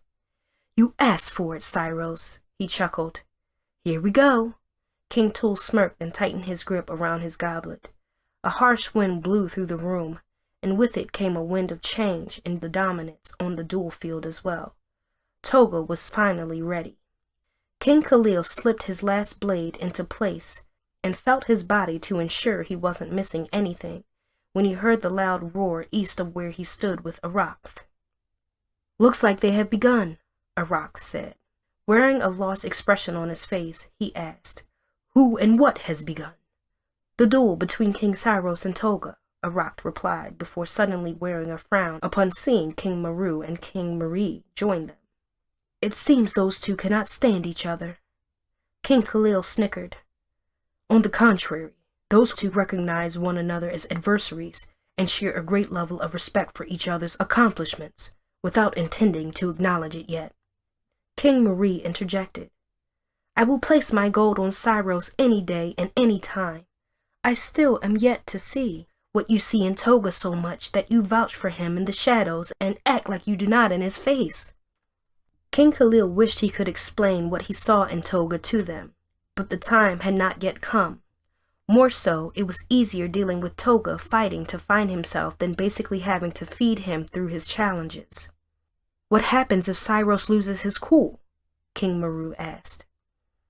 "Do you not worry that your precious protege is about to get the beating of his life?" King Khalil averted his thoughts from the fight and proceeded to ensure he was set for his battle. "Is it that hard to conceive in thought?" King Marie asked. "For all our sakes, let us hope it does not come to that," the great Black King said. "You sound like there is something you know that we do not," King Maru said. "Of course," King Khalil teased. "King Syros stands as the best skilled swordsman amongst the kings, and I may say he might be able to best me if he chooses to use his dual swords. However, Toga is fashioned after my resilience, and that in itself means he would never underestimate his opponent. I will put my gold coins on Toga any day." Hearing the skilled, powerful, and great Black King admit King Syros' efficiency and skill with the sword left the twins dumbfounded. "You needn't worry," King Khalil spoke over his shoulders. "He wouldn't ever pick up two swords against any of his comrades he does not respect."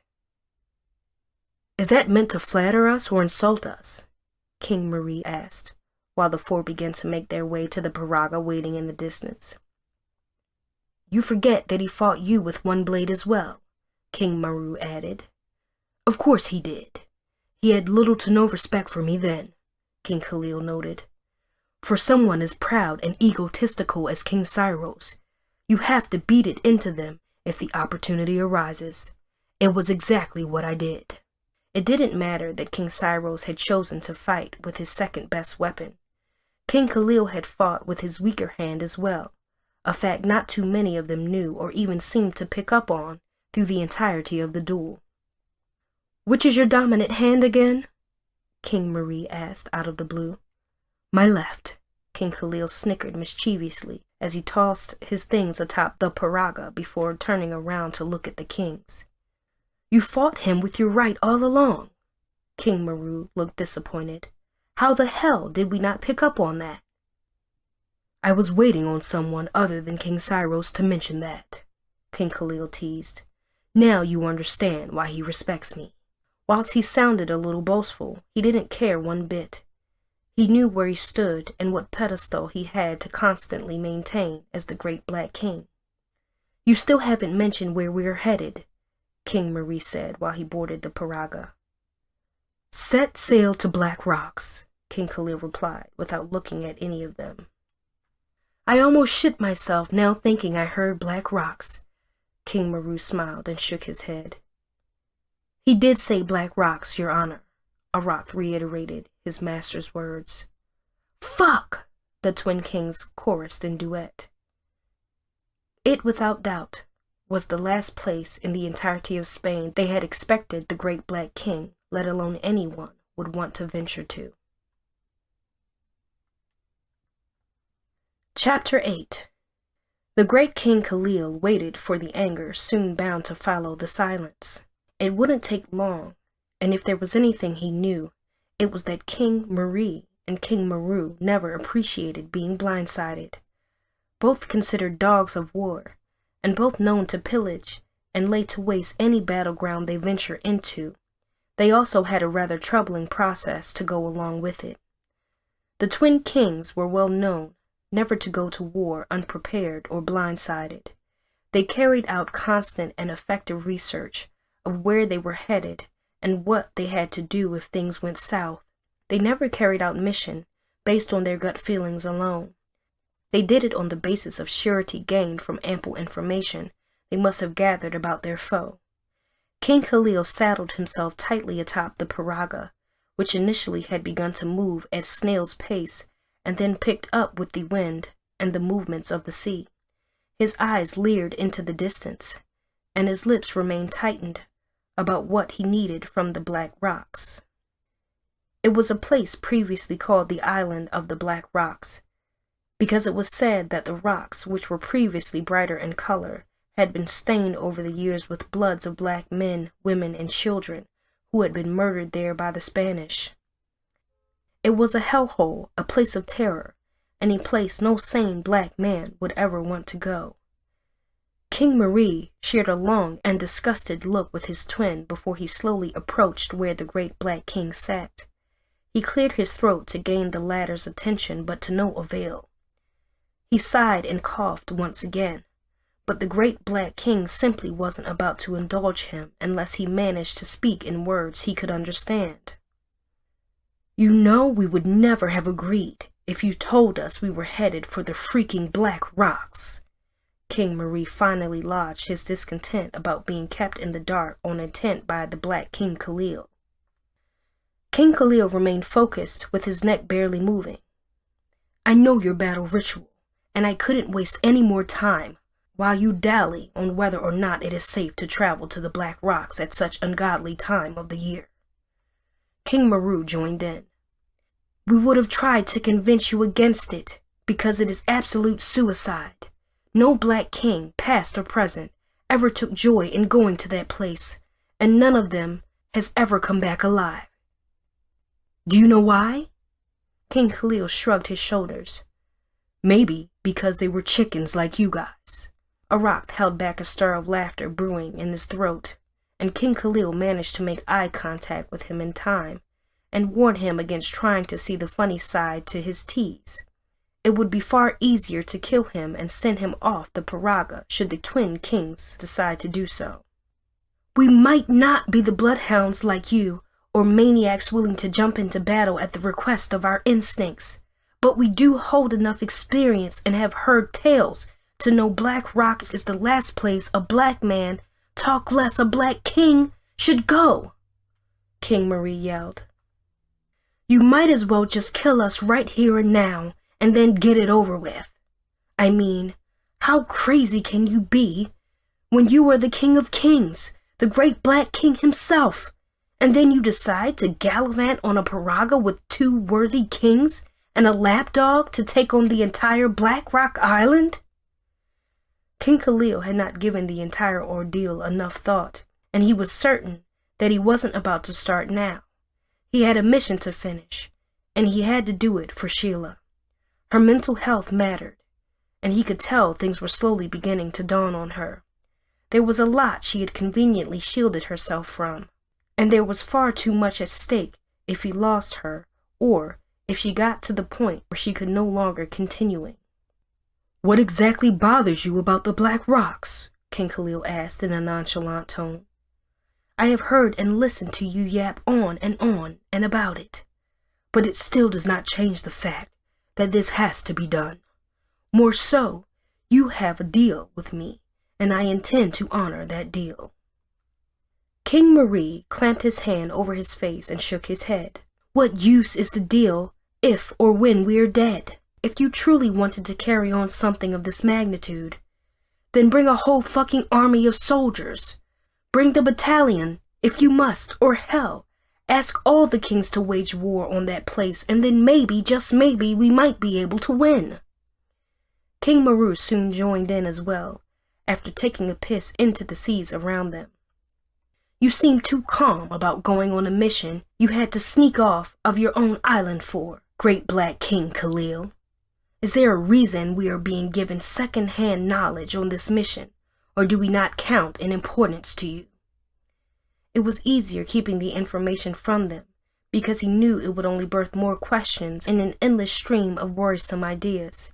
He wished he could tell them, but he wasn't about to let his lips slip. Even Arak remained in the dark, and while he was not speaking, the great black king wondered if his sense of calm was only out of ignorance of and about where they were headed. No sane black man, as the twin kings had said, would ever think about visiting the Black Rocks and without proper soldiers or even backing. "What would you have me do?" King Khalil turned to the 3 men and asked. "Do you not trust me enough to never lead you to peril? Has your faith in me gotten sour for any reason I am yet to know about? Have I in any way given you cause or room to doubt my actions?" This goes beyond just your actions, but our lives as well, our kingdoms, and the fact you left all the other kings to go on a secret suicidal mission. King Marie sounded bolder and more brazen than he had been all night. This isn't a mission of kings, but one of fools, and a more foolish soldier who apparently knows nothing about what he is about to get himself into. A rock shot the great black king a stare, almost as though he sought permission to speak freely. He had been silent for far too long, and the great black king could tell the young soldier was itching to speak freely and without chains around his tongue. He, too, was part of the expenditure, after all. King Khalil slowly tilted his head south and then north to grant his man the free will to speak. Without his approval, the young warrior's tongue might roll off with a slice from the twin kings. Arath hurriedly bowed his head and kept his gaze towards the dark waters. "Forgive me for speaking in a place I have no right to," he began by saying. "I am obviously the sore thumb of this group, and nothing I have to say might be of consequence or brain, but I beseech you to listen to me." King Maru fumed but slowly began to ease his temper after King Marie laid a hand atop his knee and asked him to listen to whatever the boy had to say. It was all they could afford the king's pardon after all. "All my life, I have learned that kings are made through voyages, bravery, and through being able to weather the scariest of storms. I have seen King do what no ordinary man would attempt, and in all of these, one thing stands." He paused to breathe and then looked back up. "Kings pave ways through the most dangerous of territories. They succeed in places ordinary men will poop themselves if they had to stand and be there. And kings do all of these without even needing to in the first place." "Have you heard the story on how most black kings die even before they are born?" King Maru asked. Arath cocked his head. "Black kings and queens are said to die even before they are born on Black Rock Island because their bloods are intentionally smeared atop the rocks, and their skin are used as covering for the large rocks."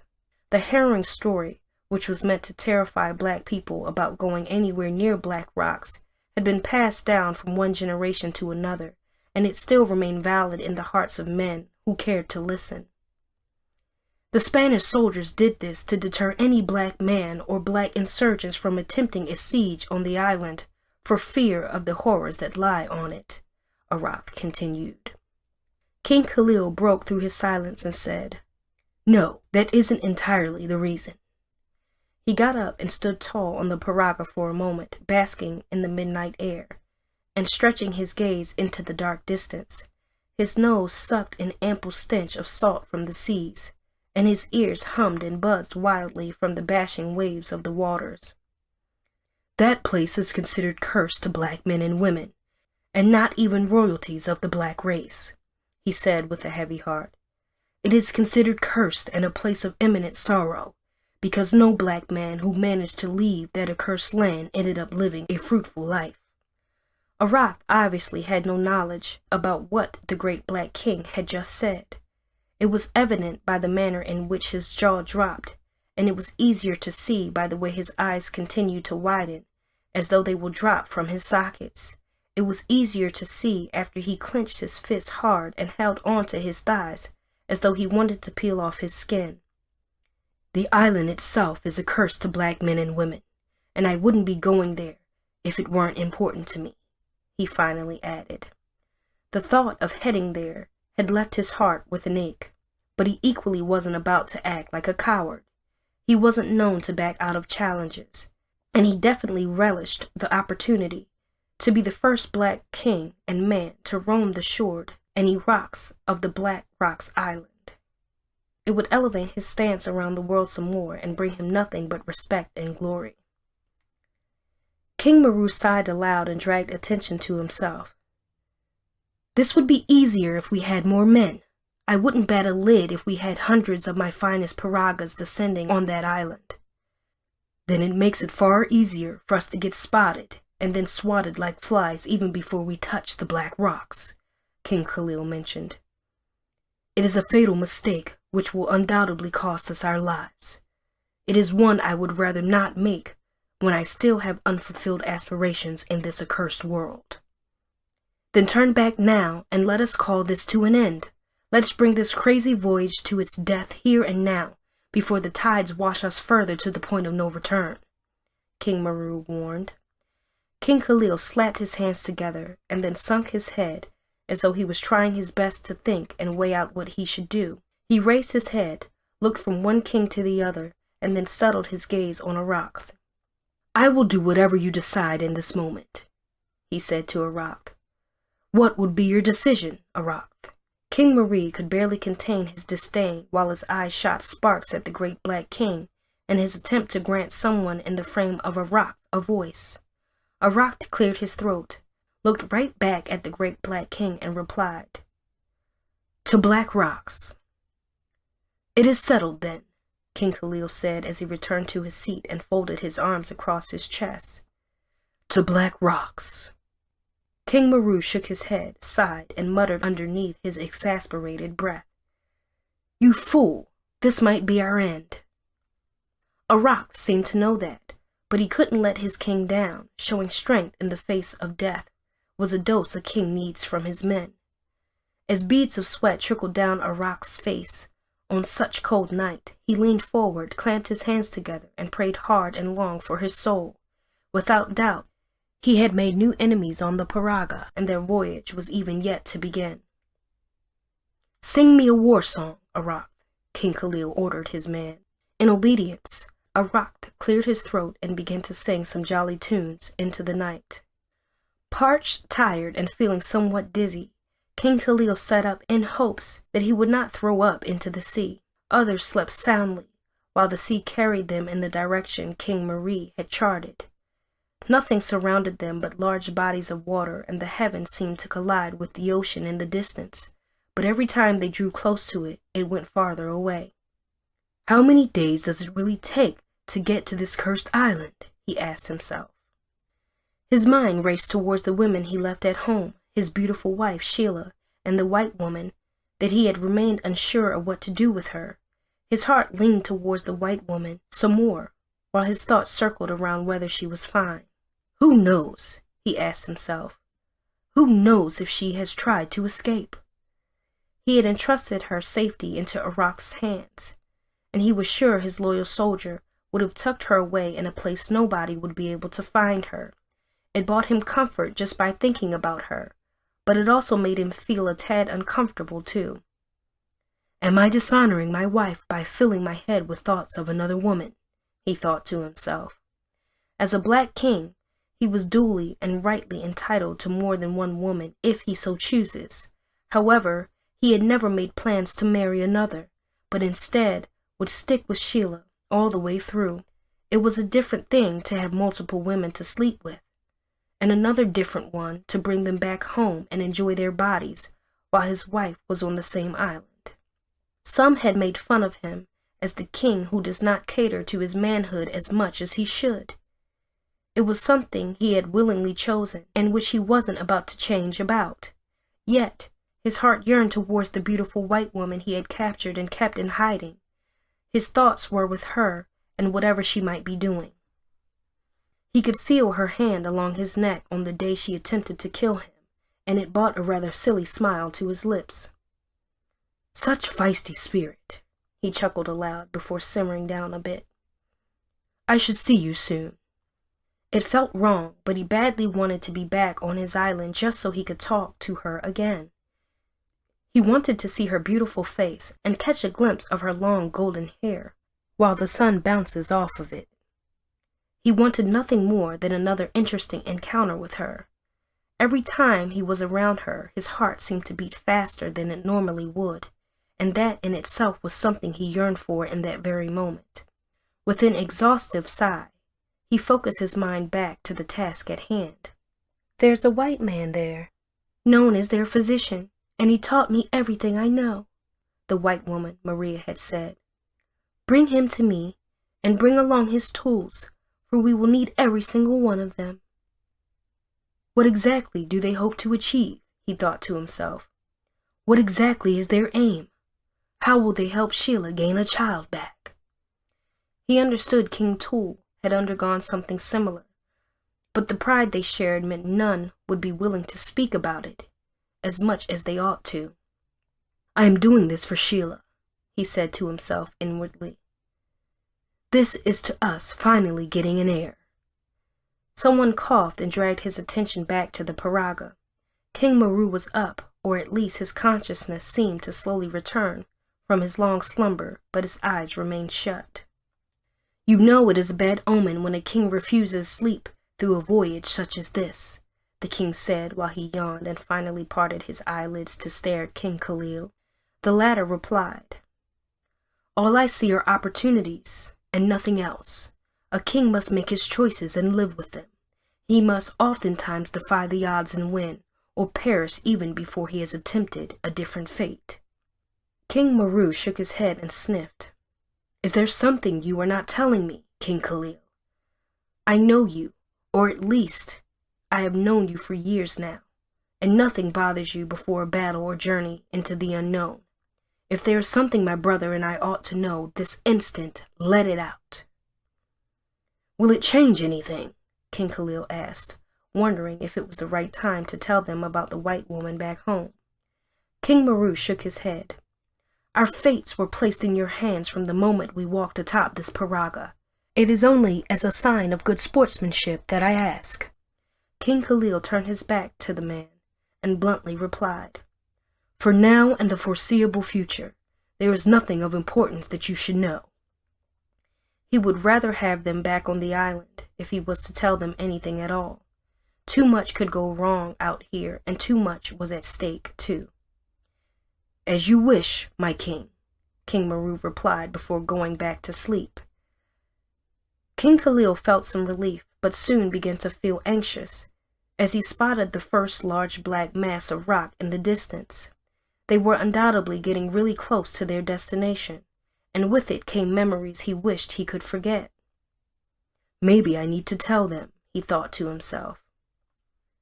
It was a hard one to speak of or even about, but it was even tougher to acknowledge that their destination was where he was made into the monster he was. Guys, wake up!" he called to them, causing a rock to almost fall overboard while the two other kings laughed their guts out. "Novice," King Marie chuckled to his heart content. "Shit!" a rock mumbled at the fact he almost fell off the paraga and into the sea. "Fucking hell!" King Khalil cleared his throat and demanded their undivided attention immediately. "I am sorry, my king," a rock apologized. "That is what happens when you bring a sloth with a pack of cheaters," King Marie jested. "I have something important I believe I have to let you all in on." King Khalil wore a deep frown and slowly sat on his knees while his arms folded across his chest. The words felt super heavy on his tongue, and he wasn't quite sure on or about how they were going to respond to the reality he was about to set before them. "This isn't my first time here," he began by saying. Shock rocked the entire paraga, and a harsh wind threatened to topple the boat, but still didn't manage to dislodge the shocked expression on the faces of the trio seated before the great black king. "What do you mean this isn't your first time here? You mean on this boat, correct?" King Marie asked. "It has to mean on this paraga, because I honestly don't know what to make of this revelation or even if I want anything to do with it." "I don't think that's what he meant," a rock spoke in low and disheartened tone. "What a smart observation from you, sloth," King Maru fumed. "What are you talking about?" He turned his attention back to King Khalil.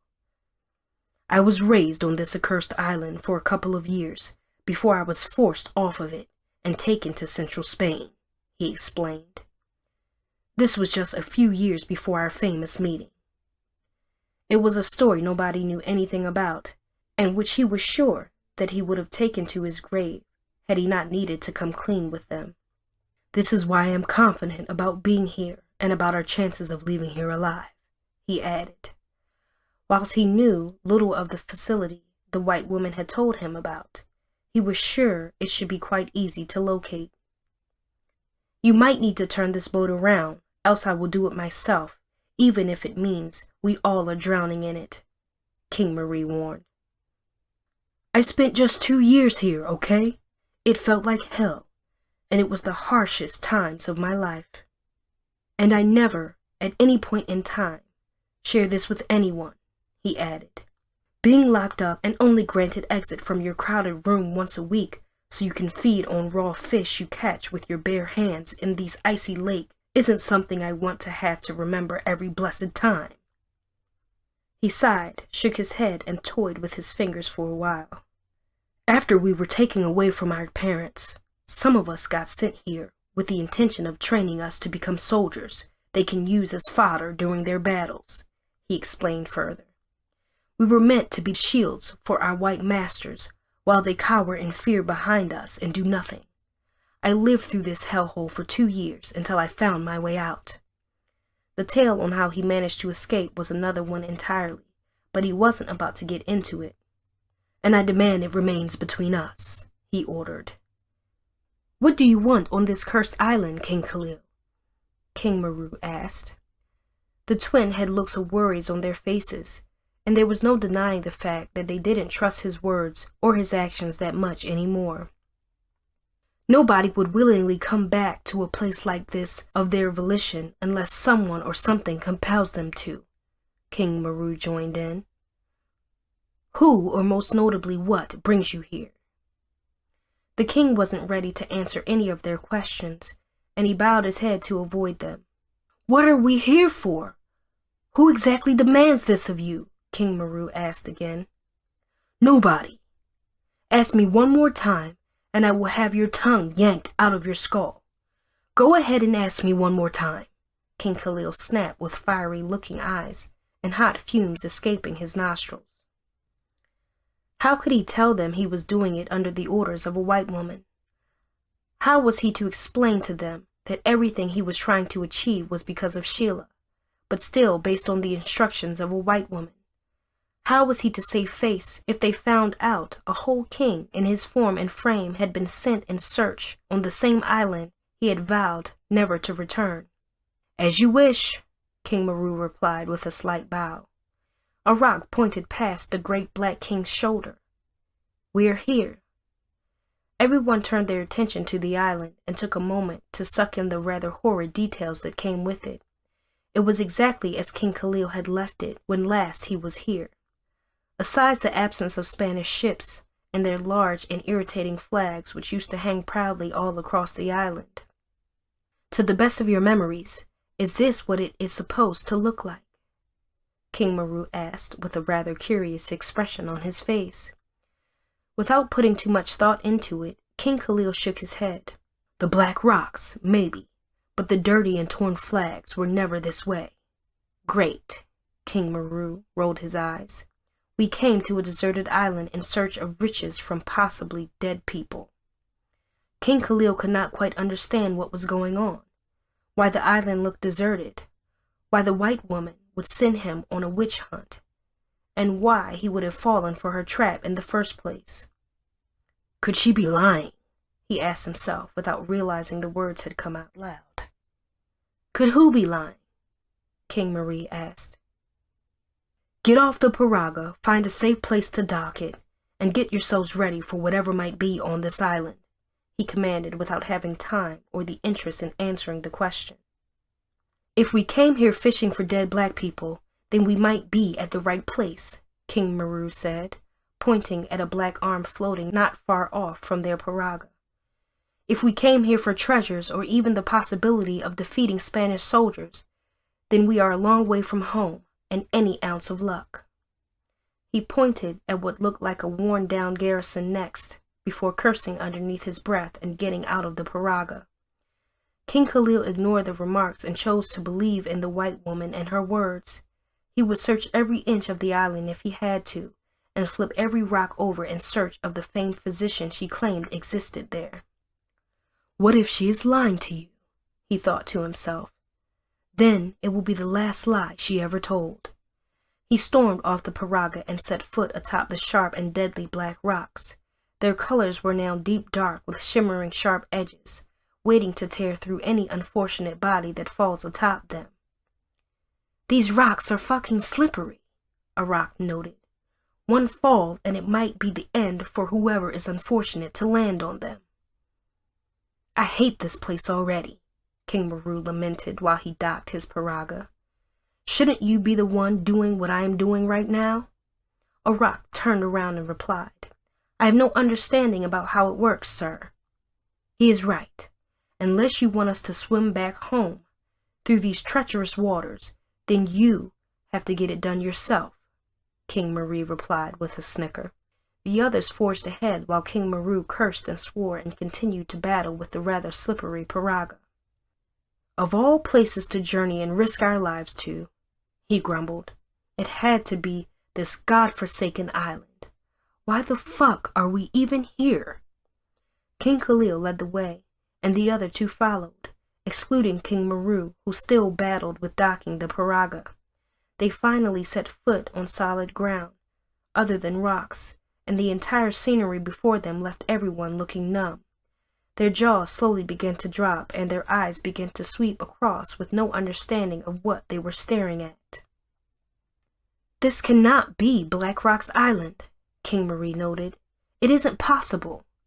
King Khalil wished it was a mirage of some sorts, but it clearly wasn't. Something had befallen the preciously dreaded Black Rock's Island, and what it left behind was horroring to see and definitely troubling to understand.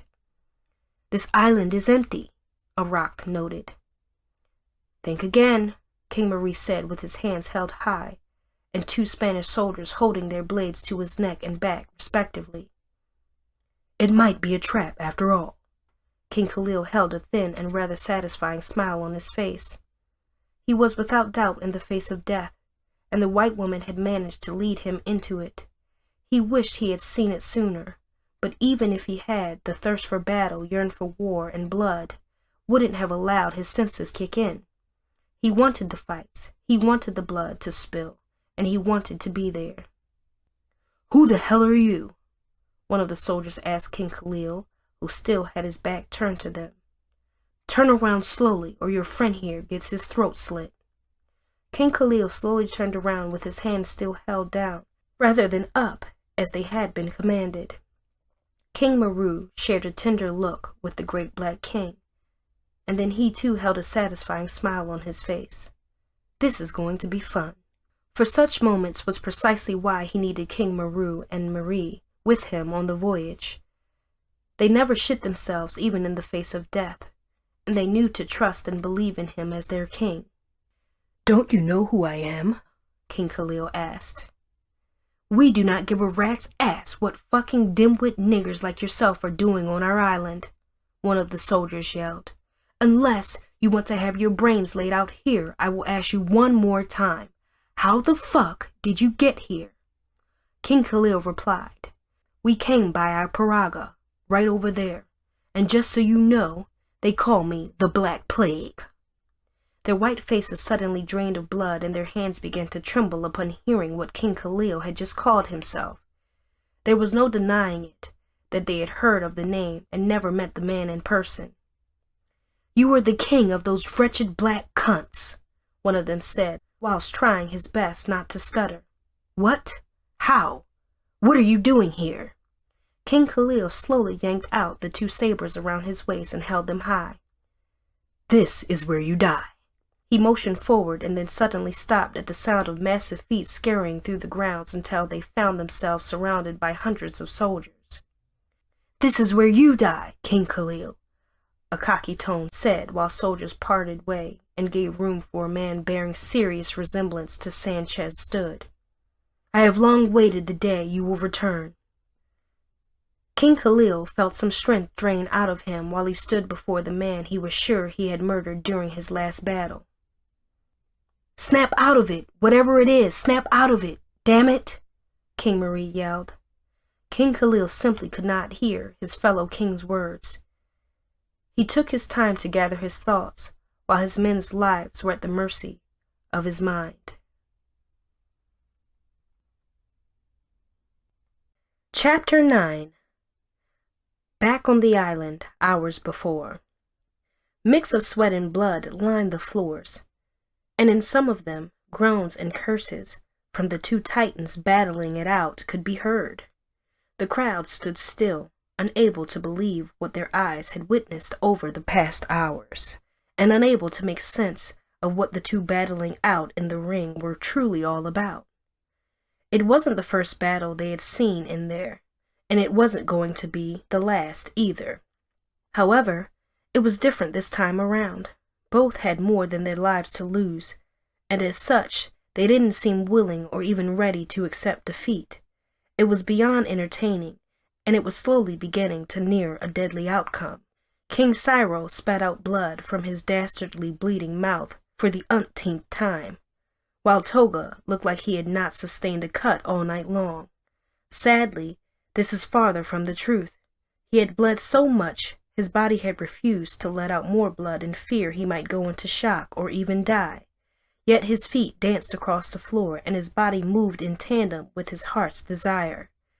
He wasn't about to give up, and the same could be said for the king, who had his reputation and pride to protect as well. "Why won't they just give up?" someone from the audience asked, while he couldn't bear to watch the gory sight any longer. King Tell wished the audience would understand what giving up would or could mean for the two, and for the remainder of their lifetime. Being a black king, and even a warrior, meant taking pride in being able to face death and not blink or flinch in cowardice. It means being able to stand against the odds and fight until your soul no longer recognizes death as a construct to fear. It meant holding one's ground as the two warriors were doing before them. King Tool, on the other hand, seemed to slowly grow bored of the fight in the beginning. However, his interest had heightened when Toga stood the odds and began to show what exactly he was made of. The king leaned into Tell and nudged him. "Does that remind you of anyone in particular?" King Tell took another look at the slightly hunched stance Toga took, the manner in which he spread his left leg to the helm of his back line, and the manner in which he kept his breathing under control. "How long has he been doing that?" King Tell asked. "I don't think I have ever seen him fight that way before." "Is that what I think it is?" King Tool smirked with the corner of his lips. "Is that who you think it is?" The resemblance was high and notable. There was just no denying who Toga was emulating in that very moment, and by the looks of it, the act was beginning to irritate and infuriate King Cyrus. "Cyrus isn't going to be happy with him this time around," King Tell noted. "Of course he won't. Seeing Toga take that stance undoubtedly reminds him of the great Black King." The drunken King Tool mumbled. "I don't know if it is simply to spite King Cyrus and throw him off his game, or if it is the real deal, and he intends to fight like the great Black King, but I must say this battle has been impressive." King Tell reclined in his seat, while he ordered one of King Tool's white servants to fan him. The room had gotten hotter within the past hour, and it threatened to continue in such manner until the crowd joining to watch in on the fight would lessen. Blades held in both hands and far off from his body, a disgusted King Cyrus asked, "What do you stand to gain? How does this build you a legacy of purity or ingenuity?" "Shut up and come at me," Toga encouraged King Cyrus. "Are you going to talk me to death or fight me like your life depended on it?" Toga had kept the move up his sleeves from the moment he agreed to fight King Cyrus. He had watched it and played it over and again in his head every time he saw King Khalil training. He was sure there would be no difficulty learning and perfecting it at his own time, and he was right. At least, trying it against 6 strong and formidable soldiers at a time did not fail him. He equated King Cyrus to be a combination of no more than 8 soldiers in one body, even though the man looked smaller than the other kings in frame. "Watch his pace," King Tool warned, as though Toga could hear him. Toga wore a grin as King Cyrus slowly began to approach, his senses fixated solely on King Cyrus, and his existence in that very moment hearkened solely on the dangerously fast Black King, who was said to have attacked a large crew of Spanish soldiers by himself. He had done it with a single scratch he made on himself to commemorate and often remember the battle by. The the fox amongst the great black kings. He was nicknamed after that battle. Not that he ever appreciated the name, though. He hated it beyond reason, and would throw a fit of rage if or when anyone dared mention it. "Show me how it is done, fox amongst the black king." Toga teased and taunted King Syros. King Syros tossed his blades into the ground and wore a thin and rather odd smile on his face. He yanked out one of the blades and tucked it around his waist before grabbing hold of the second one with his left hand and then pointing it at Toga. "You have outdone yourself, Toga," he mumbled. "Thank you for being a worthy opponent." His show of humility only followed with a disturbingly fast-paced attack that left Toga on the back foot. Slow to react, King Syros nearly sliced through Toga's ear, while the latter trusted in his ability to mimic the great black king's method of defense. "It is useless," King Syros warned, switching blades, without actually moving the blade in his left hand into his right hand. "That is new," King Tel pointed out, in close watch of how King Syros switched the weapon with which he was attacked. On close watch, it became apparent King Syros attacked with his left hand, while hurriedly snatching out the blade tucked into his waist and then returning it before his opponent could see him do it. It was fast, troublesome, and constantly gives the mirage that the man was fighting with one sword, when in fact he was fighting with two. "Almost there," King Syros chuckled like a madman, without attempting to stop. "Almost there now. Toga has it under control, though. He does not look fooled," King Tool observed. "You see, instead of attacking with his hands, he shields himself with his elbows and knees, and also manages to land blows on his attacker when an opening occurs. It makes me wonder if Khalil has anything to do with this." "Where is King Khalil?" King Tel turned around to ask with a frown. "Now that you mention it, I have not spotted the twin kings either for some time now." King Tool waved the questions away. "They are probably getting down with some women, and don't need you fretting over them." They turned their attention back to the two fighting and watched Toga, just in the nick of time, ram his elbow into King Cyros's jaw, sending the latter stumbling backwards. Toga wasn't done. He followed with swift kicks and managed to dislodge the blade hanging from King Cyros's waist before holding it to the king's throat. "No!" most people bellowed within the audience. "Just as I thought," King Tool chuckled. "It was his strategy all along, and it worked." King Tel looked confused and slowly cast down his wine with a displeased expression greeting his face. "What the fuck just happened?"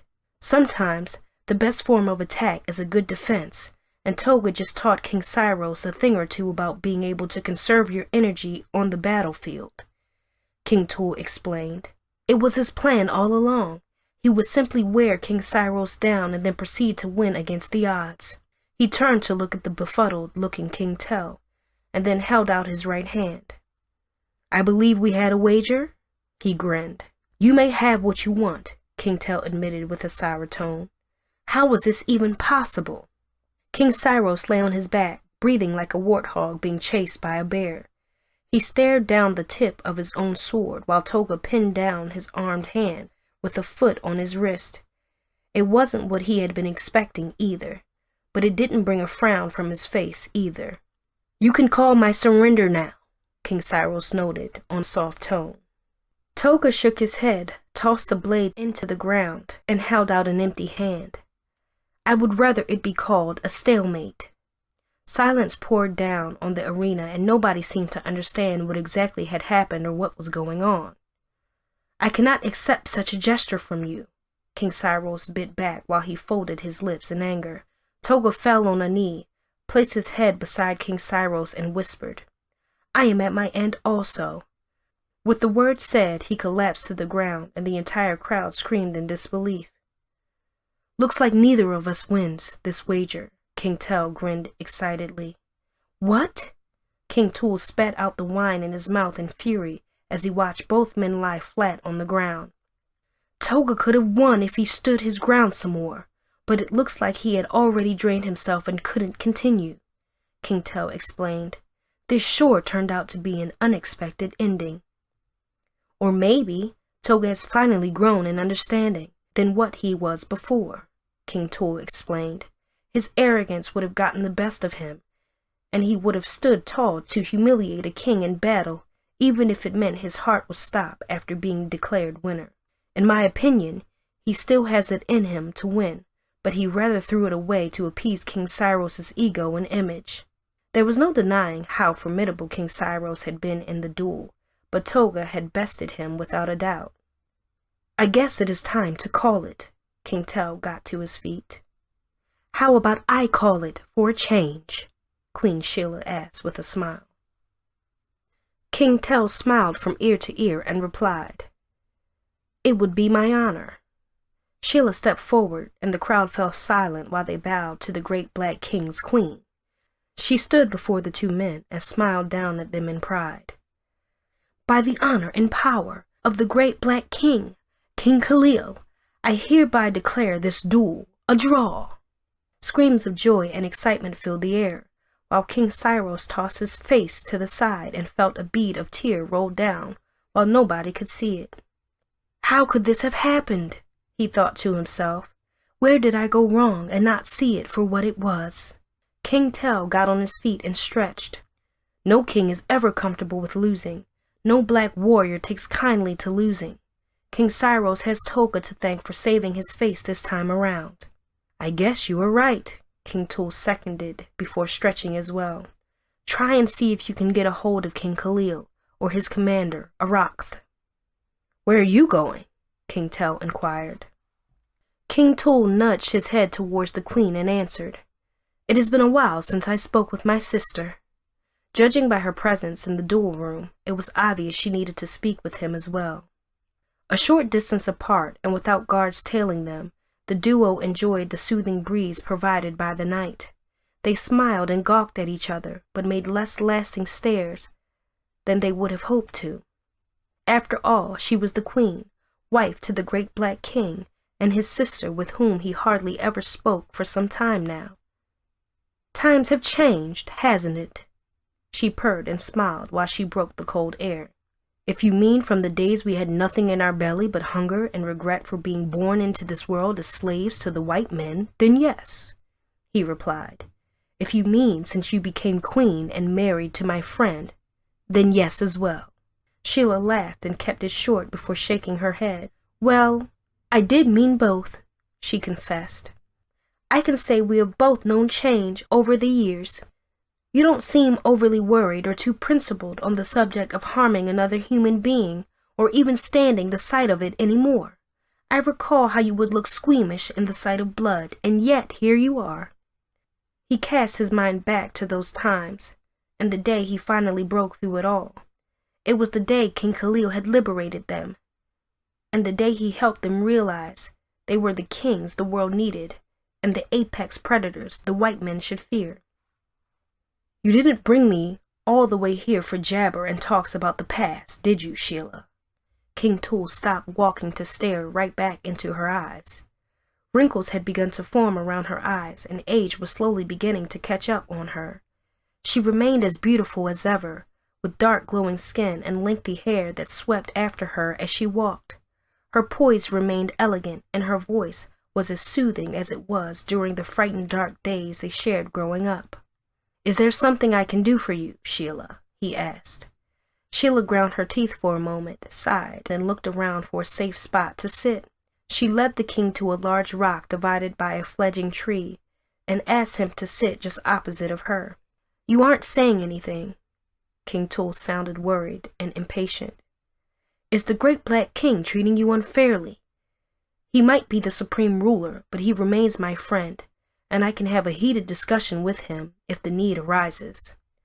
Sheila shook her head aggressively and waved her hands. She wanted no issues between the kings, and less because of her. I think more harm was done to me than we might be willing to accept from those times, she confessed. What are you talking about? King Tool asked. Sheila reached over and held his hand in hers. I have been lying to the king all along. I don't know how much longer I can continue, and I don't think I have much time either. She sniffed and sighed aloud before wiping some tears off of her eyes with the back of her right hand. He knows nothing of the true horrors I was subjected to as a young girl in the hands of those monsters before he rescued me," she continued. "I asked you to tell him everything. I warned you against keeping them from him." The king sounded furious. "Has he found out? Is he about to find out?" "Maybe." Sheila sighed heavily and looked away. "We have been troubled heavily about not having an heir to take his place, and I suggested having another beautiful black bride, but he wants to hear none of it. He believes we can still have children of our own, even though I have not bled for years, and I've been lying to him about it monthly." The king's eyes widened in horror, and his lips suddenly lost strength. "I assumed he knew. I assumed you would have at least told him that much, even if you weren't going to tell him of the entire horrors," the king muttered. The urge to get mad at her fueled his spirit being, but he also understood her fright. Besides him, King Khalil had been the only man she found love and acceptance with. He had stood by her from the first day, and had been by her side ever since. He didn't care of or about the fact she had been abused sexually by her captors for some time, and he didn't seem to care a bit about her past, too. "This is why I need your help, now more than ever," the queen requested. "You have to promise me, Tul Bawazar." Nobody had called his full name in a while, and it struck a chord of seriousness within him. The queen, no doubt, had her serious face on, and he had to oblige for old time's sakes. "What do you want?" he asked in docile tone. "Name your wish, and I will grant it."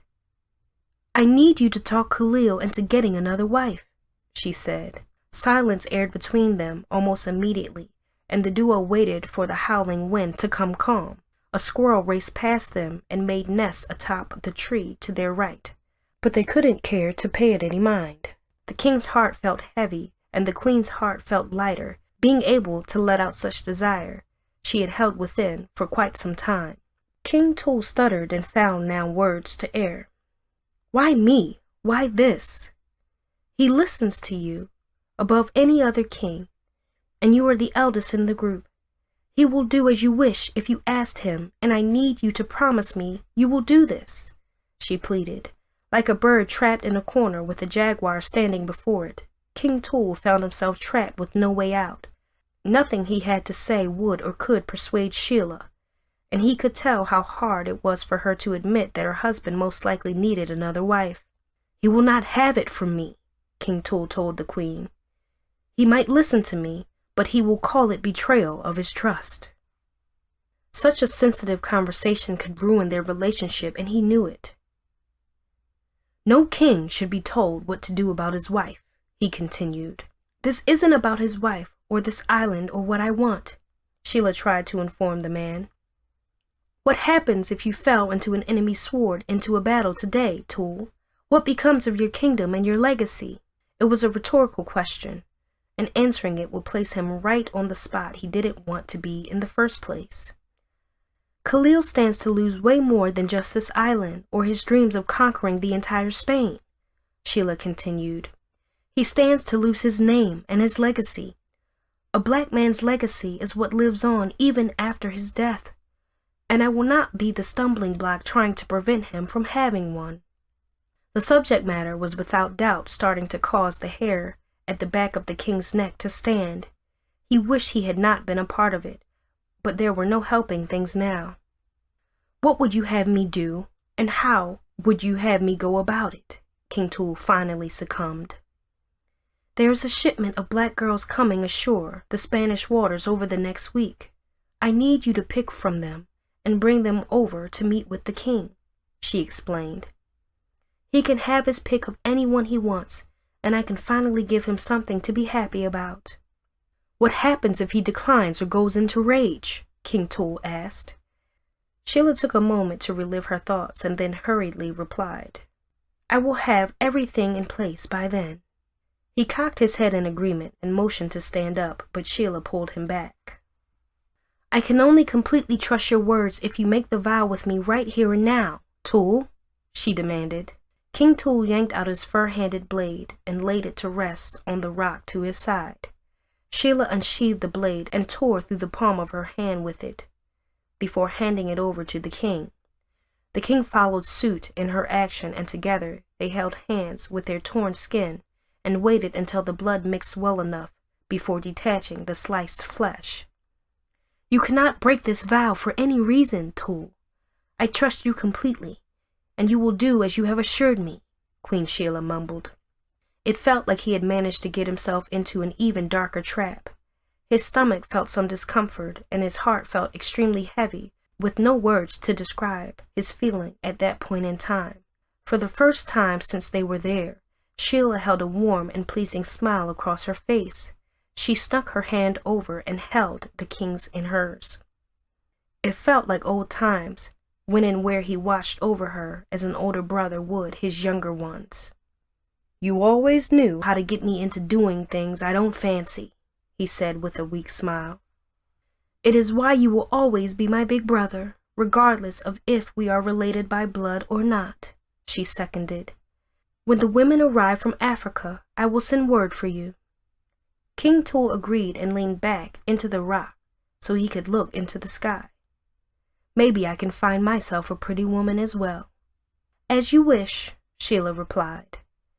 He was a king after all, and they were entitled to as many wives as they wanted. She leaned backwards into the large rock she sat on and enjoyed in watching the wonders of the stars and the moon with King Tool, as they used to as children. She thanked the stars for giving her a man like King Khalil, but cursed her luck for not being able to afford him the heir to his throne. "You do realize that hell is on the verge of breaking loose here on this island," King Tool spoke. Sheila had not thought that far ahead, but she could sense a storm was coming, and she wasn't quite sure where or how. Her senses sent troubling thoughts down her spine, and her heart yearned for her husband. "Have you seen Khalil?" she asked without turning to King Tool. "He is a grown man and the king. Leave him alone and let him have his fun," King Tool replied. "I doubt he is up to anything troublesome."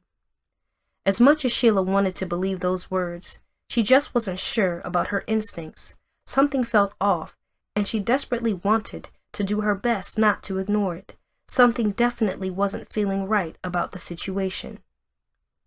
"I need to find him," she shot off from where she lay and said.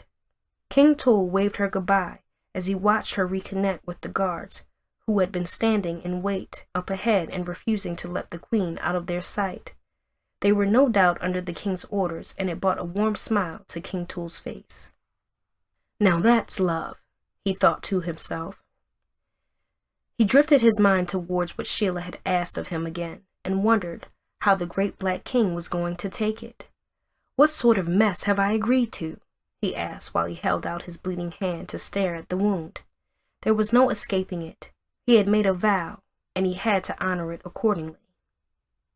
"I am fine right here," Toga said to the soldier who had helped him back to one of the private quarters meant to house guests on King Khalil's island. His bruised body ached all over, and his throat could barely let saliva move through it. King Cyrus had done a good number on him, and the more he thought about their duel, the clearer it became that he could have lost his life if they had allowed deadly force.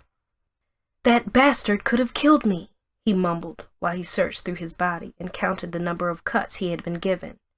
They ranged from long to short ones, but they all weren't deep enough to tear through an important muscle or vein. Had King Cyrus intended to go deeper, which he would have under normal or different circumstances, then he would have dealt severe damages to Toga's body. "Where's the bloody medicine?" Toga screamed aloud while he waited for the soldiers to bring back some pain relievers. A subtle groan to his right dragged his attention to none other than King Cyrus, sleeping soundly in a bed and slowly healing from the various swollen on his face and body. "You could still bleed to death that way," someone said, pulling Toga's attention away from King Cyrus and towards the door.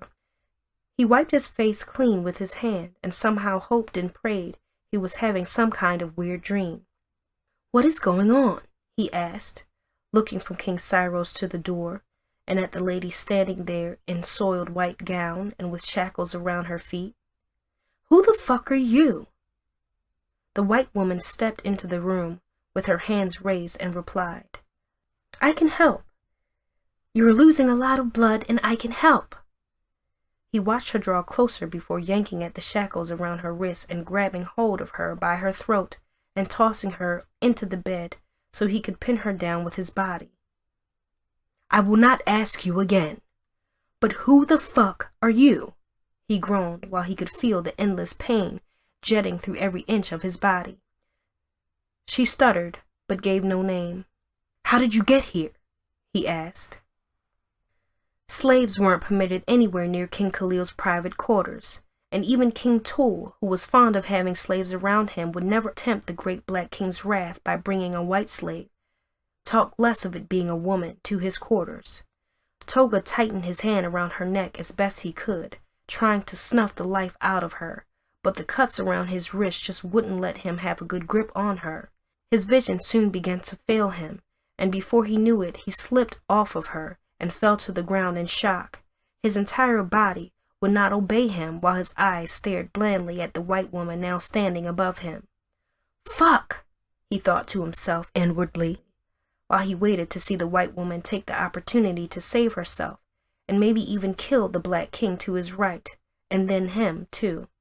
Surprisingly, she bent over, stared into his eyes, and struggled to help him back into bed, before hurrying out of the room and returning with some clothing in her hand and a bowl of water. There is some salt in this water, and it will hurt like hell, but I need to stop the bleeding, and I need you to bear with me, she muttered. Do not fucking touch me! Don't you dare fucking touch me! He thought in his head while she began to mop his body with the clot and water. He screamed wildly with each burn from the salt entering his wound, but it soon became a norm, and he carried the pain through with less screams. His loud cries awakened King Cyrus, who held a rather disturbed expression on his face upon seeing the white woman. What the hell is going on? He asked, while he looked to Toga. You little piece of shit! Toga, whose voice and strength was slowly returning, replied. I should ask you. They both turned their attention to the white woman and held her in their glares. She eased away off of Toga, picked up a club by the entrance, and then rammed it hard into Toga's face first. She approached King Cyrus and did the same to him too. Both men fell unconscious immediately, leaving the strange white woman all alone to them. Where were we? She giggled. Chapter 10. The four black men stood with their backs to one another, doing their best to remain vigilant of the fact they were well outnumbered, hands held high, with their weapons shining brightly, with the sun bouncing off their blades. King Khalil couldn't help but wonder why the man before him seemed too content to have them there. I would expect nothing less from the king of such wretched and treacherous niggers, the white man leading the soldiers said before spitting to the ground. You should know there is nothing these men will do that will prevent you from tasting the wrath of my blades, King Maru warned. It is easier to ease away and leave us in peace right now. King Khalil looked around and made a hurried count to ascertain the number of soldiers they were to fight against. By his count, they were under 50, and it brought a smile to his face. It didn't matter if they were greatly outnumbered on any day. One of his men equaled 3 white soldiers, and under serious duress as the one they were in, each of them were capable of handling at least 5, while his personal number doubled. He relaxed his stance momentarily, as did the others, while they accessed the situation of things more appropriately. Why are you even here?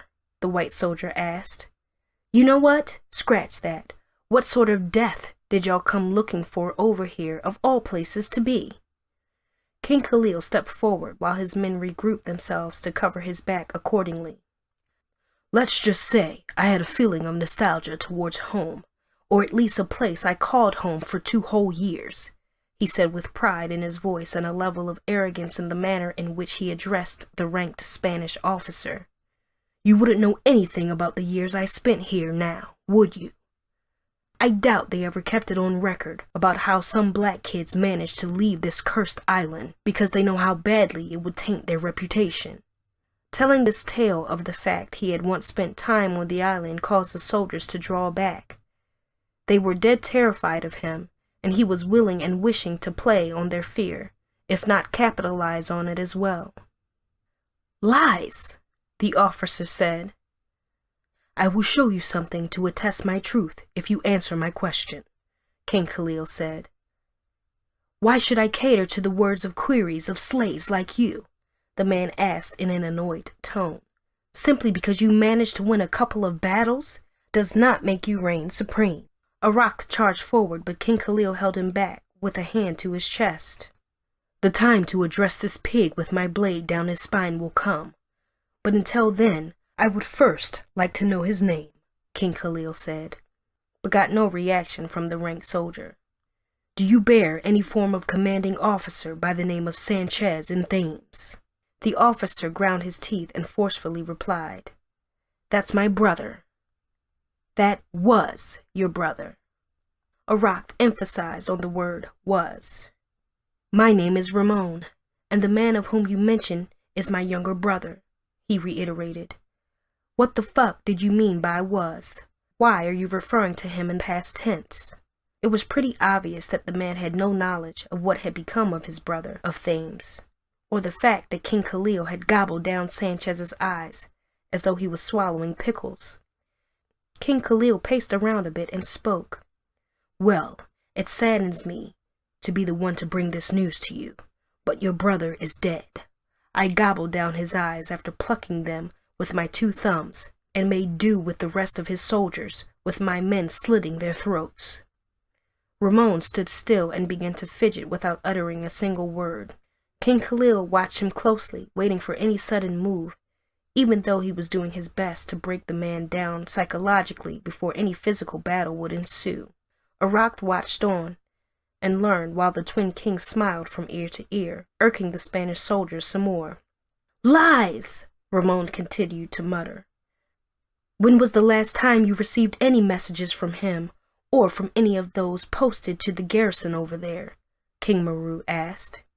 "Have you heard anything from his wife?" King Marie joined in while they teased the man. His face reddened, and his men looked agitated and willing to strike upon command. The Black Kings were no doubt insulting their egos, and it wasn't going to sit with the commanding officer or his men. However, there was a level of fear which was apparent to the Black Kings just by looking into their opponents' eyes. They were dead terrified of what the Black Kings were capable of, considering they successfully took down Sanchez and his men. It would and should be no easy feat for anyone to lay siege on Thames, but without doubt it had fallen under the guidance of King Khalil. "So here we are," King Khalil continued. "The Black Plague, as you Spanish twats call me, and my soldiers are right here at your doorstep." His every word irked them, and by doing so, the Black King was winning even before he had to raise his blade. It showed in the manner in which they trembled, and it showed in the way in which they stared at the 4 men standing before them. "I guess there's no other way then." Ramon finally gained some composure as he took out his sword and tilted it to the ground. "You and your men will die here today, and it will be known across the entirety of Spain and Europe that I, Ramon, Commander-in-Chief of the Black Rocks, successfully bring the nigger, fugitive, wanker, and plague by the name of Khalil and his companions to book under the justice of the King of Spain." He didn't even care to call our names too. King Marie felt insulted while he stared at his brother. "He obviously does not seem to count us worthy of respect or to be remembered," his brother replied. The twin kings stepped forward and shielded King Khalil from whatever was to come. King Maru spoke first. "I still hold a grudge with you for bringing us here, but that is something we can discuss at another time, after we teach these imbeciles a lesson or two about respecting who we are as kings." King Khalil guarded their backs while the soldiers formed a circle around them. He made his count again to be sure and pictured just how many he had to kill to create an opening toward Ramon. Just as he had anticipated, hurting and hurling insults at Ramon's ego had brought him to the forefront of the battle. It was exactly as King Khalil had wanted. "Kill the head and the rest will succumb," King Khalil whispered to Arak. "It does not matter how many they are, as long as Ramon bites the rocks first." Arak nodded his head in acceptance of the tip and charged ahead alongside the two kings. King Khalil took care of the soldiers coming from the rear and made quick work of 5 without sweating. Ramon charged through next, aiming for King Khalil. "I had a feeling you would come," King Khalil teased. "Wouldn't you like to know how I made your brother squeal?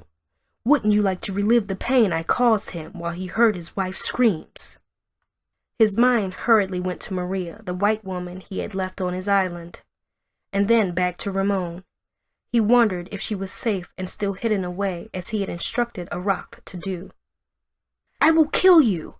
I will kill you and melt away your skin, like the hundreds of black children we take care of here every blessed day," Ramon fumed while he attacked. His swordsmanship was far better than King Khalil had anticipated, and he was agile and swift as a gazelle, too. His leg movements made it close to impossible to close him down. He swung his sword and narrowly missed King Khalil's ear before getting a hard jab by the Black King into his chest. "You black shit!" Ramon cursed while he grabbed hold of the blade within his hand and tried to prevent it from going into his body any further. He kicked the Black King in the chest and managed to scurry away into the crowd, while his soldiers covered and took his place. Like cows to the slaughter, King Khalil had no mercy on them. A strike was good enough to cut down 2 soldiers, but nothing he did seemed to be enough to get him within range of the cowardly Ramon.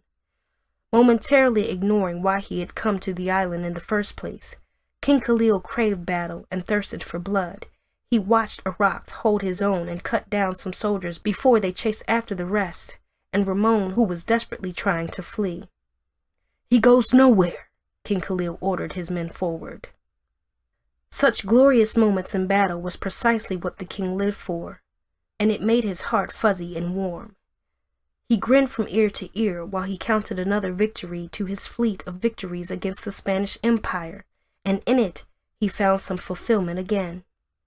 "This cursed island deserves to sink," he mumbled in joy while he walked past bodies of Spanish soldiers dropping like flies to his side. Arak stood tall to his name and position as King Khalil's trusted soldier in battle. He moved fast and swung hard and efficiently too. "Let's see how much more is willing to die until they realize the Black Plague is now upon them," King Khalil boasted aloud while he snickered and raced ahead to join in the battle. No sooner had he arrived by King Maru's side did he see something was wrong, and his men didn't look capable of going any longer. He turned away from the kings, and from Arak, who looked like he was staring at a ghost. To the north of where he stood, he too froze for a moment, and his heart sunk down his chest. The sight sent him staggering backwards with rage, with a tincture of pain slowly blossoming in his heart, until he could feel no joy from the battle he was already winning any longer. "What have you done?" he asked while he looked ahead in horror. Large buzzing flies circled the corpses, while maggots had infested a lot of them. The frames, no older than 14, and definitely black children, looked like they had been there for weeks, and if not months. The pile was as tall as King Cyrus, and the sight was even more horrifying than the great Black King cared to stomach. The bodies of his black brother, his black sister, and their black children had been stacked in one large pile and left to rot at the edge of the island. Seagulls came running to have their pick of the body parts, while vultures had begun to set upon some as well. It wasn't fresh, and it definitely wasn't as though the bodies had been collected there over a long period of time. "My king!" Arak called out in subtle and yet infuriated tone. "Kill them! Kill them all!" King Khalil ordered. Arak pushed forward immediately, leaving the 3 black kings behind as he grew bloodthirsty. His eyes bled with tears, and his sword dripped with blood of their enemies. Wailing profusely as he fought ahead and laid waste to the opposing soldiers, King Khalil found himself trapped within the borders of his own mind. "How much more?" he asked himself. "How many more do I have to kill, and how many more do I have to rescue?" It didn't feel like he had ever done enough. It felt like he was simply wasting his time with the number of kingdoms he had gotten back from the white soldiers. He felt like he had failed over and over and again. Hearing the buzzing sound from the perching flies on the black bodies set his soul on fire and caused his heart immeasurable guilt. "How much more?" he yelled, losing his cool and marching ahead while the two black kings flanked him. "Nobody touches Ramon. He is mine." They charged forward in unison and soon found themselves bringing down soldiers in good count until they had no more than 5 left. "You can choose to die here and now or get me Ramon," King Khalil warned the 5 men standing before him. "You can choose to drop your weapons, surrender, or watch another of your pathetic kind fall to the dust and have his brains picked by seagulls." Ramon appeared in confident tone and with a little black boy no more than 10 in his hand. He pressed his blade to the boy's temple and shielded himself well enough behind the boy. "What is it going to be? King of black cunts?" Ramon cackled while the remaining men gained some renewed strength to stand their ground. King Khalil fumed and spoke. "How low can you be? What level of shamelessness would cause you to take refuge behind a helpless boy and use his life as a bargaining chip?" Ramon shrugged his shoulders in nonchalance while Arak looked to his king for a command. "I swear to God that I will gut this child right here before you, and his blood will be on your hands. If you think I will not do it, remember, I gutted almost every one of those little bastards over there, and for lesser reasons, too," Ramon threatened. He sounded without doubt insane, and in far worse form than even Sanchez had been. "My brother was far weaker than I am, and I don't know how stupid he was to have allowed you success over him, but I will not let that happen in my case," Ramon warned. "Lay down your weapons, or I will water the fabled black rocks with the blood of another worthless black child." "We aren't listening to the shit this fool is saying, right?" King Maru said without looking at the Black King. "We can take them and save the boy just in time." King Khalil felt his heart weigh while he stared at the struggling black boy. The pain and fear mixed into one of grief, and the boy's eyes stared right back at him, and he wasn't sure he could stand seeing it happen again. "Lay down your weapons," King Khalil warned his men. "What?" King Marie asked. "Are you certain, my king?" Arak asked obediently. "Lay down your weapons," King Khalil yelled in rage while he tossed down his blades. "Nice and easy now," Ramon cackled in satisfaction where he stood. The twins didn't seem particularly happy with the mandate. He remained in possession of their blades and shot Ramon despairing looks. "I don't think I can do that," King Maru replied. "I don't need you to think. I need you to do as I command and lay down your bloody weapons." King Khalil turned on his men, dispossessing King Marie with ease and holding the blade against King Maru. King Maru tossed his blade to the ground, while the great black king turned his attention to Ramon. "Let the boy go, and you can take us in," he said in a weak and less threatening tone. King Maru warned the great black king. "Don't trust a word that comes out of that fucker's mouth. I wouldn't trust a fuck he says. And I say we arm ourselves and fight like hell." "He has a child," King Khalil reminded his compatriot. "So fuck what? They always have a child, and they always hide behind black children," King Marie protested. "I say we do as my brother asked and charge them right now. I say we call his bluff." It didn't sit well with King Khalil. It didn't make sense to have to choose between saving a black child and getting his hands on a white terror that had no problem killing black kids. It didn't make him feel comfortable that his fellow black king didn't have a problem with charging ahead, even though they knew the black child could die. "I am not going to sacrifice a life just so you gain victory," King Khalil refuted. The twins looked at him with anger on their faces. "How many times have we been faced with this situation? How many times have we had to choose, and we always nail these bastards not because they have a child now, but because we don't want them doing it to hundreds of child afterwards," King Marie explained. "This is one child, King Khalil. It is one child against half these sick bastards harming many more." It still did not sit well for him, and he continued to shake his head. He wondered if it had anything to do with the mental struggles of needing a child. He pondered hard on whether or not he wasn't being unfair about the situation because he felt a soft spot in his child about not having a child. Did she know we were going to find these here? He thought to himself. Did that white bitch know we were going to find these dead black kids here, and she wanted me to suffer some more? It was slowly beginning to trickle in, and he wondered if the urge to find a solution about his situation with Sheila had blinded him of the fact that the white woman he held captive might have been messing with him. That bitch knew! She fucking knew! He raged and kicked the thin air without connecting his foot with anything. Oh, I am going to skin her alive. I will peel the white flakes off of her skin after roasting her alive. He cursed his gullibility and hated how easy it was to play him. Is this why she wanted to tag along? He thought to himself, and still couldn't believe he had been fooled and sent on a fool's errand. Scenarios and possible outcomes about Maria, the white woman, began to play in his head. It was easier for her to plan her escape with the amount of leverage Ramon had on his side. I don't know what's messing up your head right now, Khalil, but we need you to fucking step and snap out of it, King Marie yelled. King Maru turned to him, slapped him right hard in the face, and yelled, It is one child. We can take them and everything ends right now. We do not have to show any weakness and allow these animals hold us to ransom. Thoughts of what Sheila would say, had she been there, came through his head.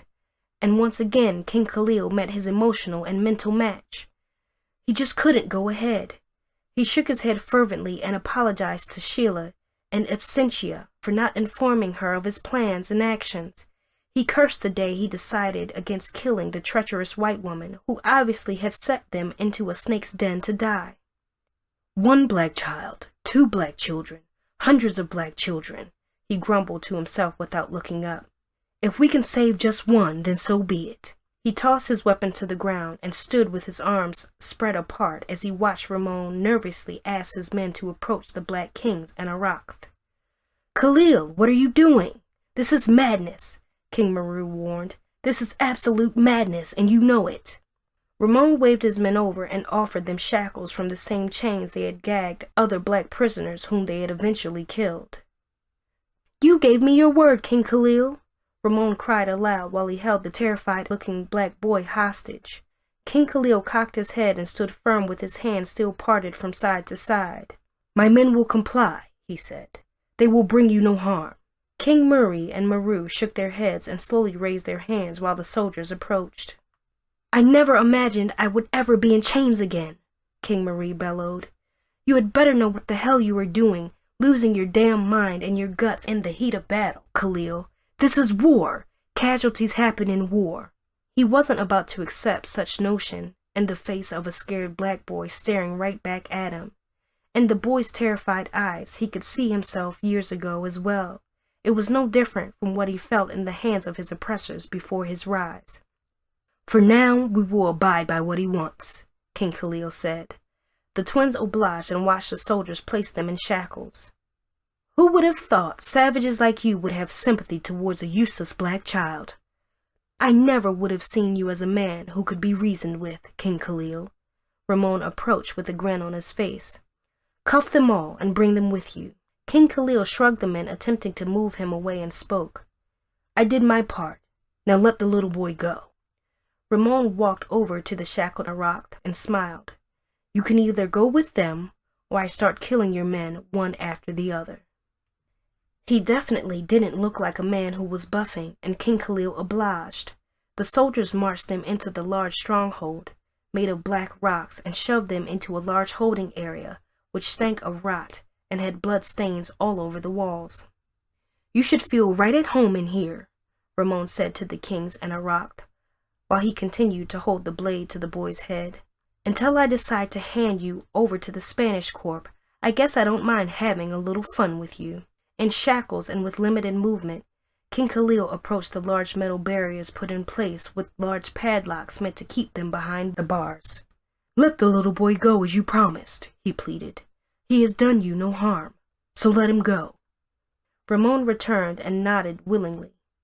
You know what? You are right. I wasn't going to kill him after we rid ourselves of the last batch, but seeing you here gives me an extra incentive to do away with him. No, you wouldn't dare, King Khalil yelled. Wouldn't I now? Ramon giggled. The kings upped themselves and raced to the gate to hold back King Khalil. "You touch that boy and I will kill you. I will hunt down your father, search the length of the earth for your brothers and sisters and everyone you hold dear," he yelled. Ramon approached and stood before the great black king with a blade to the boy's throat and then slit it from ear to ear. "This one is for assuming yourself to be a king and for my brother." Ramon grinned wildly before holding up the blade, with which he slit the boy's throat and tossed it to the corner in the corridor. King Khalil fell to his knees and reached for the little boy. He groped his neck tightly and tried to prevent the boy from bleeding out, but to no avail. The blood trickled onto his hand and soiled the dirty earth beneath them. He could hear it gurgling out from the little boy's jugular, and regardless of how hard he tried, there was just no saving him. "He is gone," King Marie noted. "You did everything you could. He is gone." A rock shot to his feet with his face welling with anger. He rammed his forehead into the bars, causing a nuisance of himself, until 2 soldiers came running over. "Open the gates! Open the bloody gates!" Arak fumed, while King Khalil still could not contain the guilt he felt at heart for watching the little boy die. A sense of guilt stretched through him while he stared at the lifeless body in front of their holding area. "You need to pull yourself together," King Marie warned. "This isn't over, and we need you in your right frame of mind or we all die, and that little black boy dies for no worthy reason." "Bring me the lousy one." Ramon soon returned as he watched his men hurriedly open the gates to drag Arak out. King Khalil rose to his feet with venom in his eyes and his blood curdling hot, but with no means of breaking through the restraints around his hands and legs. "Don't you dare, Ramon! Don't you fucking touch him!" He warned Ramon, who danced his way over to the gates and grabbed hold of Arak with his chains, while his fellow soldiers beat the living hell out of the prisoner. They dragged Arak away from sight, and his screams and yells of pain and terror soon filled the hallways. "You cannot break down here, Khalil." King Maru drew closer and warned the great black king. "I know you to be tougher than this. I know you to be far more resilient than this. We all look up to you, and nothing will be done to avenge that boy's death if you let that bastard win." King Khalil raised his head and showed the flood of tears rolling down his cheeks.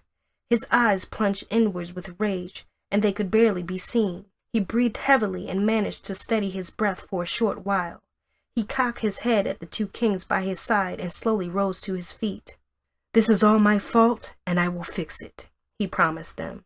He wasn't sure on how he was going to pull it off, but he was certain a way would come through. "You cannot let them win, Khalil," King Marie added.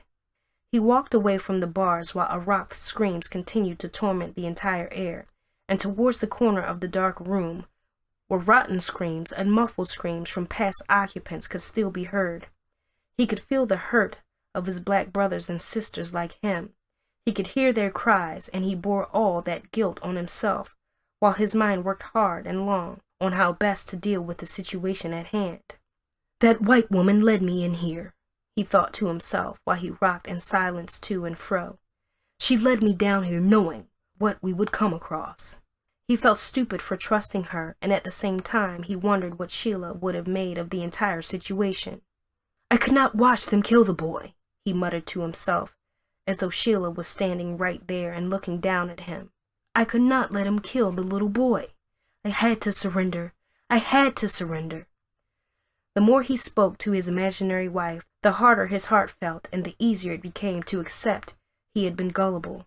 His ego as the great black king felt bruised, and he wondered how he could be called such, when he had fallen for such stupid trap. King Maru drew closer to his brother and leaned over to whisper, "I have never seen him this way, and it really worries me that we might be on our own here on." They looked in the king's direction again and shook their head in what looked like displeasure. "Whatever we do, we need to get out of here alive," the twins agreed. "We need to get our hands on that slimy bastard called Ramon first, and then we return home." King Khalil broke through his silence and said without directing his words to them. They sat up in shock and watched him get up on his feet to approach the large bars holding them in. "He no longer screams," he muttered, while the other two took note of the fact they had not heard anything from Arak any longer. "Get on your feet," a soldier commanded Arak as they dragged him back and tossed him into the holding room. "We will be coming for the rest of you soon enough, or when Ramon deems fit." They laughed hard and loud before locking the gate and heading off. King Khalil rushed over to the bloodied Arak, who was now missing a finger, and cradled the loyal soldier in his arms.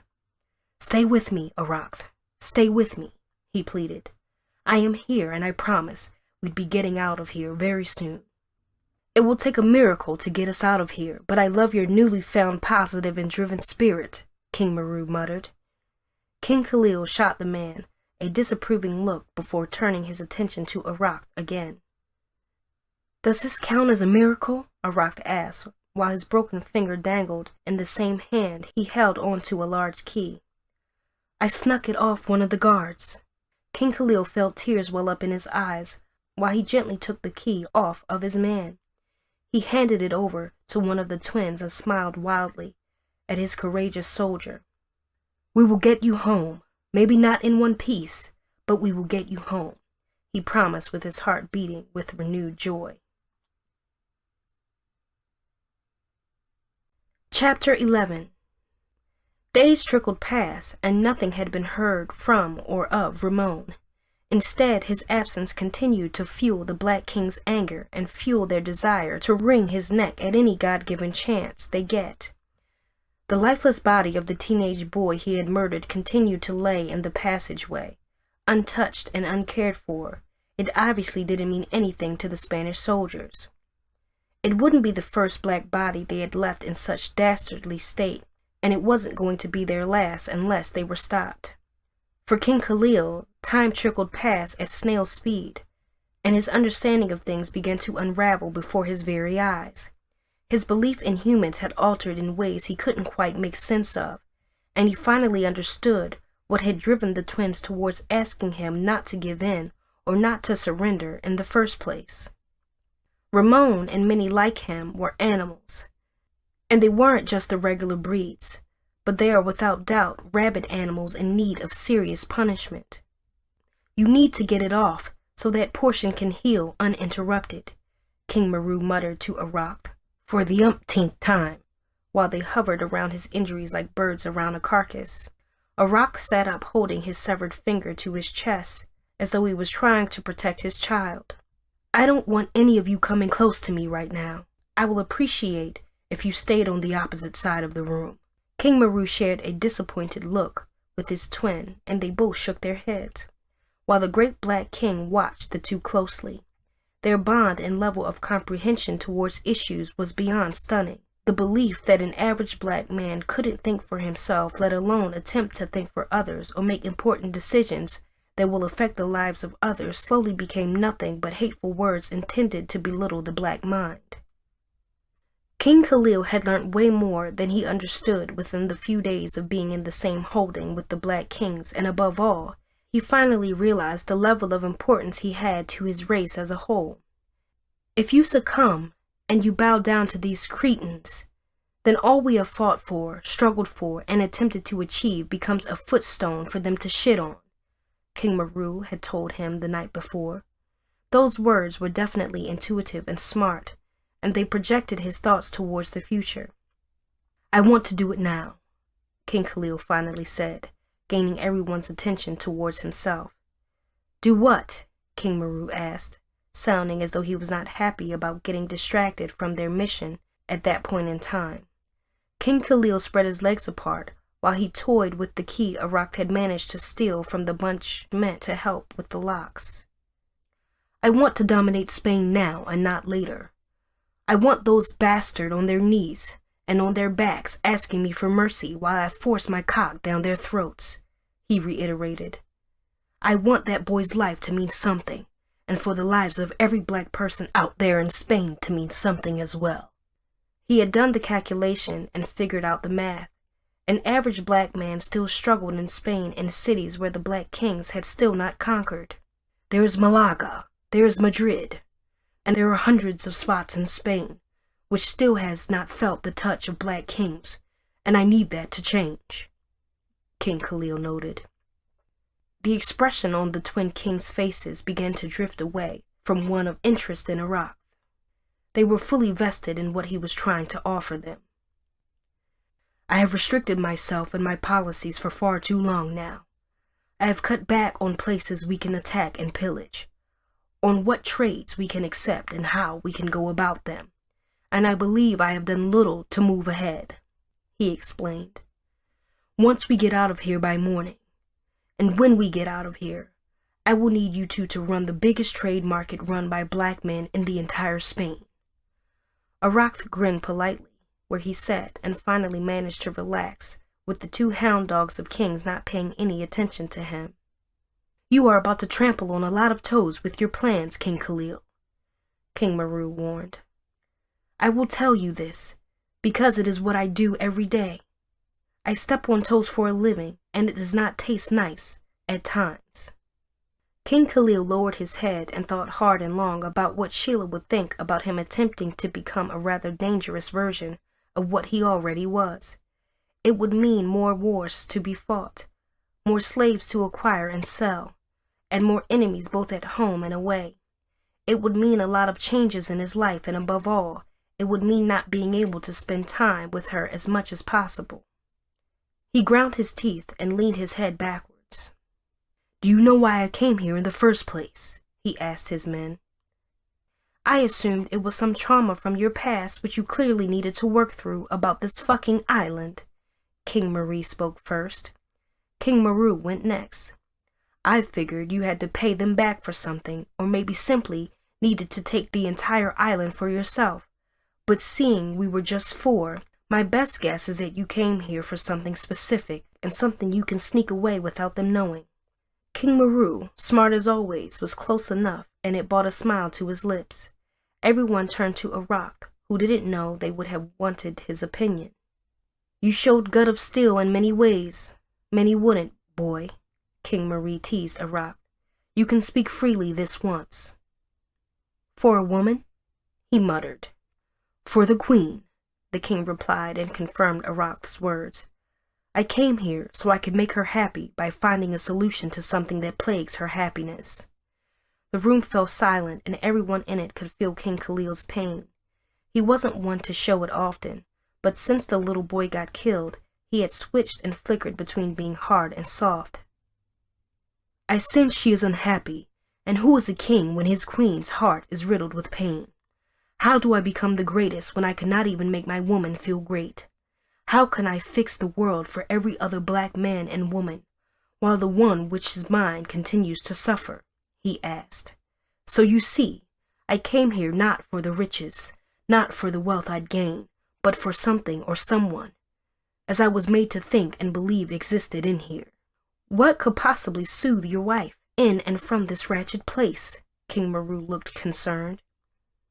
I was told of tales of a physician who was skilled in the art of correcting women with birthing and pregnancy issues, he explained.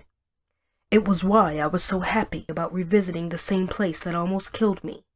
It is why I chose you two, for what could have ended us at sea, and why we have to witness all of these once again. He got to his feet, cleared his throat, and stretched until he could hear his bones cracking and creaking. If what I find does not exist here, then I have been made a fool and pushed towards what I believe is a trap, he added. One thing I can promise you is that I will get you all out of here safely. I will do that, even if it takes my life. King Khalil walked over to the soldier, seated with his back on the wall while his finger continued to dangle freely. He wouldn't even let us look at it. King Maru shook his head. What a bloody baby he is. King Khalil smiled and reached out his hand before Arak. If it festers, you could lose the entire hand. Of what use will you be to your king without your fighting hand? Arak swallowed down hard and gently placed the injured hand atop King Khalil's outstretched palm. On the count of 3, prepare yourself, the king said. Arak closed his eyes, counted slowly. 1, 2, ah! King Khalil placed a hand atop the screaming man's face and forced him to stop. He held up the detached finger for his soldier to see, before tearing off some of his clothing to apply it to the wounded area. That wasn't as bad as you assumed it would be, wasn't it? He smiled at Arak while he bound his wound tightly. That should stop the bleeding, but sadly not the pain. Will you be able to handle yourself by morning? He upped himself and walked to the bars before handling the lock and staring at it in disappointment. We have a problem, he mentioned. What is it? King Maru asked. The key won't work for this lock, which means we are back to square one. He turned around and said, with a flat face. Shit, Arak noted. Yes, shit. You got your fingers severed for the wrong fucking key, King Maru said while he shook his head in dismay. There's still something we can try, Arak noted. The knife Ramon used in... He paused and looked at the king and then at the dead body on the floor. It is fine. I have made my peace with it, and I know I should be able to have my justice soon, King Khalil assured Arak. How do we even get it? King Maru asked. I might have another plan, Arak noted. The twin kings shook their head, and one said, Of course you do. It isn't a similar one about getting the remainder of your fingers chopped off, is it? Arak bit his lower lip, took a moment to think while he looked around the room for items they could use. Well, it might require us going naked. He grinned and said. His idea definitely didn't sound like it would go well for the twin kings. They shook their head in unison and wore similar frowns on their eerily identical faces. I would rather swim across the fucking ocean butt naked and with a cut on my nipple than do anything naked with you, King Maru sniffed and said. I don't think that is what he wants to do. It isn't what you want us to do, right? King Khalil looked to Arak with a rather stern expression. Arak shook his head from side to side. We need something long enough to hold that key when we projected ahead and tried to drag that knife over here. They all took a long pause to look at each other and then acknowledge what a good plan it was. Within seconds, they had gathered their pieces of clothing and joined them together to form a long rope which held the wrong key at the end of it. Who has the best aim? Arak asked. The three kings turned around to look at one another. Me, they said at once. You aren't better at either of us when it comes to wielding the spear, so why would you be better at getting this done? King Maru spoke on behalf of the twins. King Khalil parted his lips to protest but heard Arak break through. I have done it. His shot was perfect, and the clothing had landed directly on the knife as intended. Slowly and carefully, they reeled it back in and towards the bars until the great king could get his hands on it. What next? He turned to his men and asked. None had spared their eyes some sleep through the night, and they remained with their backs to the wall slumped over in differing positions. With blood smears all over their body, the first soldier to see them hurriedly raced away to get his colleague. Shit! They must have murdered themselves or something. He sounded frightened while he fondled with the key for the lock on the bars. The duo rushed into the room, looked around in confusion, and then raced to check King Khalil for a pulse. Now! Arak screamed, leaping from where he sat in a slumped state and attacking the nearest soldier with his teeth dug into the latter's ankle. Screams filled the cage as King Maru made quick work on the soldier being held down by Arak. A quick snap of his neck and his lifeless body was on the floor in seconds. King Khalil held a knife to the second soldier's jugular and whispered in sweet and terrifying words to him. Where is Ramon?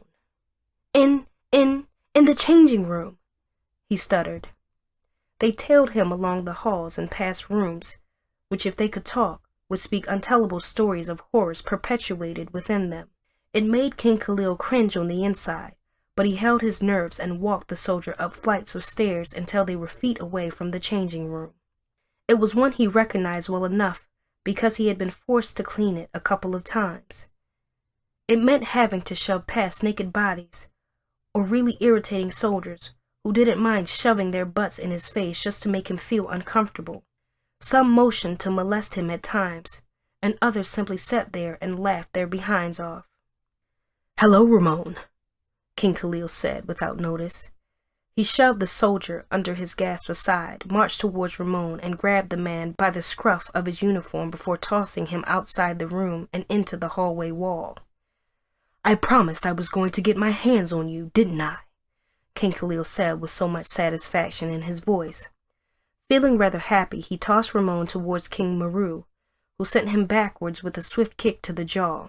They tossed him around for fun, returning him to the sender with kicks, jabs to the gut, and anything that would make him feel nothing but absolute pain. King Meru held him by the throat and held the knife he had been given by King Khalil earlier to deal with the other soldier to the distasteful man's throat. "How does it feel to know just 4 men took down the entire Black Rocks?" he asked. Ramon burst out into an unexpected laughter before spitting into King Meru's face. "You can suck my dick for all I care. There's nothing more you can do to me, you black cunts." "You know what? I changed my mind," King Meru said, leading with a sharp nod into Ramon's nose. The latter cried wildly, clinging his bleeding nose and screaming atop his guts while everyone around laughed. King Khalil wondered what best to do with the man who almost ruined his mind. Ordinarily, he would slit his throat and get it over with, but he wanted more.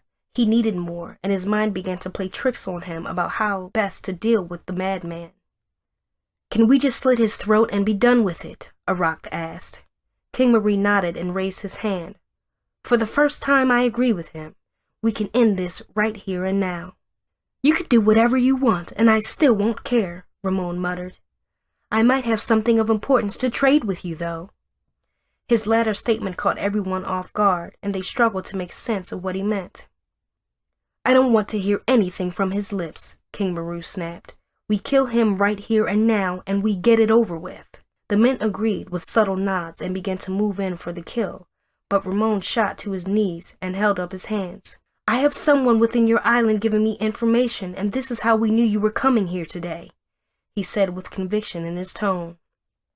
The 3 kings stopped and shared uncomfortable stress with one another. "Absolute cow dung. He is saying rubbish and just about anything to get him saved," Arak noted.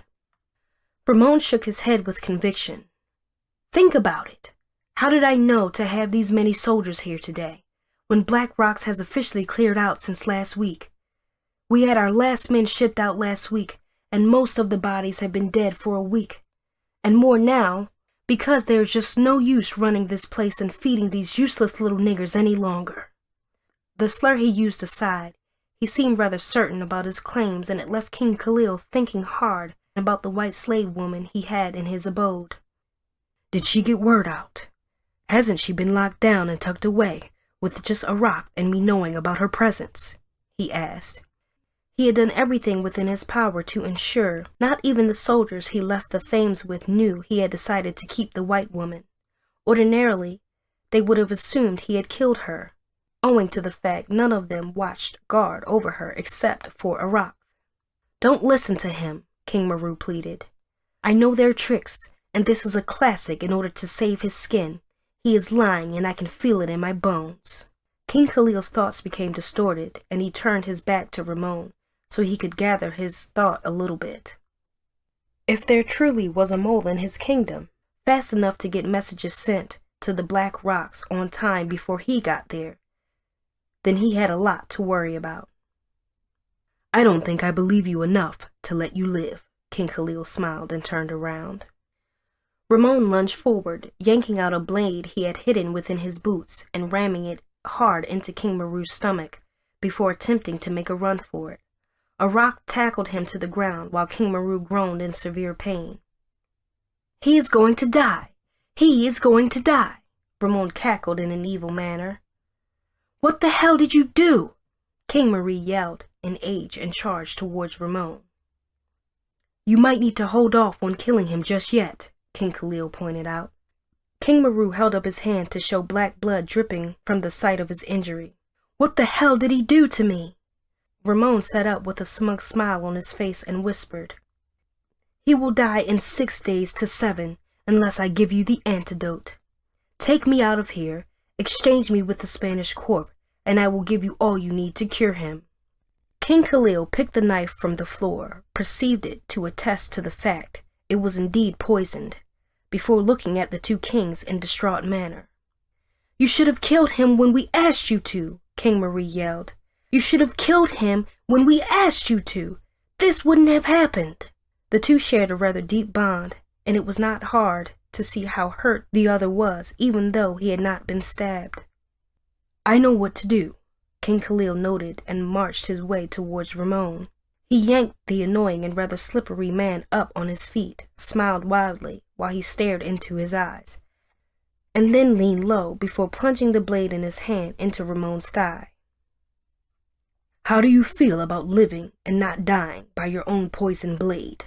King Khalil smirked while he twisted the blade deeper, causing Ramon to spit and foam in the mouth.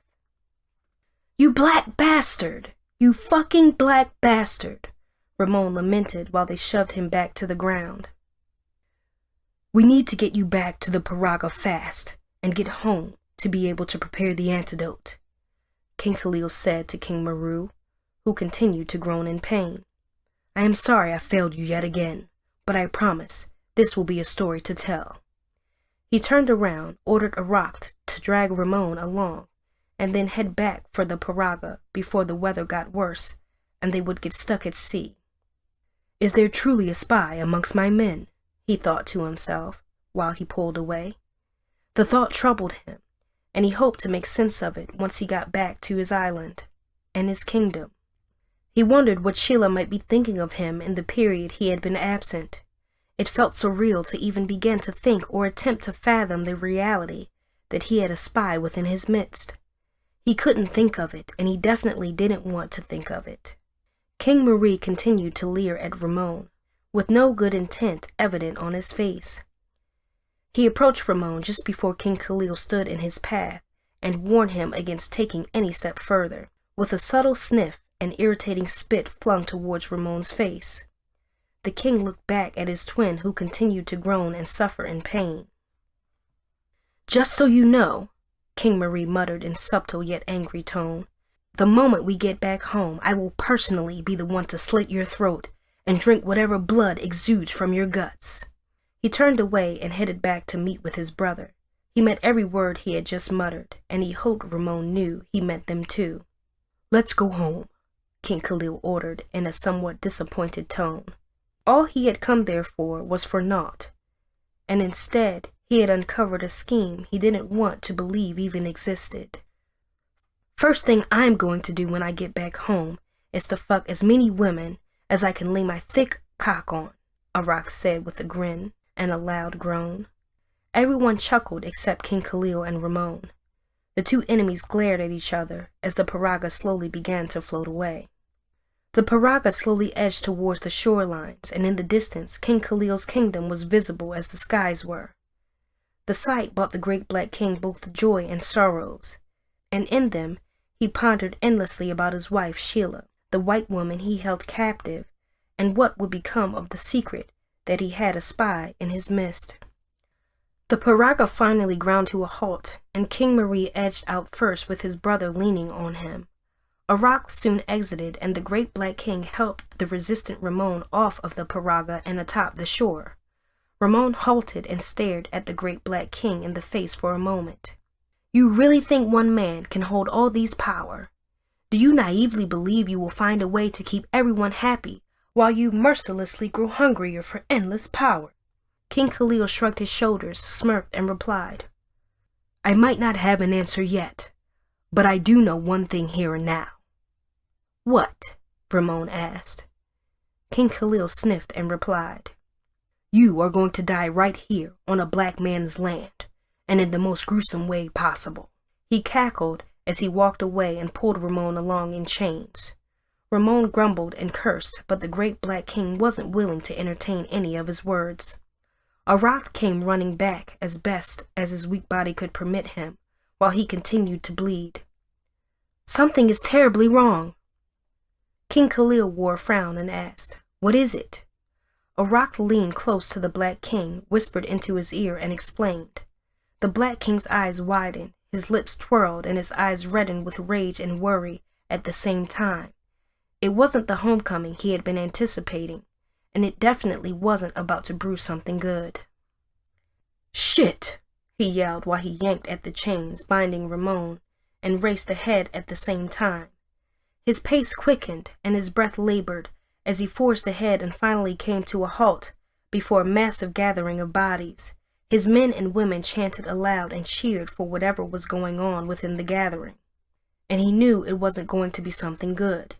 He tossed Ramon to the ground and a rock immediately secured the prisoner as the king shoved and pushed through the massive gathering of bodies to make his way towards the center of the melee. "Stop! Stop this instant!" he yelled atop his voice, while his eyes bore nothing but fury. Toga stood in the middle of the crowd, looking battered, bruised, and yet as though he had someone patch him up rather nicely.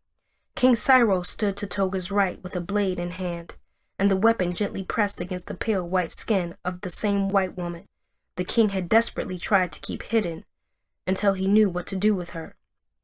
"King Khalil," Toga spoke immediately. "Look at what we have here, creeping around your private quarters."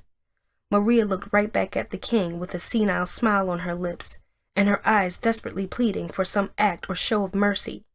King Khalil felt confused and yet certain of what he must do while he stood there and his people glared at him for answers.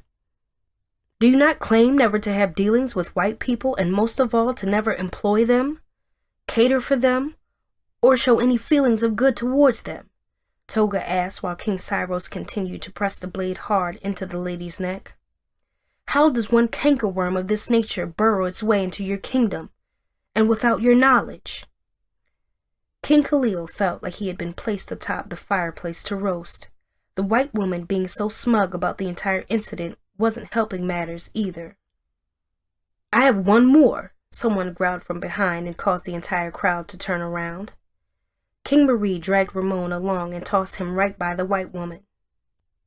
"I have one more, and I would like to know what in the hell is going on here," he grumbled.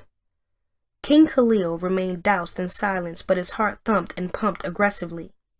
Alika drew out of the shadows and stood just within the king's view with a smirk on his face, while he looked from him to the white woman and then to the white man. Ramon shrugged and attempted to move upon sighting Alika, but Marie held him down with his knee pressed against the former's neck so he could not speak. "It is obvious what we must do, is it not?"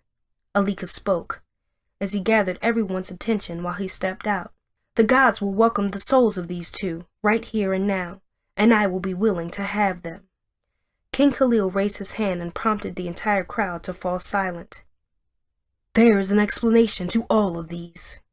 He marched ahead, knelt before Ramon, and stared into his eyes, before getting up and approaching the white woman and doing the same. "These two connived some way to get into my kingdom and to cause me great harm, and I will have my answers before anything else is done," he explained to his subjects. Ramon shook his head and replied, "You seriously have such disgusting confidence to assume whoever my source of information is happens to be this whore of a woman who would lay with any man to further her cause. Just so you know, one of your men is responsible, and I will finger them out, if and only I am pardoned and allowed to leave as I have requested earlier." King Khalil sighed, waved his fingers at King Marie, and ordered him to take Ramon up. The king obliged, and King Khalil approached him. He rammed his fist into Ramon's chest, causing him to spew blood, and then followed up with another into his jaw. "The only reason you are alive is so you can tell me the antidote to cure King Meru, and nothing more," he warned his prisoner. "Get him out of my sight," he ordered King Marie, who was more than happy to comply. "How about this white whore? What will you make of her being in your private quarters, and with enough stories to tell on how you deliberately kept her there?" Toga pointed to the lady now begging for her life with her docile eyes staring right back at the king while King Cyrus pinned his blade, a little too close for comfort, into her neck. King Khalil could feel his people anticipating and waiting in anxiety for his answer, and it scared him that it might not be what they intended to hear. He looked up, cleared his throat, and finally said, "She is to become my trusted white slave, and no harm should ever come to her. She will be housed closest to my private quarters, and her services will be restricted to me alone." The crowd gasped in shock, and King Cyril slowly led his blade off of her neck. He turned away without a word and exited the gathering into the distance until he disappeared from sight. Toga smirked, shook his head, and turned around too as the crowd began to mumble, "A white slave woman!" in shock and without acceptance of the king's action. "Ah!" Someone screamed, and the massive crowd scattered, whilst a white body laid flat on the ground with blood trickling all around it. Ramon laid in the distance, covered in his own blood, and with King Marie looked aghast and lost at the same time. A knife had been plunged hard and badly into Ramon's back, and there was no doubt about it that the only man who knew of and about the antidote to help King Maru was dead. King Khalil sighed aloud and in befuddlement before looking ahead to see his queen, Sheila, staring right back at him with nothing but hatred in her eyes. In that moment, the great black king knew that he had amassed a whole lot of troubles, and the white slave woman was to blame. Author bio. R Leonard is a black man with a passion for writing heartfelt and heated romance and erotica. He refuses to use a pen name because he's proud of his work. He's a fan of creating that first spark between characters that turns into a blazing fire. While he's aware he's not the typical romance author, he's bound and determined to make a name for himself and shoulder in among the greats as one of them. When he is not writing, he is thinking up new story ideas. Motivated by the real world, he writes realistic, down-to-earth stories designed to captivate readers. He also enjoys playing sports, expanding his mind at museums, traveling far and wide, and working out. He strives to be an inspiration to others, afraid to be true to their passions and hopes to become an accomplished writer. For business inquiries, contact him at JAYRLEONARD8@gmail.com. His readers are more than welcome to contact him also with questions or thoughts. In due time, he also plans on becoming a film director, shooting independent movies that includes the White Slave Woman movie series, along with many of his other books to come. So if any actors or actresses are out there, contact him, experience or no experience needed. All people are welcomed, color or race don't matter. Please consider sending him a cash donation to help him bring out more great content. His PayPal email payment is jrbigrep@gmail.com, or you can Cash App him at $bigrep2. Thank you all so much. Follow him on Facebook and Instagram. His YouTube channel is R Leonard from Big Rep Radio. Subscribe to his channel. His Instagram is Big Rep Radio, and sign up for his email list. Subscribers will get free gifts along with updates on R Leonard books and other news. Join his newsletter at www.jayrleonard.com. Thank you. Closing credits. This has been The White Slave Woman, interracial romance novel, historical romance, 16th century, written by R Leonard, narrated by Jakira Williams, copyright 2022 by Rufus Leonard Jr., production copyright by Rufus Leonard Jr.